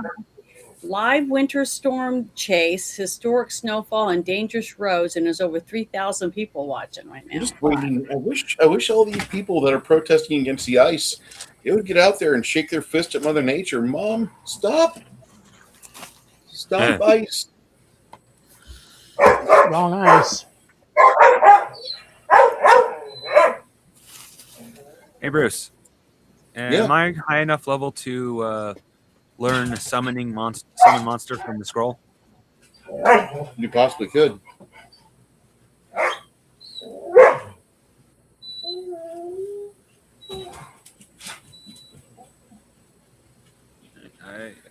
Well, once we're in a safe spot, I'll try that. But I was just curious. Hey, Bruce. Yes, ma'am. Lloyd sent you this thing. It says, Bruce, did you listen to that song I sent you? It would definitely get you kicked off YouTube. Yeah, I know.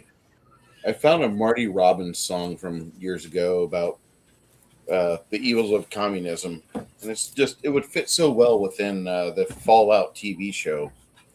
I'm just so sad it didn't go that direction, but they should have, because Fallout was always an anti-communist game.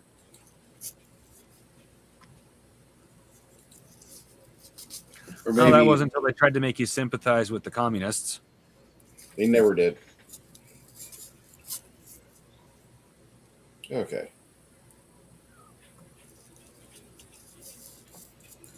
I mean, the closest thing to communism was that Chinese stealth suit, right? Oh no! Did you ever play Fallout 4 or Fallout 76? No. Fallout 4 is kind of forgivable because it's not so much as their praising, not praising, but sympathizing with communism itself, as you're sympathizing with a soldier who didn't want to kill a whole bunch of people. In 76, yeah, you're killing them, but their story is supposed to be so damn sad you feel sorry for them.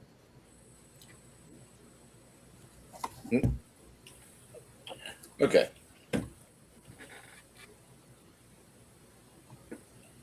Yeah, Lloyd. I'll have to play it for Janet. She'd like it. I have a Marty Robbins album that I got from my parents' house after my mom died, and it's got, it's his greatest hits. Would it be on there? Might be.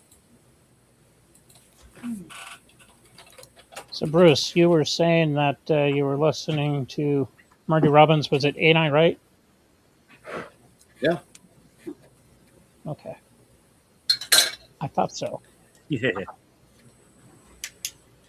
Yeah, the reason why I got into Marty Robbins was I just recently found out that there was a song he had that was super anti-communist, and it was played on Double D's live show a couple weeks ago. It's really good. I don't think it's on his greatest hits, though, because his greatest hits are I'll Go On Alone, Singing the Blues, White Sport Coat, Story of My Life, Just Married, single version, El Paso, Don't Worry, Devil Woman, Ruby Ann, Begging to You, Ribbon of Darkness, Tonight Carmen, I Walk Alone, My Woman, My Wife, My Woman, My Woman, My Wife, Among My Souvenirs, and Some Memories Just Won't Die. Yeah, I don't think that's anything. Oh, well, that's the album that I have. It's pink and it's got Marty Robbins on the cover. Yeah. Gunfighter Ballads. That's the one I have. It's Gunfighter Ballads and Trail Songs. Yeah, that one. I was trying to find it. It's okay. We don't. I need to get back to this here. After you look at the corpses and everything that's going on in here, what do you want to do next? Do you want to stick around here, try to clear out the rest of the dungeon? Do you want to try to leave here because you think you found what you needed? I want to be absolutely sure that we found what we needed. But on the same hand, given what we've seen point here, I'm not 100% sure we can also clear this place. So I'm not entirely sure how to proceed. I thought we had to get rid of the hag. Oh, we had to get rid of the hag Eventually. technically to deal for the goblin.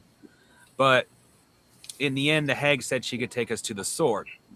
Last but not least, what we just dealt with was a demon, and the goblin seemed to be happy with that. So there's a possibility that the demon was pretending to be a hag, but I wouldn't guarantee that either. Unfortunately, this moment you add demon, it becomes irreparably complicated.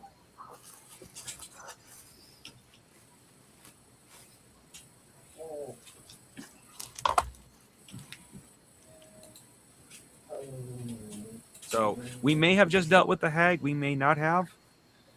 And if we actually have the sword, we don't actually need to deal with the hag. So the hag could have been the demon that we just fought? Depending on the powers the demon had, yes. Okay, that's interesting. That's why I said the moment the word demon comes into play, it becomes irreparably complicated.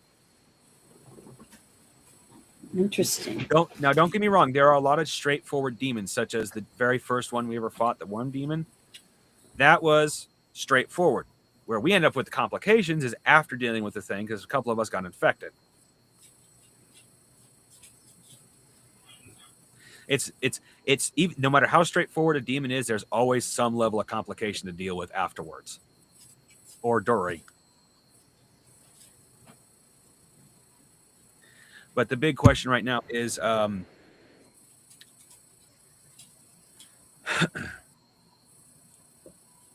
do we?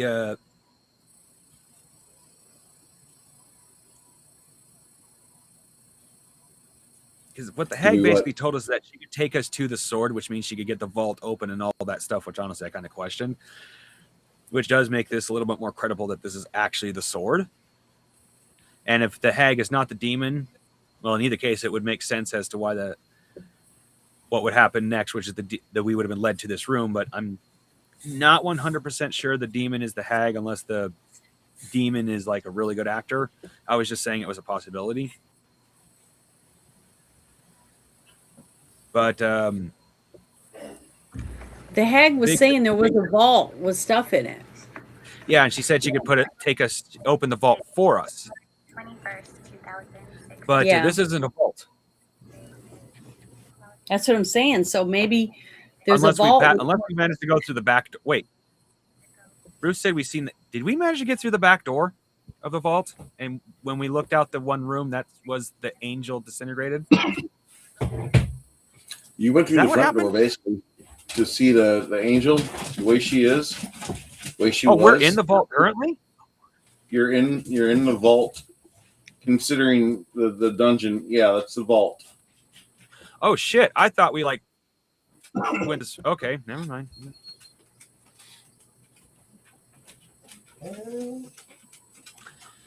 Okay. Well, if that be the case, it's more along the lines: do we actually want to clear this place? Because chances are we got what we needed if we're in the vault itself. The big question comes down to: do we wish to risk it? Because when we started going around instead of straight to the vault, we came across something that was by the roll I made at the time, highly suggestive we couldn't defeat.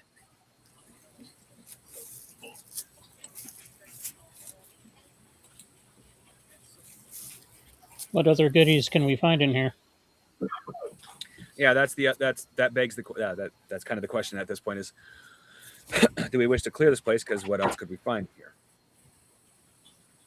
But on the same hand, do we want to risk being that greedy? Could always regroup and come back later. I'm ready to torch this place and be done with it. It's pretty much made of stone, so directly torching unless you have a magma ability isn't really possible. But torching the couch, yeah, I thought we already torched the couch and left. If there was nothing left in here. Oh, I thought because somebody was wanting to look for secret Oh, we did. passages. We did, and Bruce confirmed there aren't any. Oh, okay, yeah. Okay, in that case, if we left, then yeah, anything and everything flammable got put into a big pile, set ablaze, and In fact, us double checking is how we found the bracers under his body. Because Bruce's exact words, as you're double checking the room, I don't think he said who, but he said you flip the body and there's the bracers. Well, bracelets, bracers, whatever.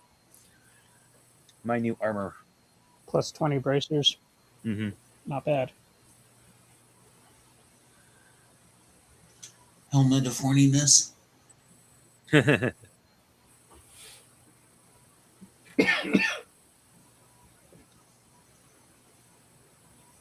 Yeah. Dead bodies, bookshelves. Oil of slipperiness and universal solvent. Anything and everything that's flammable and burnable got put into a fire and lit ablaze, and I walked out. Slow motion, right? Slow mo. Let's see here. Now, Chris, since you took the spell book, do you want me to put it in with the rest of the treasure, or do you just want to write it down with your stuff? I'll go ahead and write it down in my stuff. If you want to have a second copy in there, in case you want to like reference it or what have you, or copy those down. Okay. All right. In that case, I shall add it. I'll put it in, but I'll put your name belongs to Runehar on it. Thank you, sir.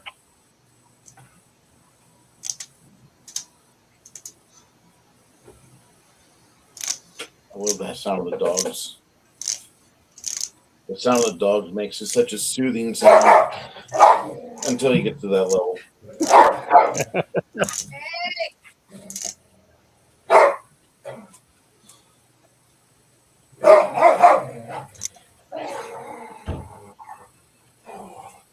What speed is fourth level spells?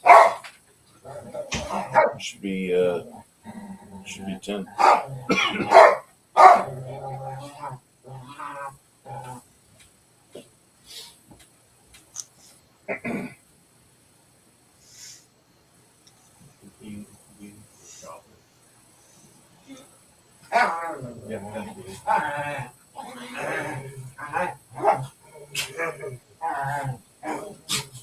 Bean is completely instigated. Of course, being the instigating bear or a mouse.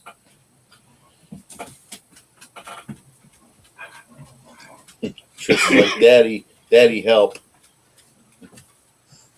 Okay, so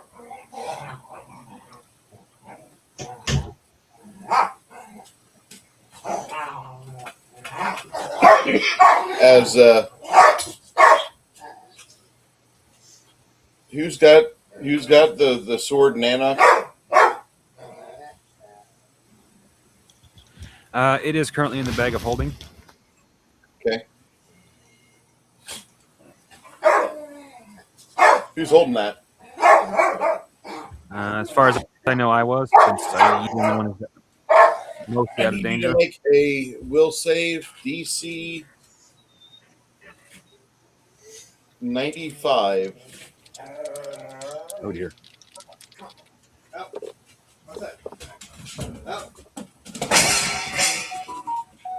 Okay, what's my bonus? Make it. What's that? 95. 95. Do I get any? will save. Do I get any bonuses beyond my own one? Your own will save. What else you got? 67. Unless Even the bard's drumming. I'm unaware of anything.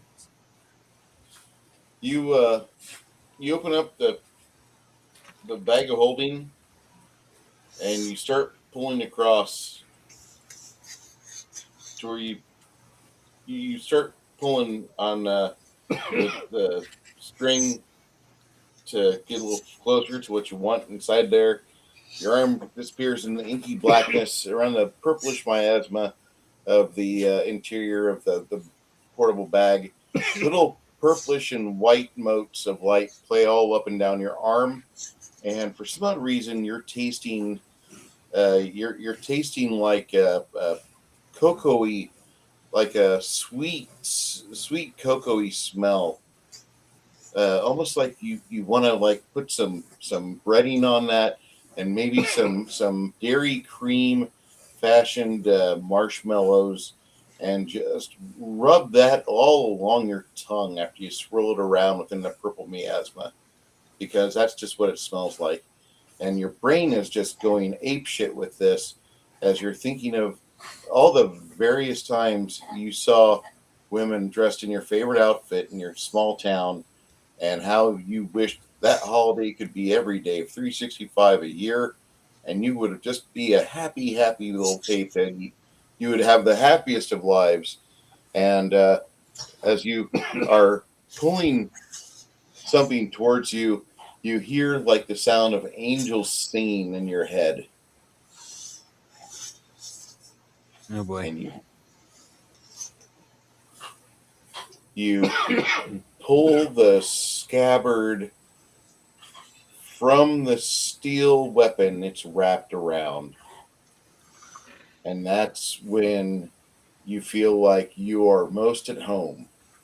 You don't care if you have a mechanical penalty. Every time you swing this thing, you might be at a negative 30 to hit with it, but you'll be at a plus 10 because it makes you feel so good. It's like it's telling you, I love you, baby. I've missed you. I've needed you. And that's the whole repeating message from it.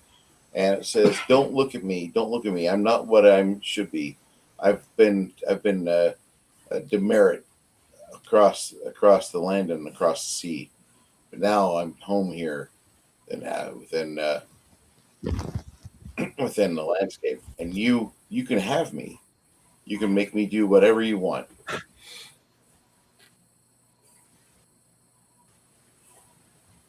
Hell's wisdom helps will saves, right? Yes, sir. I'm gonna cast that one. Okay. You see him staring into his bag of holding. He hasn't pulled his upper body out yet. Well, upper Almost body. like- I'm in the bag of holding, and I'm not Oh, dying. dude, you ever see those pictures of the guy that wants to die with a woman with a fat ass sitting on his face? Ah. That's basic. Yeah.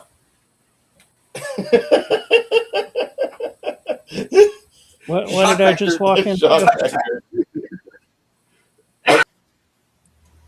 Hey, if you gotta go with a smile.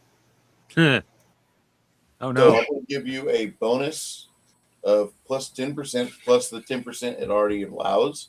So make your saving throw with an additional plus 20.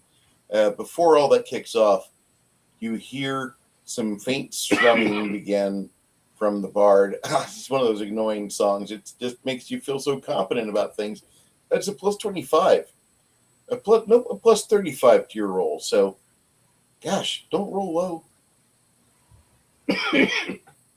Baby shark.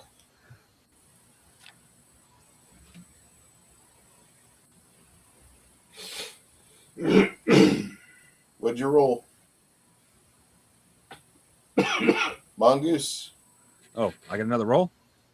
Yeah. Yeah, that's somebody not- just administered a owl's wisdom to you in such a fashion that it is it giving you Repository. yeah. So I I still got my base 30 bonus. Plus another 20 plus another 35. You have Thank God. Quinn in the background, and then you got the spells going off. Thank God, because I rolled 38. Without that extra 30, I wouldn't have made it again. For some odd reason, you were getting ready to rip the scabbard open, rip the sword out of its scabbard, and you're looking at it, and you think just for a moment, like, that's an awful small sword for a god to wield.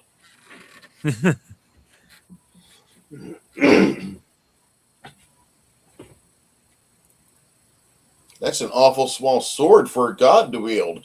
You pull yourself out of the bag, and you're holding a scabbard, and it's barely even the size of a longsword. This doesn't look right at all. Is it a magical sword? Oh, yeah. Oh God, yes, Janet. Oh. Janet, I almost just got possessed. If Oh. Runehar was hadn't just done, talking if to you. Runehar hadn't acted as quickly as he had, I'd have been lost to the sword, and I'd probably been making a new character as I become, eventually make a new character as I slowly become the bad guy of the adventure. So so it's a possessed sword, basically. I wonder who possessed it. Should I pour holy water all over it? Janet, who was the sword made for? Do you remember? Orcus. Yeah, it was made for a demon. A demon just any god Demon of the god. undead. Okay. And who made it for him? His dwellers or his servants? Servants, worshippers, whatever you want to call them. Kind of Willed sad, it into really. being a You have all cosmic this stuff. talent. Who knows? You have all this talent, and you're just wanting to burn the world. You could have made a cure for cancer, or Could we melt it down? Swords Maybe. weapons like these are not impossible, but next to impossible to destroy, and usually come with a consequence. We would need. What is the person that we're going to give this sword to want to do with it? We're not giving it to anybody. We're collecting it to keep it. There Yeah, have but been, where- Get it out of here. yeah. Basically, Janet, we've been hearing rumors that people who work for, or at the very least, will let the sword end up in Orcus's hands, have been looking for this sword. So We where heard are those we while we were doing another job. Where are we going to hide it that's safe and can keep it from possessing people and keep and us not be possessed by it?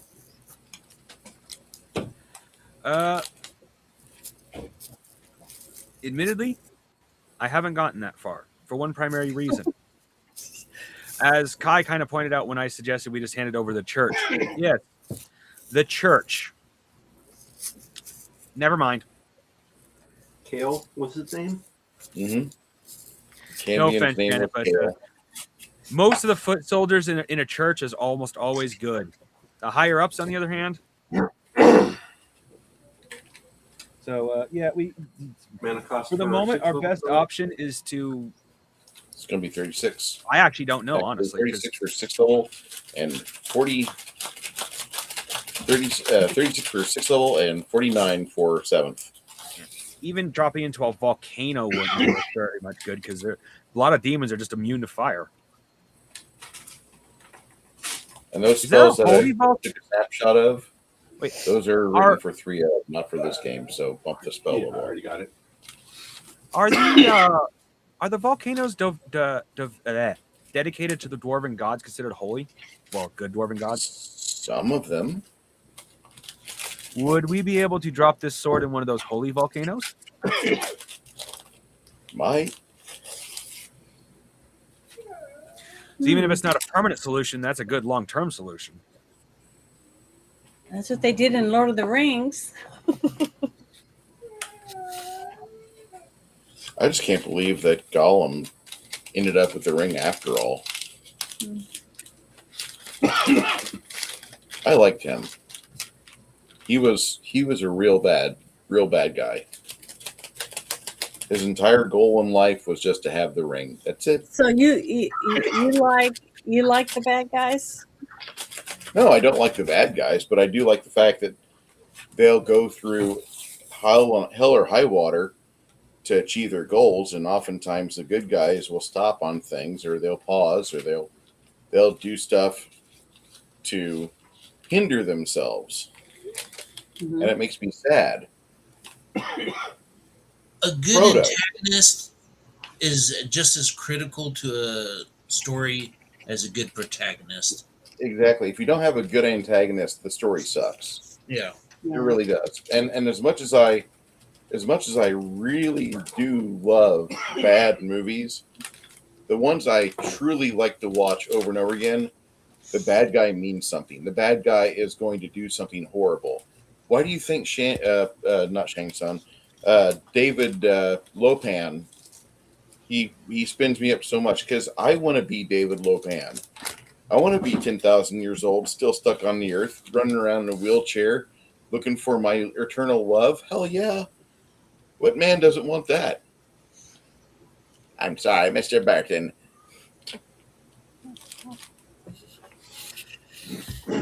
My favorite bad guy of all time is in my favorite movie of all time. How difficult is that to comprehend?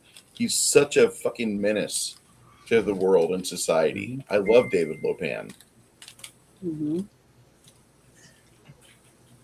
Now that I've said that, Sunday we're watching Waiting with Ryan Reynolds from 2005. David Cockner as well is in it. He's a funny fucking comedian.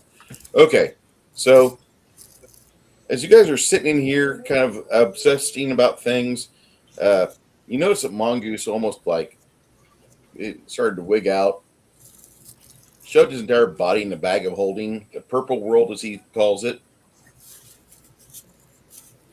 And as he was in there, he was hearing a sweet melodic voice talk to him.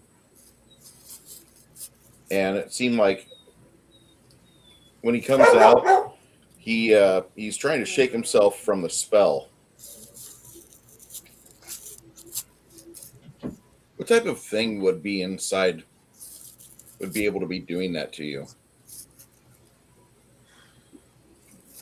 A demon himself. Yeah, maybe, yeah. Sentient sword. Well, there's actually a lot of things that can do that. It all depends on A, its power, and B, well, I kind of presume on what it was in life, but if kind of based off of Palladium, that means along the lines of what the creator of this blade intended for it to be able to do. But with that said, many weapons, like that type of weapon in Palladium, have some level of intelligence and can corrupt you just from you wielding it. The door bursts open as you see what appears to be a black-skinned winged creature in the room. His eyes scan the room like an upset set director peering for the director of this film. And as you hear this going on, you can hear the angry tones of Les Grossman. You find that director and you pull up your fist and you punch him in the head.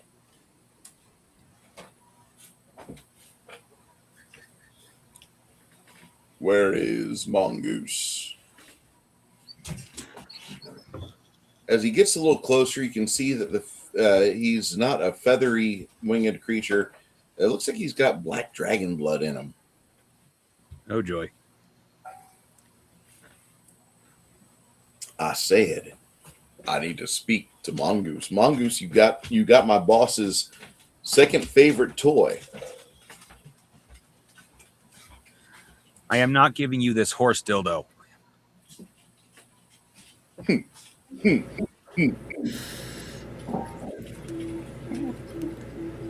Listen, that's one of the two troubles you've got. The third trouble is me. But you more than likely are thinking along most morality mindsets. Most mortal mindsets, I should say. That's one of the two swords.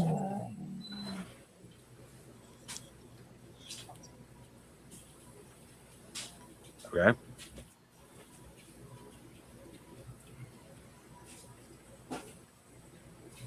Am I still here? They're still here. It's going to be like Brave Star.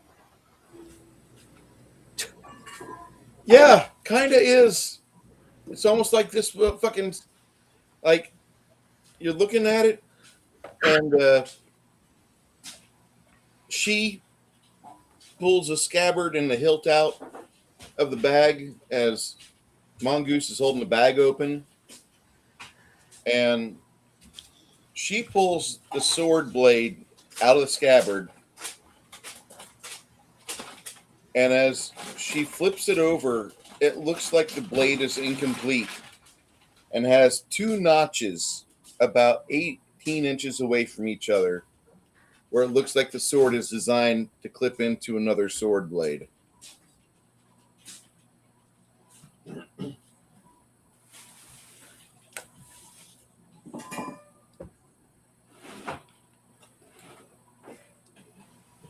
Oh, damn. Sorry about that, Ogre.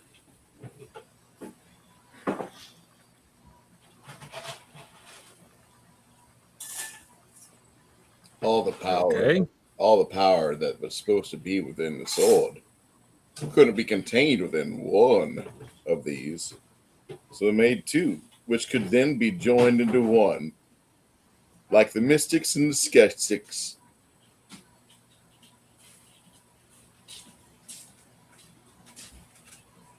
Unless, of course, you guys are more than happy to give up on that little feature.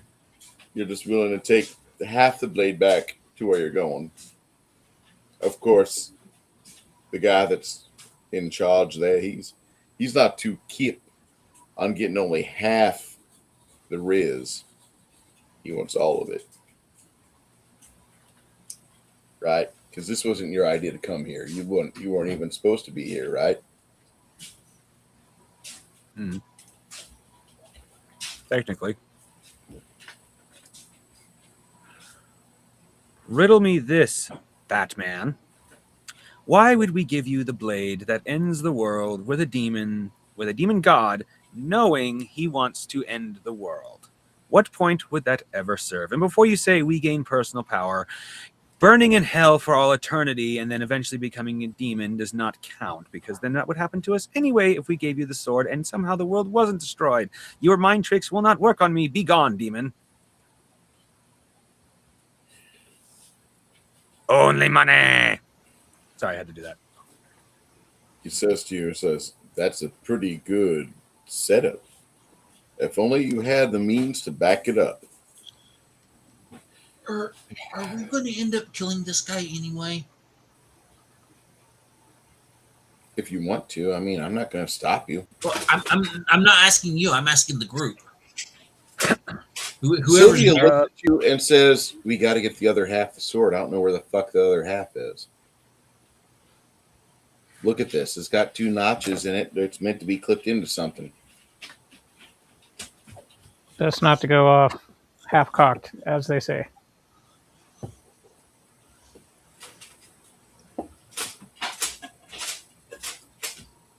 I grabbed my cross. Yeah, I'm pretty full cocked right now. So that doesn't answer the question of what we do right at this moment. Because after my experience, I'm not 100% sure getting the other half is a good idea. But on the same hand, just leaving it around does leave the opportunity for something to grab it. Sylvia Even says, if half stuck with it. blade is nasty. "We can Might as always well get the whole sacrifice thing, the I see. sword. We can always sacrifice the sword, and I'll donate the power to my betrothed." Betrothed. I was at the library and I was looking at through the texts of the Astronologist Guild, and I thought it was betrothed. That was the Lyrium section. I've been in error all this time.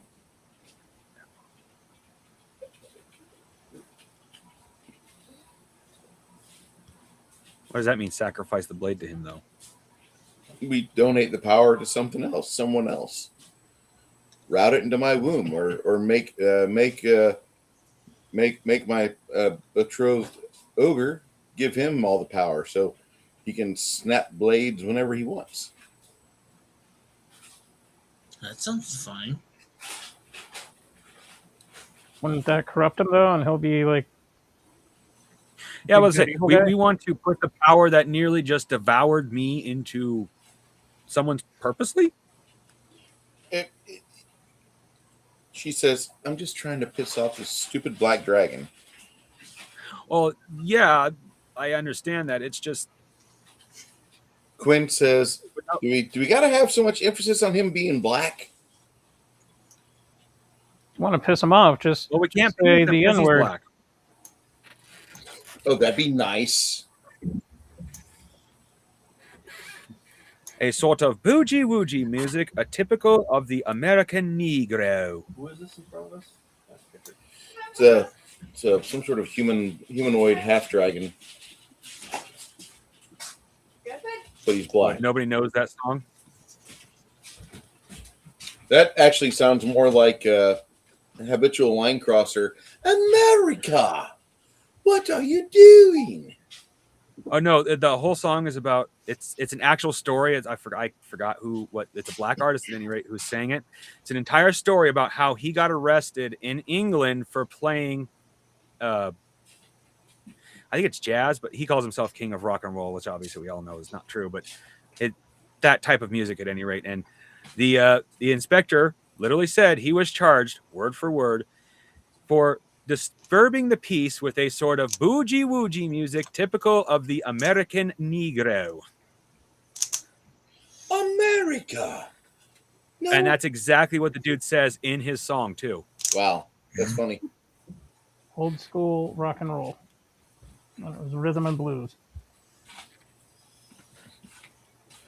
Listen, I can't have you guys wandering around here. Just hand me the relic of the Nanak, and I'll be more than happy to help you get out of here. I'll escort you to the surface, and you guys can forget all about this. But if you're going to go through all the trouble to get this sword, you might as well get both parts of it, right?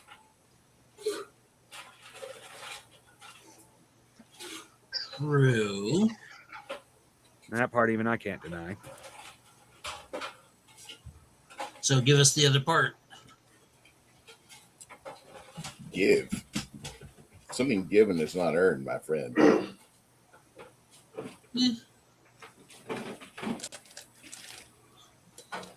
True, that's why it's typically called a gift.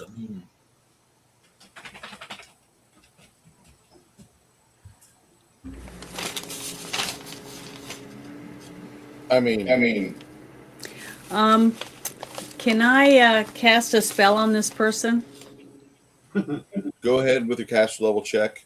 When I say that, Janet, Yeah. for this system, caster level check is going to be, you're going to get a D100 roll Mm-hmm. plus 60, because that means you're 8th Plus level. 50? Yes, ma'am. Okay, because I want to see. I want to cast discern lies on this person. Okay. So please, please, please let me roll. Let me roll good. Please let me roll good. Please let me roll good. I rolled a 76 added to that. 76, which is 106. What's the saving throw he's got to roll? What level? I have to look that up. Just give me a second because I was just looking at my sheet and it just says discern lies. So let me Fifth look level? that up in the Okay. book. Hold on, that's a 5th level spell. Mm-hmm. Yeah, it's 25 mana for me to do it, but I want to find out if this guy's full of shit. Ooh, man, does he get a saving throw? I don't know. I'm looking it up. Just give me a second. I wouldn't think so. The dude isn't lying. He's probably gonna try and crawfish us with some weird ass deal. I don't know. Just give me. I'm still looking for it. Might be better just to He stick gets your a will thumb in his save. eye. He gets a will save. He rolled a 89 plus. Oh, damn it. Come on. Is it?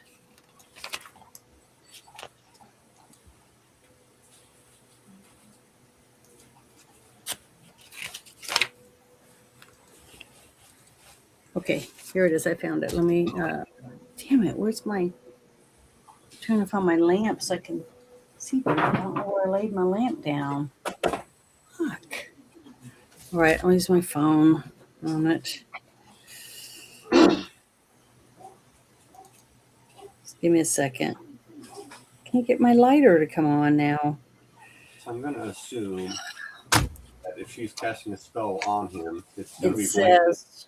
Yeah, and he, as Janet casts that spell on him, he tries to grab. Initiative. Yeah, let's roll Nish. Everybody, but Lenny, just roll D8. I have to roll again too. No, Janet. 1. Oh, What were you casting after discern lies? I want to do. I want to probably on this guy because I think he's full of shit. I want to cast Order's Wrath on him. Okay. But As a that cost me. response, That cost me 25 mana. So let me write that down real quick. yeah, you cast a spell on him that's pretty fucking blatant. The first thing he does after he gets hit with a spell is he grabs a hold of Mongoose. Mongoose, you are now considered grappled. Life is a little more difficult for you. This is on initiative 1. What are you doing, Chris? Summoning. Summoning? Which one? Speed 9. And another fucking 4. Okay. Janet, what are you doing? Me? Yeah. I'm gonna after I cast this thing to find out if he's lying or not. That's what I'm doing. I thought. You casted Discern Lies on him. You hit him square in the head with that spell. He saved, but now he realizes he's under attack. Oh, so I don't find out that he's lying or not? Not yet. Oh, He fucking Doesn't really matter now, actually. As soon as you cast a spell on him, he grabs the hold of your friend Mongoose. He doesn't know what the fuck you're trying to do to him. Okay. Well, I would yell at him and say, I'm trying to see if you're lying to us.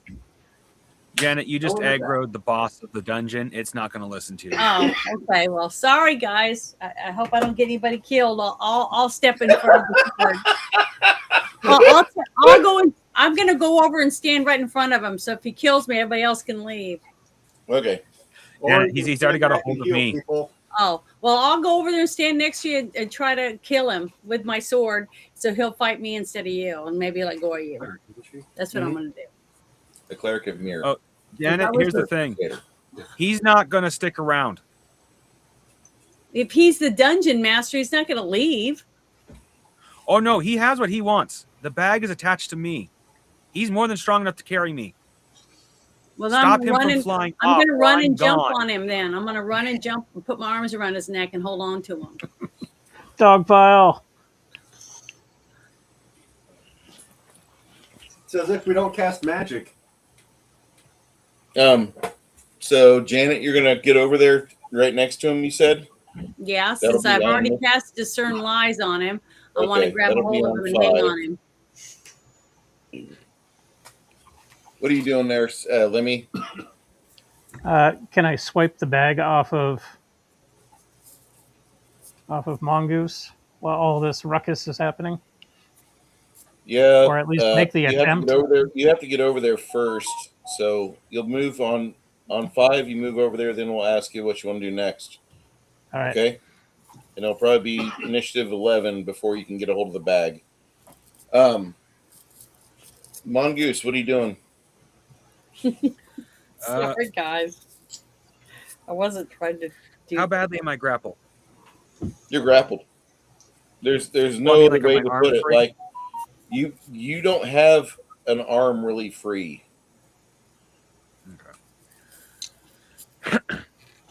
Well, I keep a few. Of course, I keep a few non health potions. But I also keep a few vials of holy water on my belt. But if I can't reach them, and that's not going to help me much. Fuck.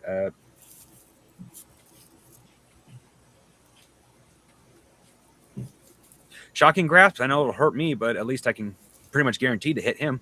Yeah, you'll have to make a caster level check to make sure you can get it off because there's quite of a DC hooked onto that. I don't doubt it. I'm just being grappled and then trying to cast a spell at the same time is interesting. I mean, it's kind of like when the Emperor and Darth Vader were fighting on the Death Star.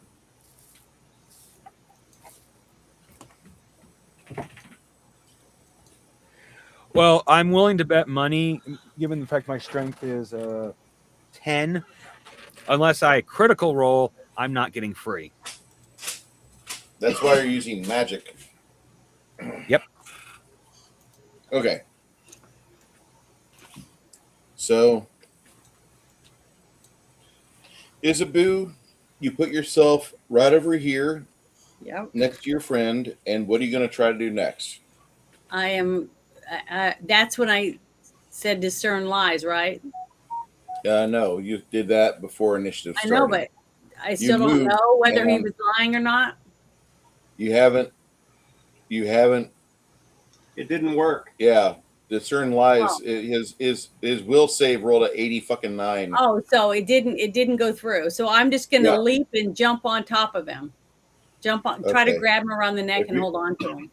All right. So he can't leave. Before my friend. she jumps on him, Ogre, what are you doing? I'm rushing up there to him. Okay. So here's how this works. You get there on 7 about the same time that Isabu does. Isabu, you're going to try to do a tackle. I need you to roll a... You're going to roll a 20 plus... Yeah, give me a D100 plus 30. And that includes all the bonuses that are applicable for this. Okay. I rolled a 45. So I have a 75. Is that high enough? So I fall to his feet and I wrap my arms around his ankles. Okay. So I'm Try to hanging on wrap his legs. You try to wrap your arms shooting. around this thing. Yeah, 75 is a low roll. Even I know. Yeah. Ogre, you get I knew over that. there. How are you planning on resolving this? All right. Here's my goal. I'm going to jump on his back. I'm going to put my axe handle underneath his chin, and I'm going to pull on it with both hands and try and choke him out. Okay. So That's on. I'm going to give you till initiative 7, which is the same time as it goes. Go ahead, roll me your CMB. So you are rolling a 40 plus CMB. Yeah, I don't know if you got your CMB bonus on there or not. I can't remember. Yeah, I do. It's 55. Yeah, give me 55 or give me 55 plus D100. Sweet. I just rolled a 91. Awesome. Nice. Choke him out. All right, you grapple the grappler. The sword goes clattering away. All right, that's on 7. And Mongoose, make a caster level check. You get a plus 15 for your intelligence, plus 8 for your levels. So plus, it'll be a total of plus 55 plus D100. Plus 55. That is back to rolling average at least. 111. I rolled 61.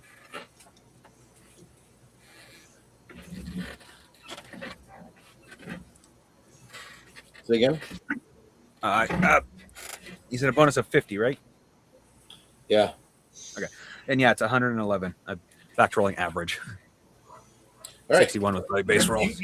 You try to do a spell, and you manage to do everything right. And your spell goes off. I need you, because you cast it while you're grappled.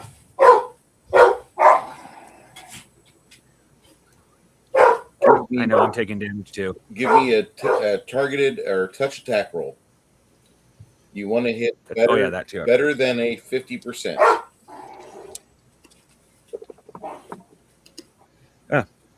Base roll 52. Yay, average rolls. Okay. You lay your hands on them and do 5d6 electrical damage. Right.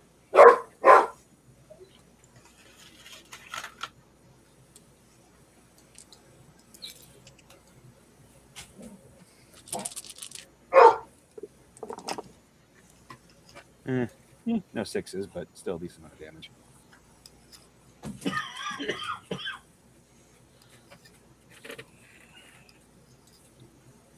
Okay, there's no damage. Okay. 16 points of damage. No, 18, excuse me. 18 points of damage. That's an evocation spell, so another 4 points. And that turns into 22 points of damage. Nice.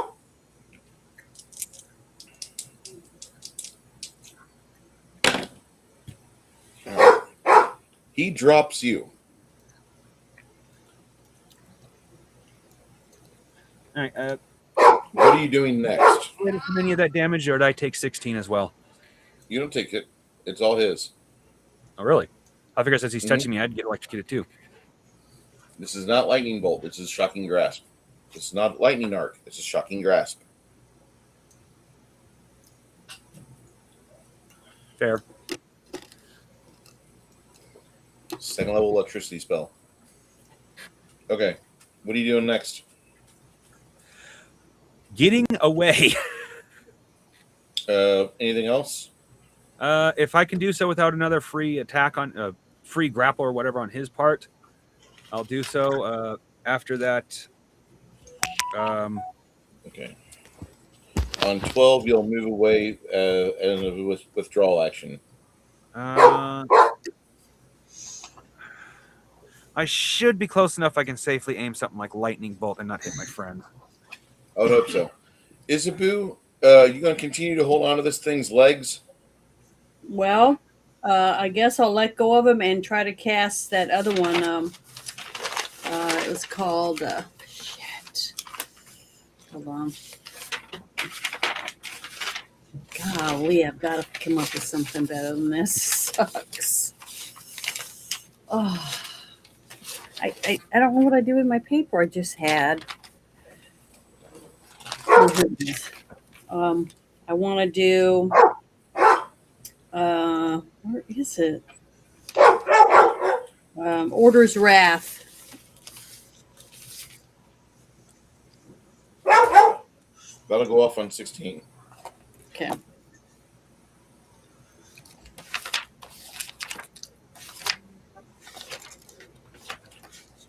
Lemmy, what were you doing after you got all the way over there? Were you trying to get over here and swipe this damn sword or what?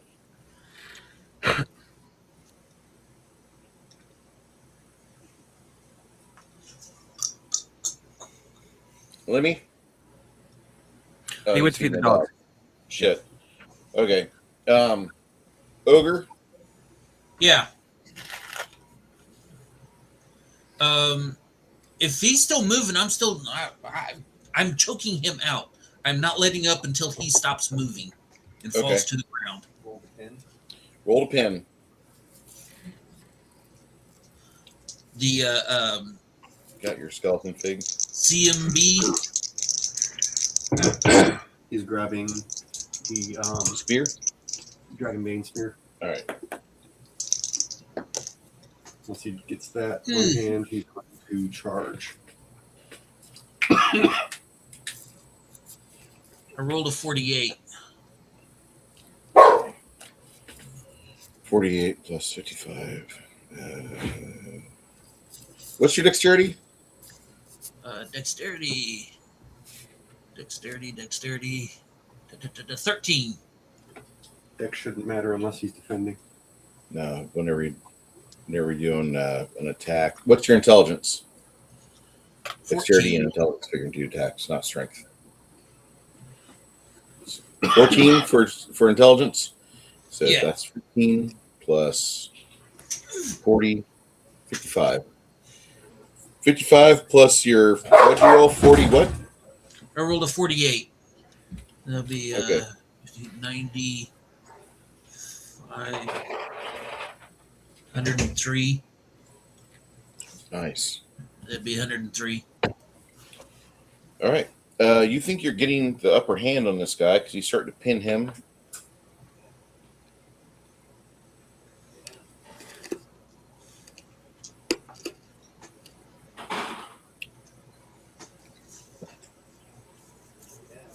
Okay. As you're doing that, your friend makes a cautious advance away.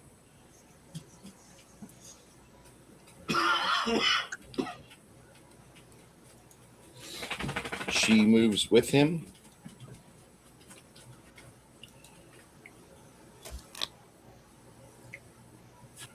Now that you've moved away from him, what do you want to do? You're seeing what appears to be the life get choked out of this guy by Ogre. Oh,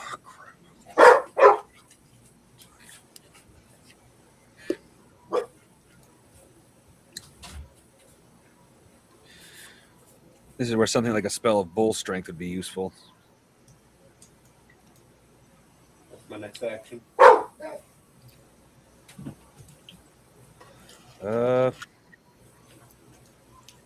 Yeah, once I'm done casting that, and it'll be bull strength. Okay. Speed 9.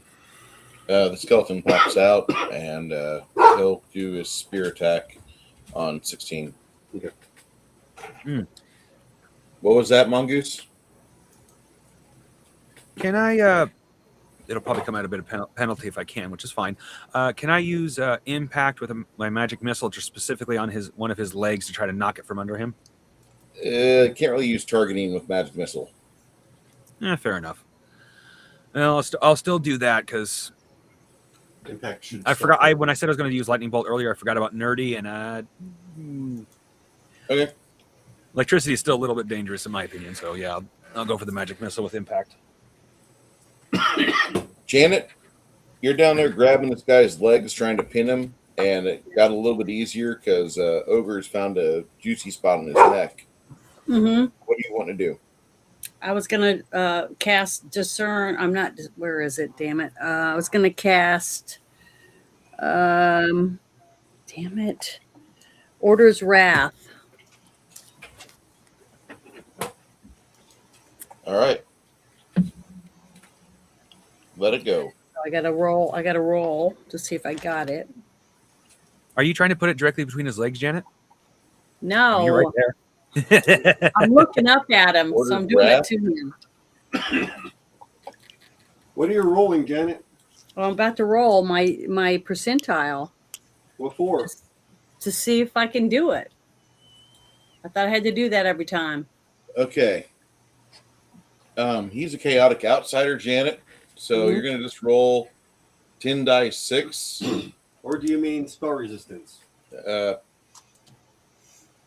you do need to roll a caster level check. So give me a D100. Okay. And do I put anything with it? Yeah, you're gonna put in 60 plus D100.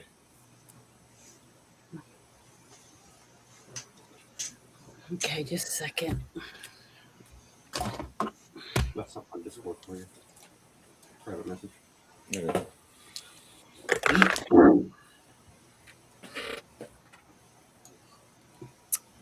Okay, get to add 56 to this. Let's see what I got. 116. Yeah.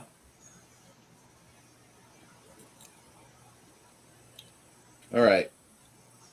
So he has to make a save. Mm-hmm. I rolled a 60. Go ahead and give me 8 dice 6. 8 dice 6. 2, 4, 6. And one more. Where's one more 6? There it is. Okay. Let's see.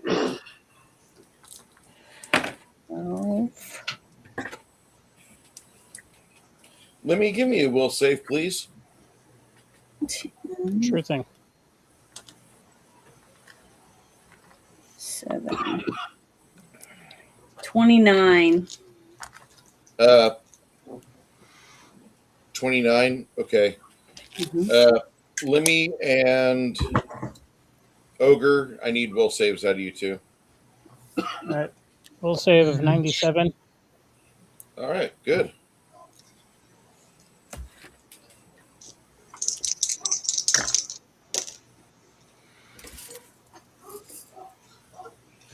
Ogre? 72. 72. All right. That is a roll 5 plus. Both of you make your saves,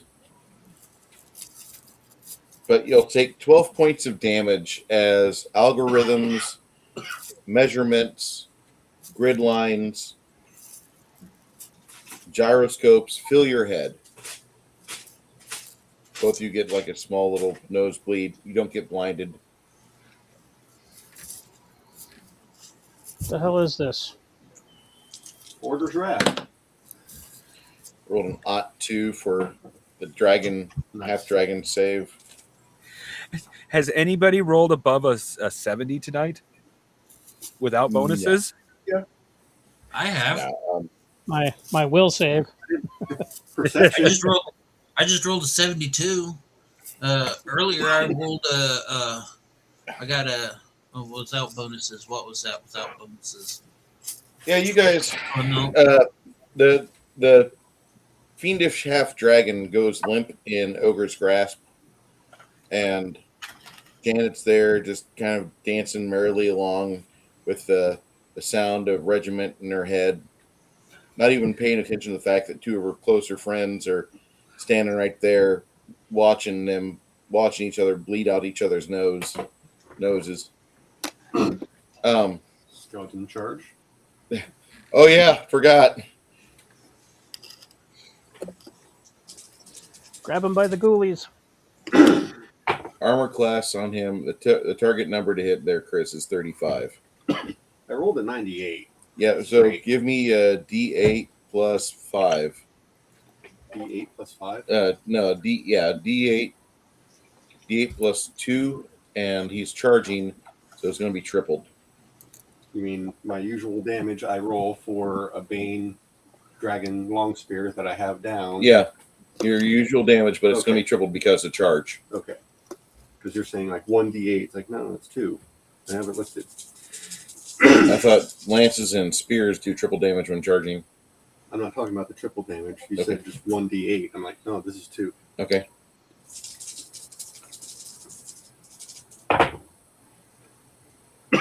No exploding.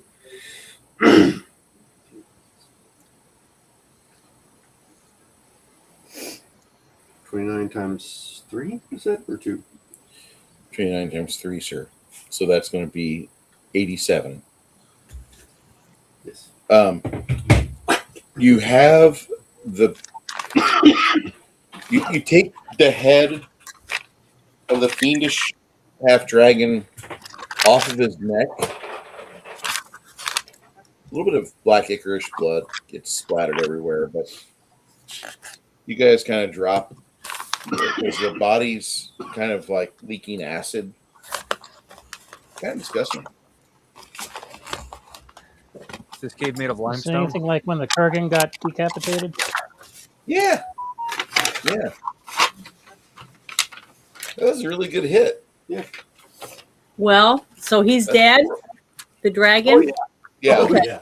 Now I'm going to do my lay on of hands on both of my teammates that got injured from Rivers of Wrath. Yeah, you what? Oh God, I gotta use the restroom. Okay, go ahead. And heal I'm gonna. It says I have it 5 times a day, and it costs me no mana, and I get 6. I use D6. It says Isabel can heal wounds by touch. Each day she can use this ability a number of times equal to 1/2 her level plus her charisma modifier. With one use of this ability, a paladin can heal 1d6 hit points of damage for every 2 levels she possesses. Using this ability is a 10-second action unless she targets herself, in which the case is 5 seconds. Despite the name of this ability, she can only need 1 free hand to use this ability. It says Isabel can use this healing power to deal damage to undead creatures at 6 How much points does of it heal? damage, blah, blah, blah. Huh? How much does it heal? See, it says she can a number of times equal to 1/2 her level plus her charisma modifier. What does That's that per mean? day, right? Yes. 5 times a much- day. I can do it 5 times a day. How much each time? It doesn't say. I read you exactly what it said. This is what Bruce sent me.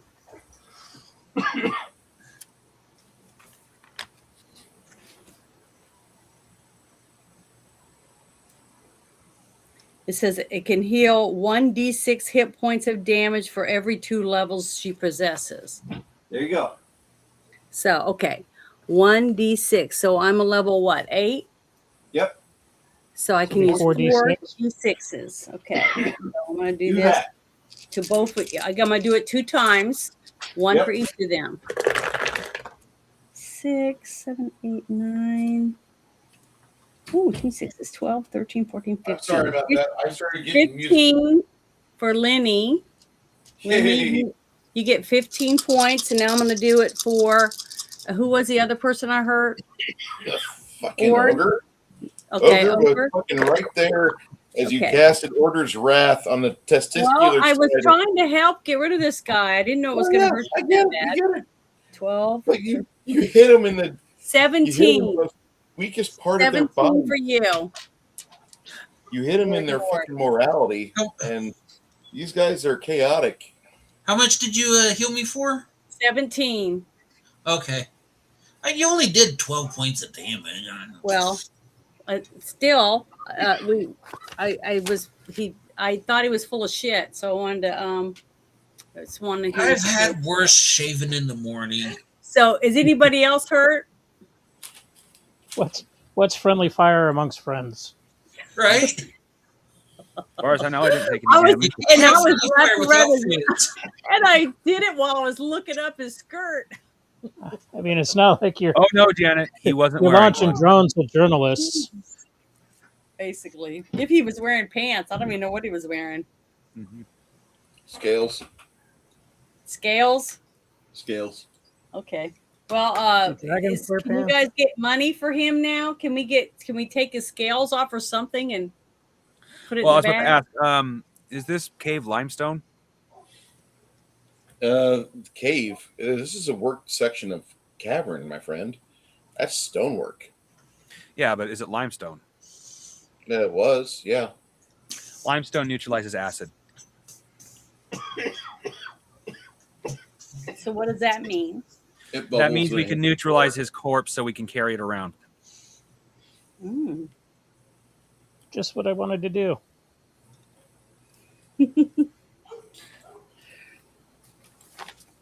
Should have took that chicken wing deal. Just imagine though how funny what a view that would have been of me laying there grabbing his ankles. It's so stupid, but I was desperate. You know what what we really did in that moment was punch up.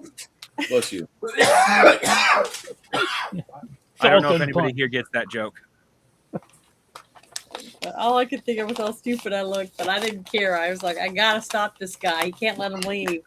Okay, well, After for everything quick we did. reference, what I meant by we need punch up, there's a character, I don't know if anybody here's played Dispatch. There's a character in there, he's basically a dwarf, and he has arms to go with it. He's called Punch Up because the reason why is part of the Phoenix program, because he's a villain. His favorite form of assault is punching it straight up into a guy's nuts. Peter Dinklage did that a few times on Game of Thrones. Something for later after we're off stream. Well, congratulations, everyone. That was good. Killed a half dragon as a team. So With a Janet, wicked so you sword. know, Killed a half dragon. so Janet, just so you know, there are 2 feats. One is silent spell, and one is Still spell. Still spell. What silent spell does is you can cast a spell without making noise. Still Okay. spell is when you don't use wave your hands somatic components. Otherwise, these spells, when you cast them, sound like this. Oh, And you're waving your hands Yeah, around Janet. like and they know I'm casting it on them. yeah. Or at least casting a Oh yeah, spell. Janet, the best way to put it. Yeah, Janet, best way to put it, since I know you do watch anime. You know how in every anime they go 16 finger strike pistol or something like that? That's the Yes. equivalent of what you have to do for casting a spell. Okay. All right. So I need to put a love note anime, that and I love says your martial arts cast stuff. silent first, then do the other spell. Yeah, pretty much. You'd be dropping. You'd be saying something like, "I'm casting with still spell and silent spell." So like your second level spell now goes up to like a 6th level spell, but nobody knows you're really doing it at all. Okay, that's what I wanted. Only So the from astute now would see it. on, that's what I'm going to do. But now I dropped my pencil or something. Now I can't find it. Damn, I'm having a bad day. So, is there There any it reason to be in this room with a burning casting Silent. couch and a bunch of I'm corpses? going to write that next to that spell. Sorry. No, Janet, those are feats specific to you, not just that spell. Like you could use them on any spell. No, I know, but I want to use them for sure for when I'm casting that spell to see if someone's telling a lie. Oh, you're writing it specifically to remind you. Okay. Yeah, so to remind myself next time I cast that to make sure I use that when I do Well, the it. problem is, one, you don't have either of those feats. Oh, I And don't? two, you don't. No. You don't want those anyway. Oh. The only reason why you'd want those feats is if, like, you wouldn't really want them, but you would want to have each one available on an eternal rod. So, like, you could use a rod in each hand, put a rod in each hand, and then you say, "I'm casting a spell with these 2 rods in hand," and then the spell will go off, and you get the use of it, and then you can put those rods away. But I do have a spell, a silent spell Remember, we used it that time we snuck in and nobody heard us. Yeah, Silence but, spell is great. That's a silence 10-foot radius or 15-foot radius, whatever it is. And it's a 3rd level spell, costing 9 mana. Hmm. And it makes an orb of it makes a spherical area completely soundproof. So if I did that before I cast it, would that work? because It you would would not be able work, to cast. but you would have to do a concentration check because you can't hear yourself doing the spell. Oh, okay. Actually, you Damn. can't cast a spell this amount of So components in basically, a period. you can't if I do don't that. want that to happen again, I just There you can't cast Discern Lies. No, you just can't cast a spell in front of someone that you're trying to talk to. It's not diplomatic. So Yeah, next time I go and I hide behind everybody and just whisper it to myself. Whispering doesn't work. You have to you have to speak. cast it. You have to Okay. cast it at volume. Okay, so I don't know how I'm never gonna cast it again then without them knowing I'm just think they're lying. Stab them. It's easier for everyone. Stab 'em? If you don't want to stab them, you just say, "I'd like to cast Zone of Truth on you," because no offense, I don't know you that well, and I just want to make sure you're not full of shit. I like the idea of us behaving normally and let's be transparent with each other. And if that's too forward, I don't know what to tell you. That would be how I would role play that out. Yeah, Janet, a good example. What you just did was what Bruce is suggesting is, oh, hi, how are you? I don't know you. I don't want to trust you without getting to know you. What you just pulled was, hey, motherfucker, here's my gun. Now answer my questions. Yeah, and basically, like, are you hiding any memes in your closet? The Minister of Media would like to know. And you're not talking about you love bacon on social media, are you? For our UK friends, we feel so sorry that you're in your situation that you're in, but you did this to yourself. Well, I'm sorry, guys. I was trying to help. You're fine, Janet. I thought he I'm was just trying lying through his teeth to get us to get the sword from us.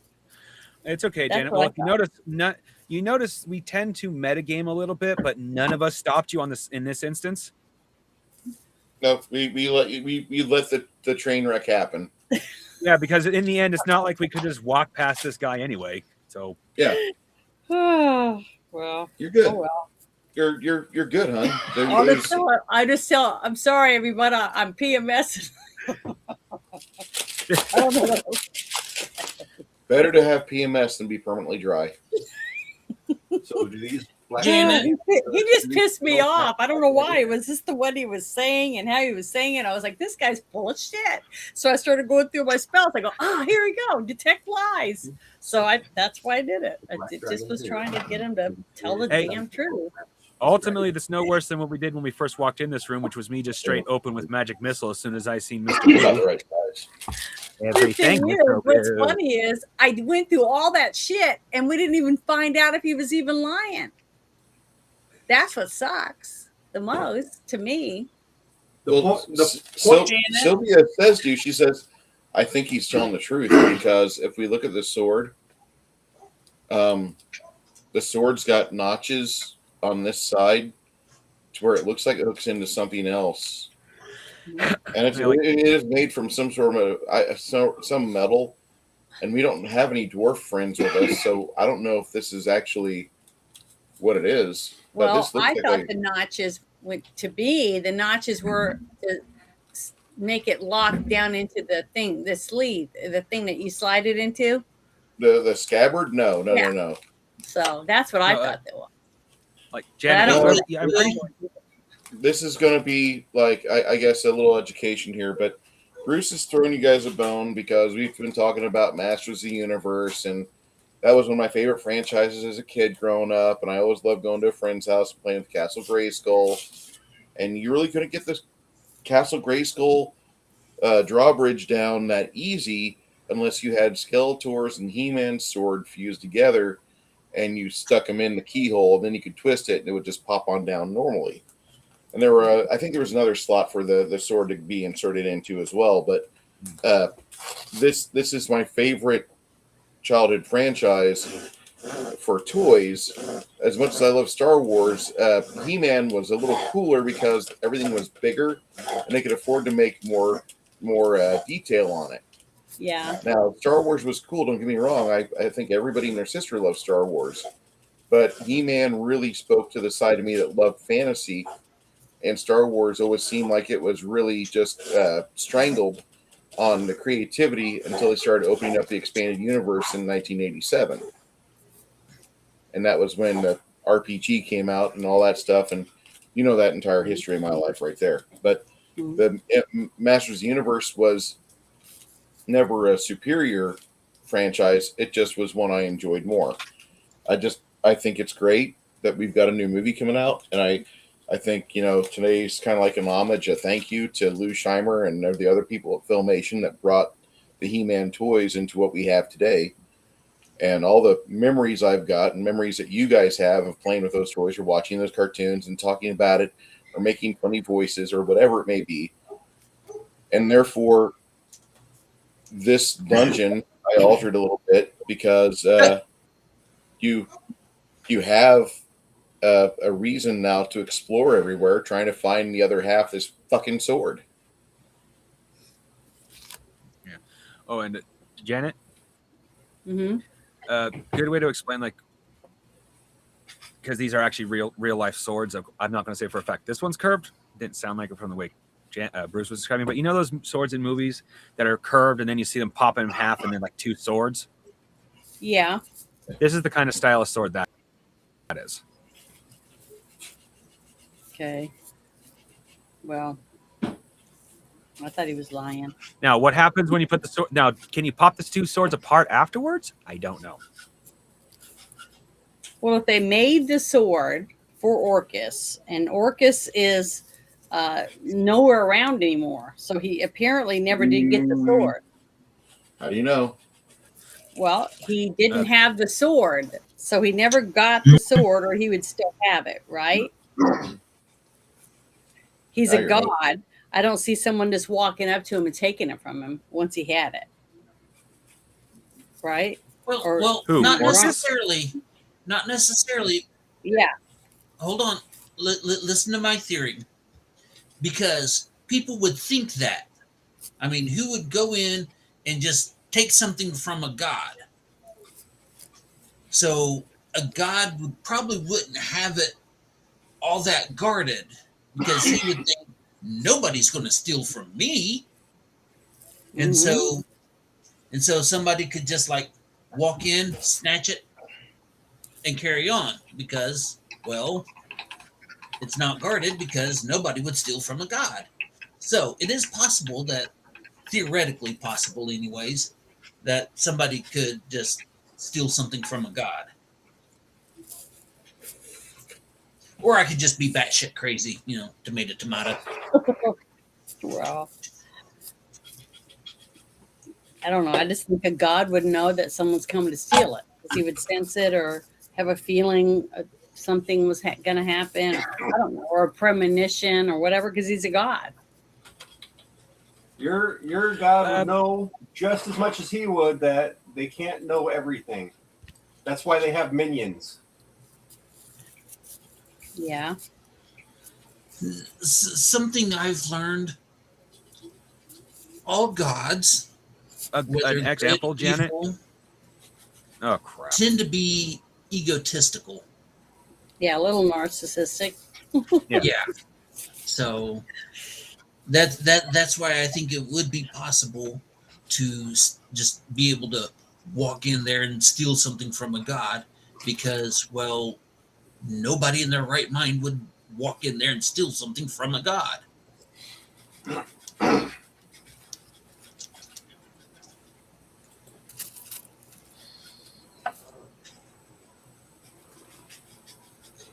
Have you ever seen the movie Drive Angry? Yes. No. Yes, I love that movie.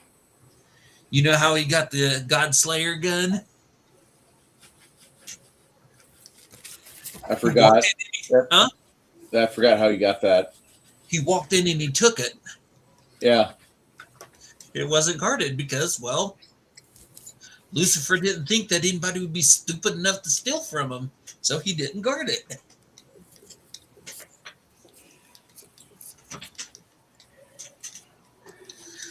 You also have to take into consideration, Janet. I don't know if Pathfinder directly is, but I know Pathfinder is kind of based off of D&D, and of course, Bruce's game is also based off of Pathfinder. But the correlation to all this is that would you say Sauron from Lord of the Rings would count as a god, even just a minor one? Yeah, I guess. He never found the ring. It was only when someone put on the ring, activated its power, did he know where it was. And even then, it took him a while to find it. If you put the ring on and took it off soon enough, he still didn't know where it was. That's how Gollum managed to stay hidden for so long, despite wearing the ring and getting corrupted by it. In fact, there's kind of few suggestions that part of the reason why he was so deep in the mountains because it actually prevented Sauron from seeing him.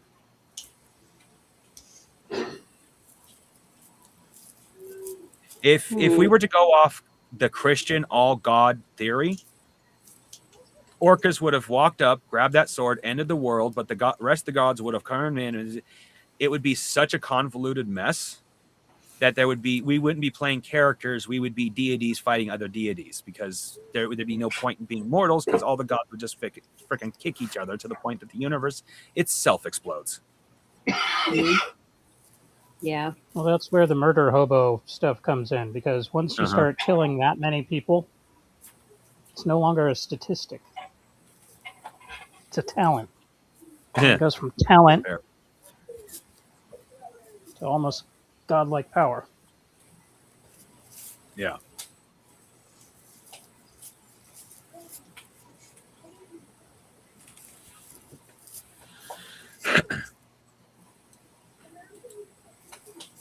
Well, now, if there's gods out there with like a room temperature IQ,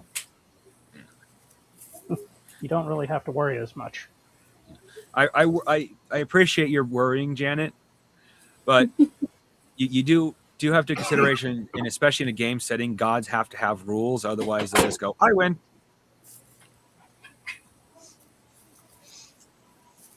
Well, I figured he was dead, and that was why he didn't have the sword anymore, or they were making it, and he just never received it.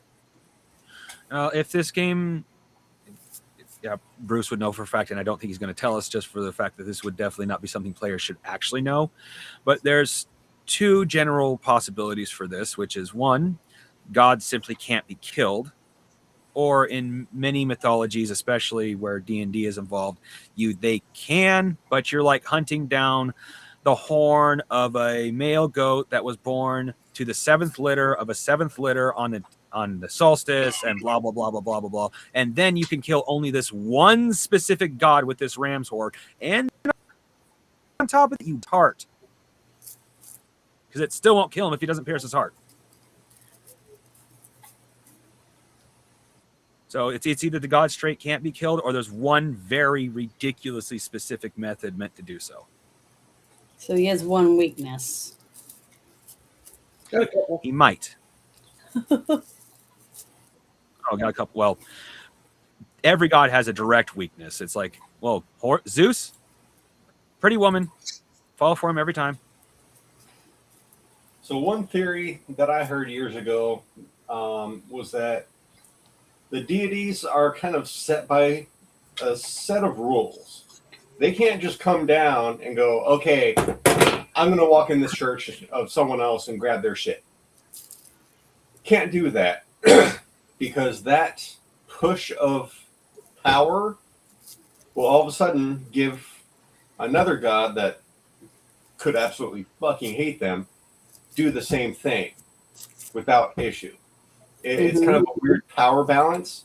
If I do this, then it's going to give this god that I don't want above me to have a chance to get one over on me.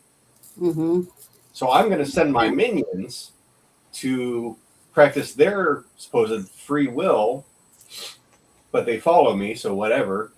and they're going to either protect my home or I'm going to send them out to do this for me, where I can still leave my stuff protected. You know what I mean? Yep, that makes sense.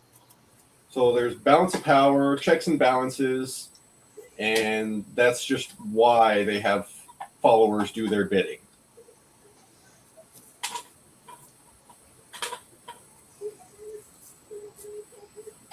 All the dogma in the game is just to keep their minions in line. Yeah. Don't want to go too deep into that, otherwise we'll Janet? start playing Planescape.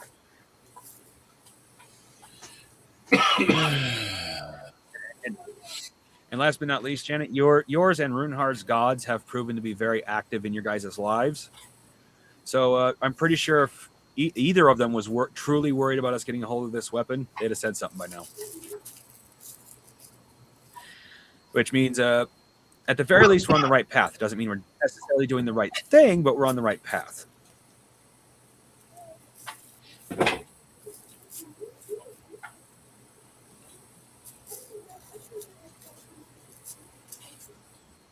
If that makes sense. Okay. I do genuinely, if we have to, throw this of the sword into a holy vault or equivalent. And we know for a fact it's 2 halves of a sword. Yeah, but well, do we want to risk? Should we take the part we have and go throw it in the volcano, then come back and get the other part and do the same thing? Because what's the risk if we find the other half and then somebody puts it together? You saw how powerful it was, just a part of it. Here, okay. A question I need to ask Bruce in front of everyone. This thing's an artifact, right? Yeah, it is. Artifacts are different than magic items. Yep. Magic items, you can use Mage's Displacement, which is a 9th level spell, which is 10th in this game. But you alert deities to its destruction, and they may or may not come down. It's like, hey, that was mine. Yeah. So you know why they had to bring the ring to Mountain Doom, not just any volcano? Mm-mm. Because the ring was an artifact. It had to be that volcano that it was created in. That's what made it an artifact. That's why they couldn't just go to another volcano. Okay. So we have to find out. Every artifact has specific means to destroy it. Never easy. No, they're never simple. So we'll have to research how to destroy it then, if we decide to do it. And be quiet about it. Man, we probably should have looked that up before we went and found it. Or to learn from that. Yeah. I know how this is going to make you feel, but I'm sorry. But I kind of said that last time we were playing, and when we started talking about this sword, that we weren't just going to be able to destroy it. We were going to have to find a very specific way to do so. And depending on the consequences, because there's, like, for example, in Palladium, you can destroy basically the equivalent of an artifact weapon or an artifact period by what would be considered normal by any means. But you have to have a ridiculous level of power, and woe you to the consequences of breaking such a weapon. Yeah, it's what I just said. Mage's Disjunction is in Pathfinder 9th level spell.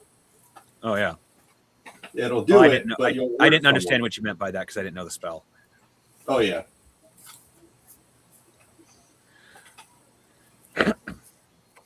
Yeah. Like, typically in Bruce's games, when we would find an unholy weapon, we would bring it to the church, and they would have someone cast that spell. Yeah, they just get rid of that. It's over, gone. And really, they're just paying us for getting it off the material plane. So then I guess that is the best thing for us to take to the church and let them do with it. No. It's one thing when you have the local priests who are usually not corrupt. Sometimes they are, but you regular magical cursed item, whatever evil, right then and there. Something like this could very easily end up in the quote unquote Vatican vaults. Of course, we destroyed it while we study it and tempt fate. Exactly. That's why I'm saying throw it into a holy volcano. And the best part about, especially if we do a dwarven volcano, we can fetch it later. Dwarves have the technology. Well, that's the thing. It might not be a toss in the volcano situation. No, that is true. I mean, we have time to research, thankfully. It's like we're not, as far as I know, we're not anywhere near dwarves right now anyway. Not any ones that we'd want to try to deal with anyway. Since there was bandit dwarves up here.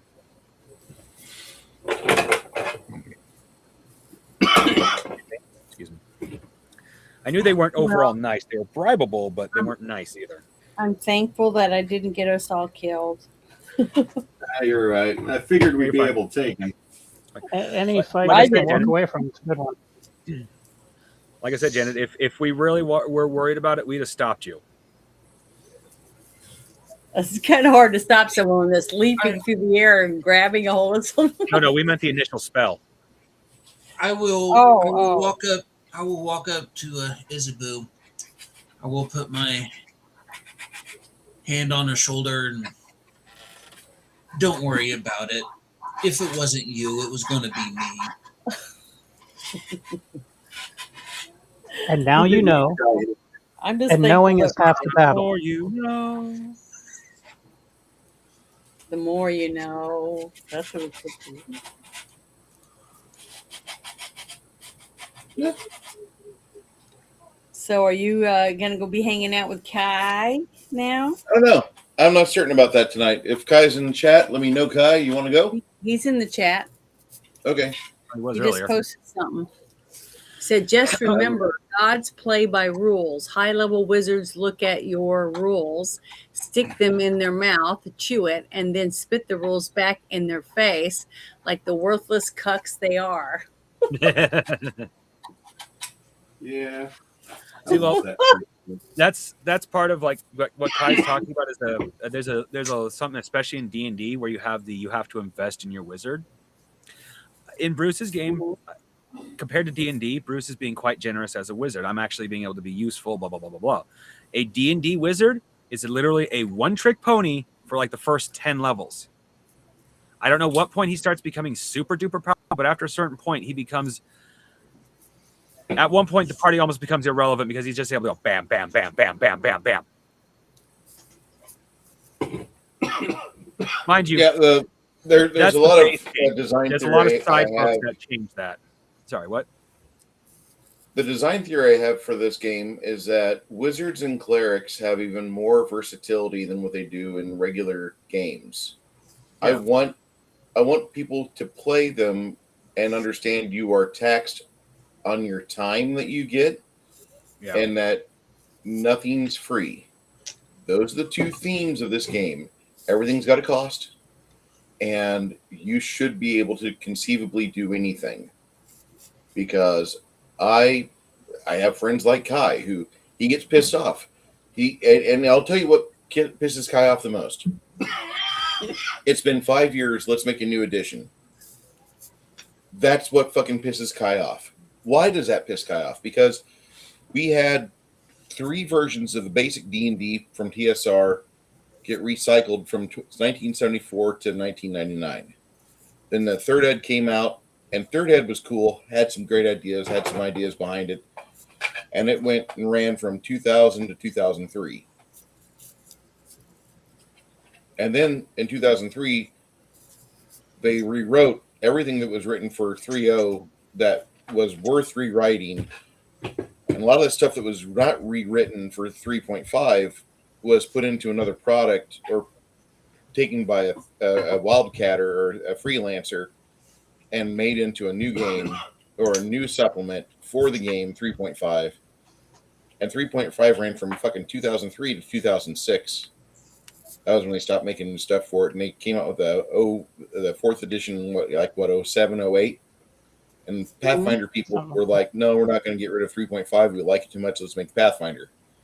And so we had that run from 2009, essentially 2003, all the way up to 2017, 2018, somewhere around there. Because Pathfinder was the first edition, had a 10-year span. I don't think Paizo is going to do that again because they lost money towards the end. Their supplements really sucked. They really did. They were super underwhelming. And they tried rewriting everything that was written for 3.0 and 3.5 for Pathfinder, and it didn't work too well. Now the problem is that these people have no imagination. Here's where I get back. I circle back to what Kai hates. Kai hates new editions. Kai gets excited when you have a giant fucking tome like the Book of Spheres, and you have new ways that magic works, new ways to power magic, new ways to cast magic, new ways to get magic from your body and your idea in your head to where it's a physical reality around you. And it's written in the aspect to where it could be played on a battle mat. It's not going to be theater of the mind. You're going to have to make notations on the grid and what happens and such, but all these ways the game has, the imagination never gets fully tapped because big corporate wants to make games that are endlessly repurchased. You want to package your fucking memories over and over to you over the course of your lifetime if you're a dumb enough pay pig to keep buying it. You don't need to buy the new edition of 5th edition if you already have 5th edition 5.0. You don't need to buy 5.5. You don't need to buy 6.0 either because nothing's going to be new written for it. And the thing is that what you need to do is take those existing guidelines from whatever edition you like best and start to play around in the gray areas and figure out how to exactly do stuff. And for me, Pathfinder was the best experiment I've ever seen. And they ran with it for 10 years officially. And I'm going to keep abusing the shit of that system. I'm going to use that. That's my new girlfriend. I'm going to be with that one a long time. But I think Kai's kind of got a good mindset for game design and for discovery of new ways to do the desired things within a framework. And I think that's what me and Kai are probably going to tap the shit out of. And you guys are going to be the ones to test it. I'm having fun. Bruce Finder is the new waifu. Yay. Yeah, Janet, the chart that Kai just put in memes, perfect illustration. Okay, let's go to memes and see. Yeah, this is pretty accurate as far as games are concerned. You have the start of the game edition here, and fighters just go up at this predictable level, and wizards are making pretty fireworks. And then about right here, when they get as powerful as fighters, time to make a new edition. If they would have kept going, wizards would be the god of war. Okay, fighters, we guess just doing the same shit over and over again. But that's the problem that I have with big corporate gaming. And I think if you guys stick around in this hobby too long, you'll feel the same way as me and Kai do. Not that me and Kai are clones of each other, but we kind of feel the same way about corporate gaming sucks. Cut from I a already similar agree. cloth. I've long since got bored with D&D, and I mean one of the things that drew me to Palladium was that they used mana, or PPE as they call it in their game. But it's like a first level spellcaster can cast a 15th level spell. You just needed the juice.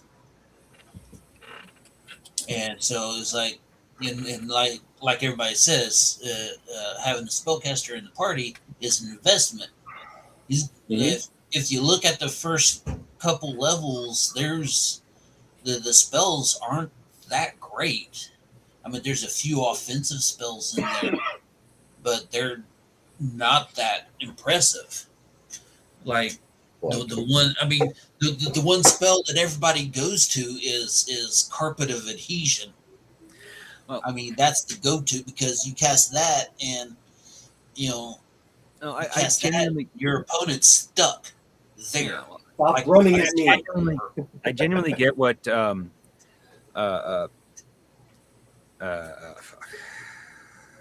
Kevin was going for with the magic system in the base Palladium fantasy. Problem is, it ends up being bit like a base skill system where everyone's just going to build the same exact build. If you want to be combat, if you want to be utility, if you want to be this, because the spells don't really cross over, and especially like the utilities, you might have one or two builds. If you want to be combat effective as a wizard, you only really get one build, and it always ends in Carpet of Adhesion because there's nothing better at that level. Well, but that's a problem with the player, not the system itself. You can, I mean, you can create a different type of spellcaster for offensive or anything else. I mean, yes, Carpet of Adhesion is the go-to, but still, I mean, it's not as cookie cutter as some people make it out to be. And it's like once you get higher up, not once you get the higher up spells, you actually have to go looking for them. Because I don't have the book with me right now to see exactly, but I think you get like one, maybe two spells per level, and even then you can't exceed the character level that you're at. So so it's like if you just get spells as you level up, you're going to be a weak ass spell chucker. So you have to go look for the spells, find the spells. Well, yes, purchase them, find them in a cave, and that's adventure fodder right there. Yes, but what I'm referring to is that unless you delve into the elemental side of the magic, there are actually very few truly offensive spells. Most of it is utility in day-to-day life. I understand that Kevin did not want the D&D, I am nothing but a murder machine wizard. Problem is he swung so hard that way, it's actually hard to build a proper combat wizard without having certain spells or just straight playing a warlock because, well, that's where all of your combat magic is. Well, like I said, at the lower levels, yes, you would be correct, but the higher level, the more powerful, the higher level spells, that's not so much. Yeah, have you played a high level wizard? Like genuinely played one?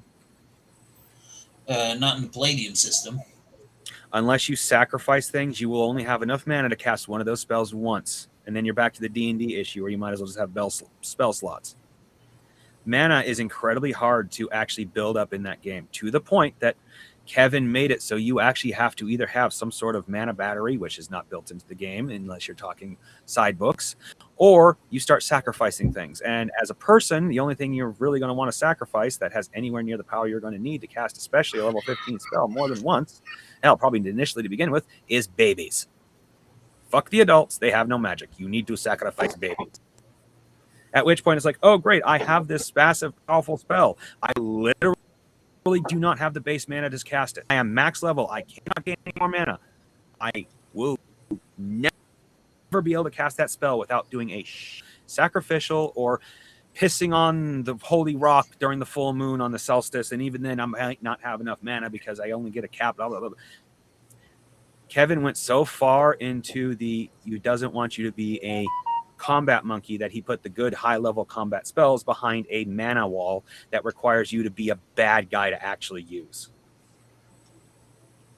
Are you going to be using the levels of magic that require such I levels actually of power? You might as well be a tyrant sacrificing your own population. I've actually, and this isn't just me looking at the numbers. I played a wizard once and we did milestone leveling, so I got to level 15 very quickly. I noticed I didn't have the mana for that. And I went through and calculated 15 different 15 level wizards. None of them would have the magic to cast spells above a certain level without sacrificing things. They just wouldn't have the mana because you do not get a high enough mana boost through each of your levels.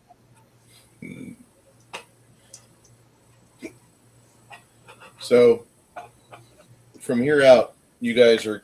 We'll pause the game here. You guys are going to go from here, and you'll discover somewhere else to go, but you're still searching for the other half of this fucking sword. This sword, whoever grabs a hold of it for a limited time is going to be on the block. Is it going to be what? They're going to be the bad motherfucker on the block. Now, I'm going to tell you that Sylvia's been making her saves because I'm putting into a story reason that right now she's still got it in her head like she's going to be bound and determined to be the most diligent mother warrior that there is. The mama bear. There's not going to be a more alpha mama bear out there in the world. And so for the moment, she's making her saves. So she's just fucking with the sword. Like, I got it. I pulled it out of the scabbard. It's whispering in my brain. I don't give a shit what it says. Look, it's got notches. We got to find the other half. Back in the scabbard, into the bag of holding it goes. Who knows what'll happen later? Well, maybe it Hopefully wasn't when we find talking the to other her. Maybe the sword wasn't speaking to her. Maybe it was speaking to her baby. Janet, don't give me ideas. I'm saying. I already love you. You don't have to give me a reason. Just saying, that's what I'd You already be got me thinking. sold on her, guys. Because they're already separated. You know what I mean? Because they're different people. I already told The you. only I way like this people person. You can don't have to share, sell me on them. and the only way people can share is by telling each other what's going on. And when one can't do the talking, you know, that you can't share that information. Fucking. And But are you going Janet's to be right able there. to I would look like for to the point out- 666 behind the ear and then stab the poor little baby with the special knife before the cops come in? I would like to point out that Ogre still doesn't know. No one's bothered to tell him. Well, I was just talking to her. I'm not Yeah, going to tell you were anybody talking to anything. her private. That was a private conversation. I mean, And they're- like, he's noticed that her fighting style is kind of different than what it has been, but I was like, okay, she's switching things up. She's still hacking and slashing. She's still the badass she's always been. She's just doing a different style. Okay, you do you, baby. I'm really happy y'all are enjoying that. By the way, I'm having fun running this little experimental rule set. I'm going to be asking you guys here, and I want to know something. Do you guys like the armor class being a static number, or would you rather have that be a variable, like your to hit, or your? Would you rather that be a roll to block or parry? Can we not have it more complicated? Okay.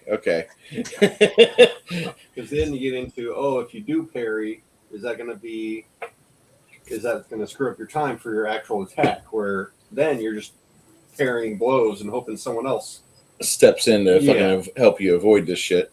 I was thinking, like, at certain mastery levels, you get like between attacks, you can parry X amount of attacks and such, but I wasn't thinking that far ahead yet. I just was like, do you want to have and then parry for someone else that's trying to cast? Yeah, I mean, that could be an option if you want to do that.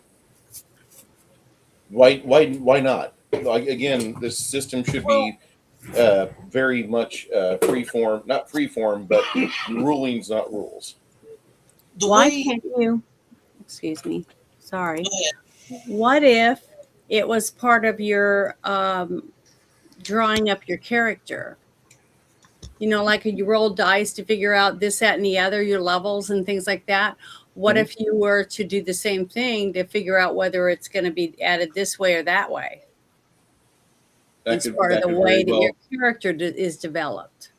that very well could be something that would be flavorful, and that would be something that I would actually throw in the GM's guide for this. And here's how you would probably want to do it. This is optional. Everything's optional. Have fun. Archetypes. Because in that way, even They're if you kind of play okay, the but I hate the rigidness of them. honestly, if you're able to develop characters simply by rolling a dice to see whether it's this, that, or the other, right? Every single time you play the game, even if you have two rogues and two barbarians or two whatever, the game will always be different because each character is always going to be different. I don't know if that makes any sense or not, but that way that no game will be the same as another one. It'll be always be different because, like real life, you know, like we don't pick and choose what we are. We just develop as we grow, right?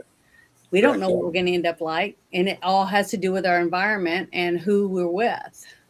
The GM's guide is basically going to be just like have fun, and then like the other 97 or 2,000 pages is going to be just definitions of various special abilities that can be optioned as players develop their characters. Mm-hmm. Which that might be like a little bit much, but I'm all for like have fun.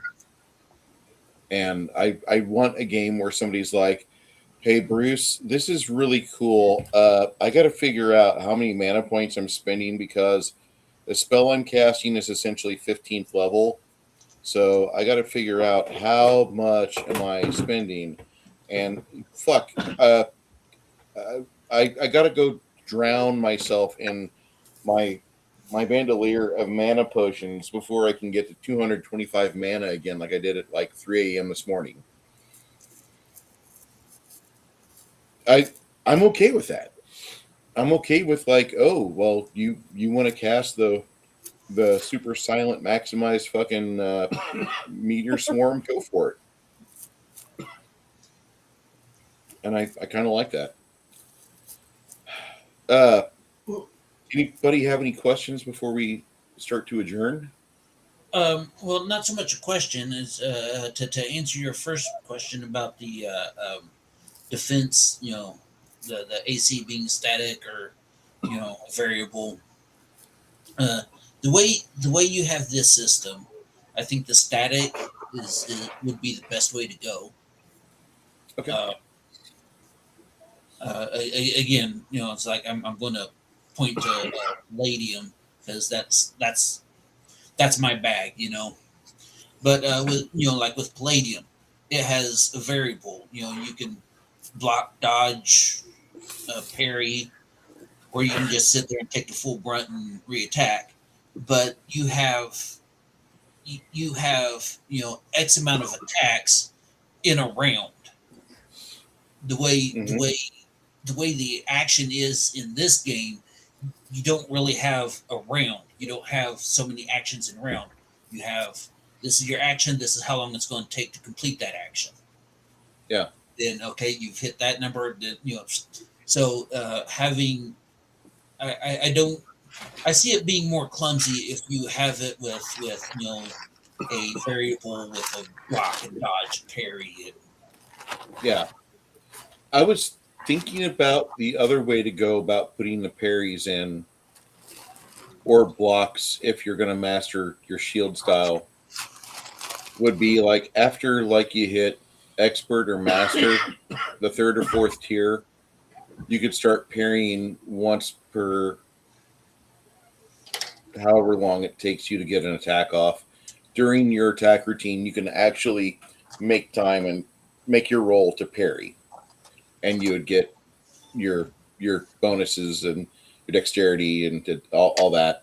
That would figure into whatever it is. Whatever it is you're for your to hit, that's your same for your parry.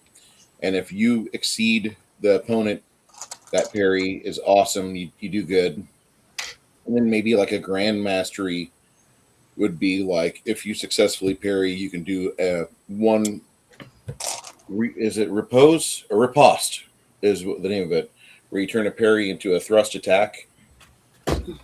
And anyway, I know but- what you're talking about, but but I wasn't ever sure. repose is the French word for it, I believe.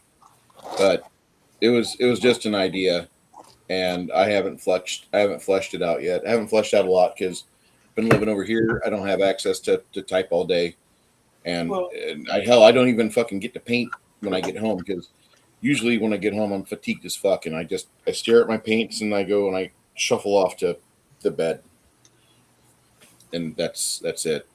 Going through a little bit different stress level. It'll change once I get my pad. I know that much.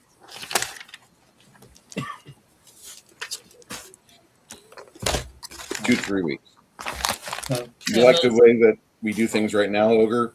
Point Oh noted. yeah, I do like the way things are. I can't think of anything to change. Of course, I'm no great game guru, so you know. Yeah.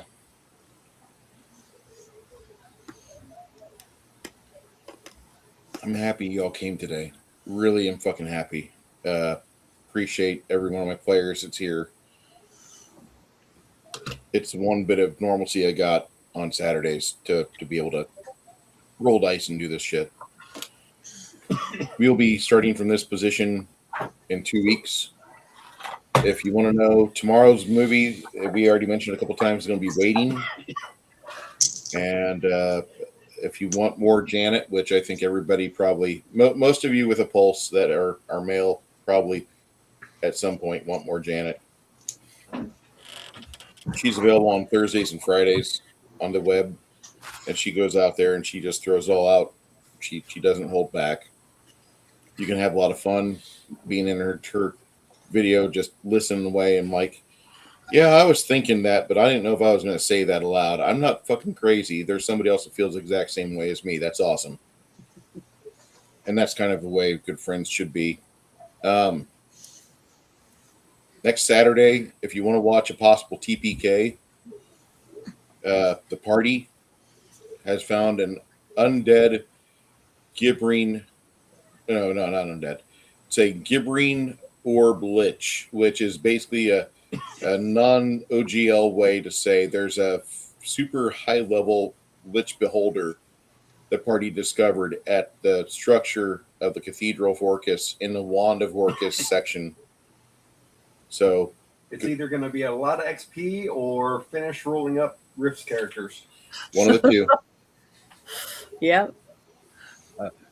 In the Orcus wand area? Yeah, and the statue of the Cathedral of Orcus, they've got the belly of Orcus, which kind of transitions, and it goes to the shoulder, down to the forearm, and into the hand.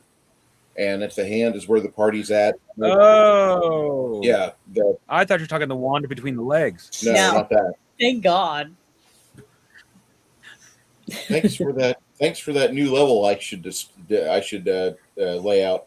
The party about a month and a half ago, the party saw that there was like adjacent to the belly, there's the forearm, and so a certain person decided that he would try to dissolve the wrist so the hand and wand would fall apart. I didn't realize the size. It's huge. I mean, He took a couple chunks out, though. oh yeah, you exposed part of the passageway going into it. Made a teleport spot. Yeah. And so the party is the rescue party is going to appear there. And See? Worked out. So far. so far, You got to add so far into that. can't wait for next week to see how that turns out. I really can't wait for this to turn out because I want to see how you guys do. I love this adventure module because of the fact that there's a lot of things it just writes down. And the person that wrote this didn't remember shit from chapter to chapter. There's some really cool parts of Durbanford's book. Then there's some parts where you're like, wait, did you understand what you wrote 14 pages ago, 30 pages ago? And it's like somebody had like they're the start of Alzheimer's. Interesting, real interesting. But I'm going through the book and I'm looking at stuff. I'm like, I want to use that. I'm going to use that. I'm going to use that. I'm going to use that. Like when you guys get back to Durbanford, like there's a chance there you guys could even hit a spot in the module adventure where if you want, you don't even see another dungeon for like months because there's stuff to do around town. And I mean stuff. So I'm not trying to be a super dick DM, but I'm going to give you the chance to have options and do things, and I want you to have experiences that probably wouldn't happen in other games.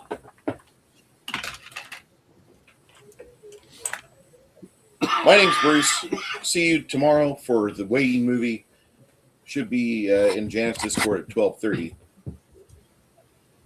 Chris, you want me What's to the pan over? movie after this one? In stream. The movie after this one? For next time. Oh, in 2 weeks? Dirty Harry. Dirty Harry. Okay.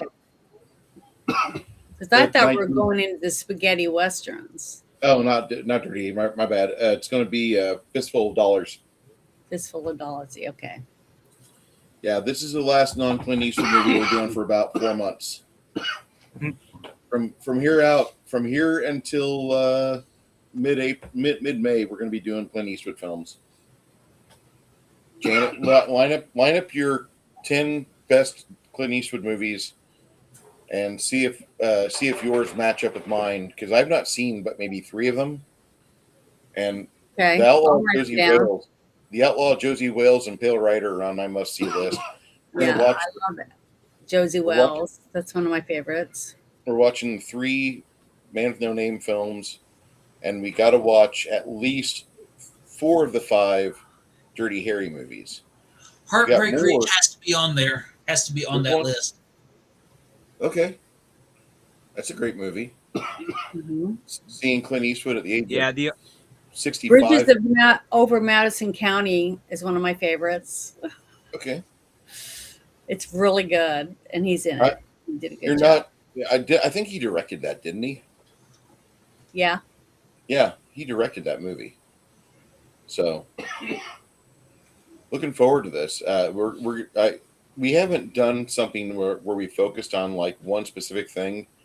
Mhm. For the longest time, we were focusing on 1994, and I think that died because we watched Bad Girls. I'm like, I'm done. I still love that movie, and it's one of your highest watched videos. So It's not a horrible film. I just don't enjoy it. well, I love There's it. a I difference. still would watch it again. There's a difference. Of all the movies we've watched together, the 2 movies that I've not watched since that I thought I would keep watching was Pandorum and I Come in Peace. Mhm. And I really love those 2 movies, but I haven't watched them since. Now, 2 weeks ago, I was out working and I was in Bernie, Texas, and all of a sudden I hear the sound of the start of Starship Troopers. And my YouTube kept playing and it bumped me into the Starship Troopers movie. And I just was like, well, fuck it. This will be an audio drama for the next hour and 40 minutes. And I did that. And I fucking heard something I'd never heard in the past 30 years of watching this movie, where their kids are in the shower and they discover that the one young brown girl wants to have babies. And if you want to have babies, you got to be a citizen.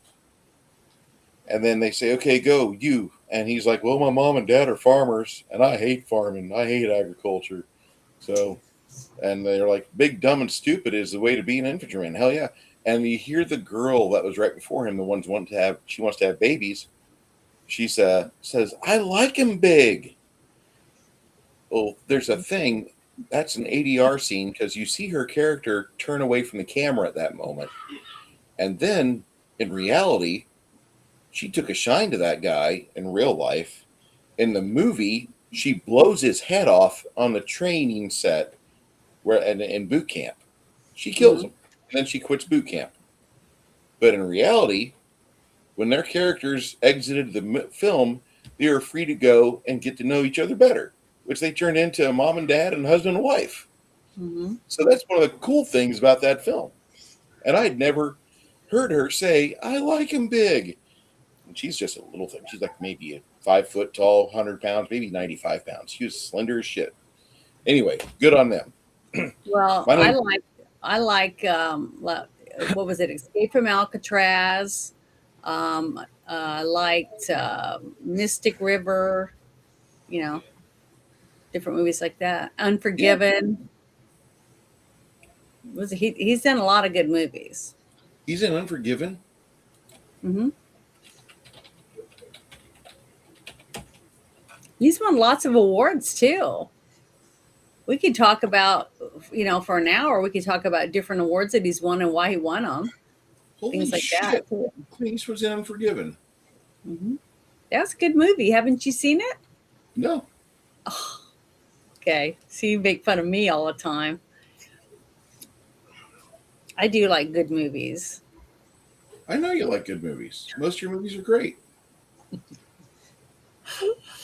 Oh. My name is Bruce Lombardo. With my friends today, I have Nerdy Ogre, Crafting Gamer, Six Nations, 31 Kings, and Janet from Another Planet. I'm lucky enough to be able to do this every other week with this group. I run a game every Saturday. This is my alpha group. They're going through the first play test of the game system I eventually mean to publish and not even become rich off of. I just would rather throw it out there and be like, you should play this. It's free. And it's easier to learn than a bad system.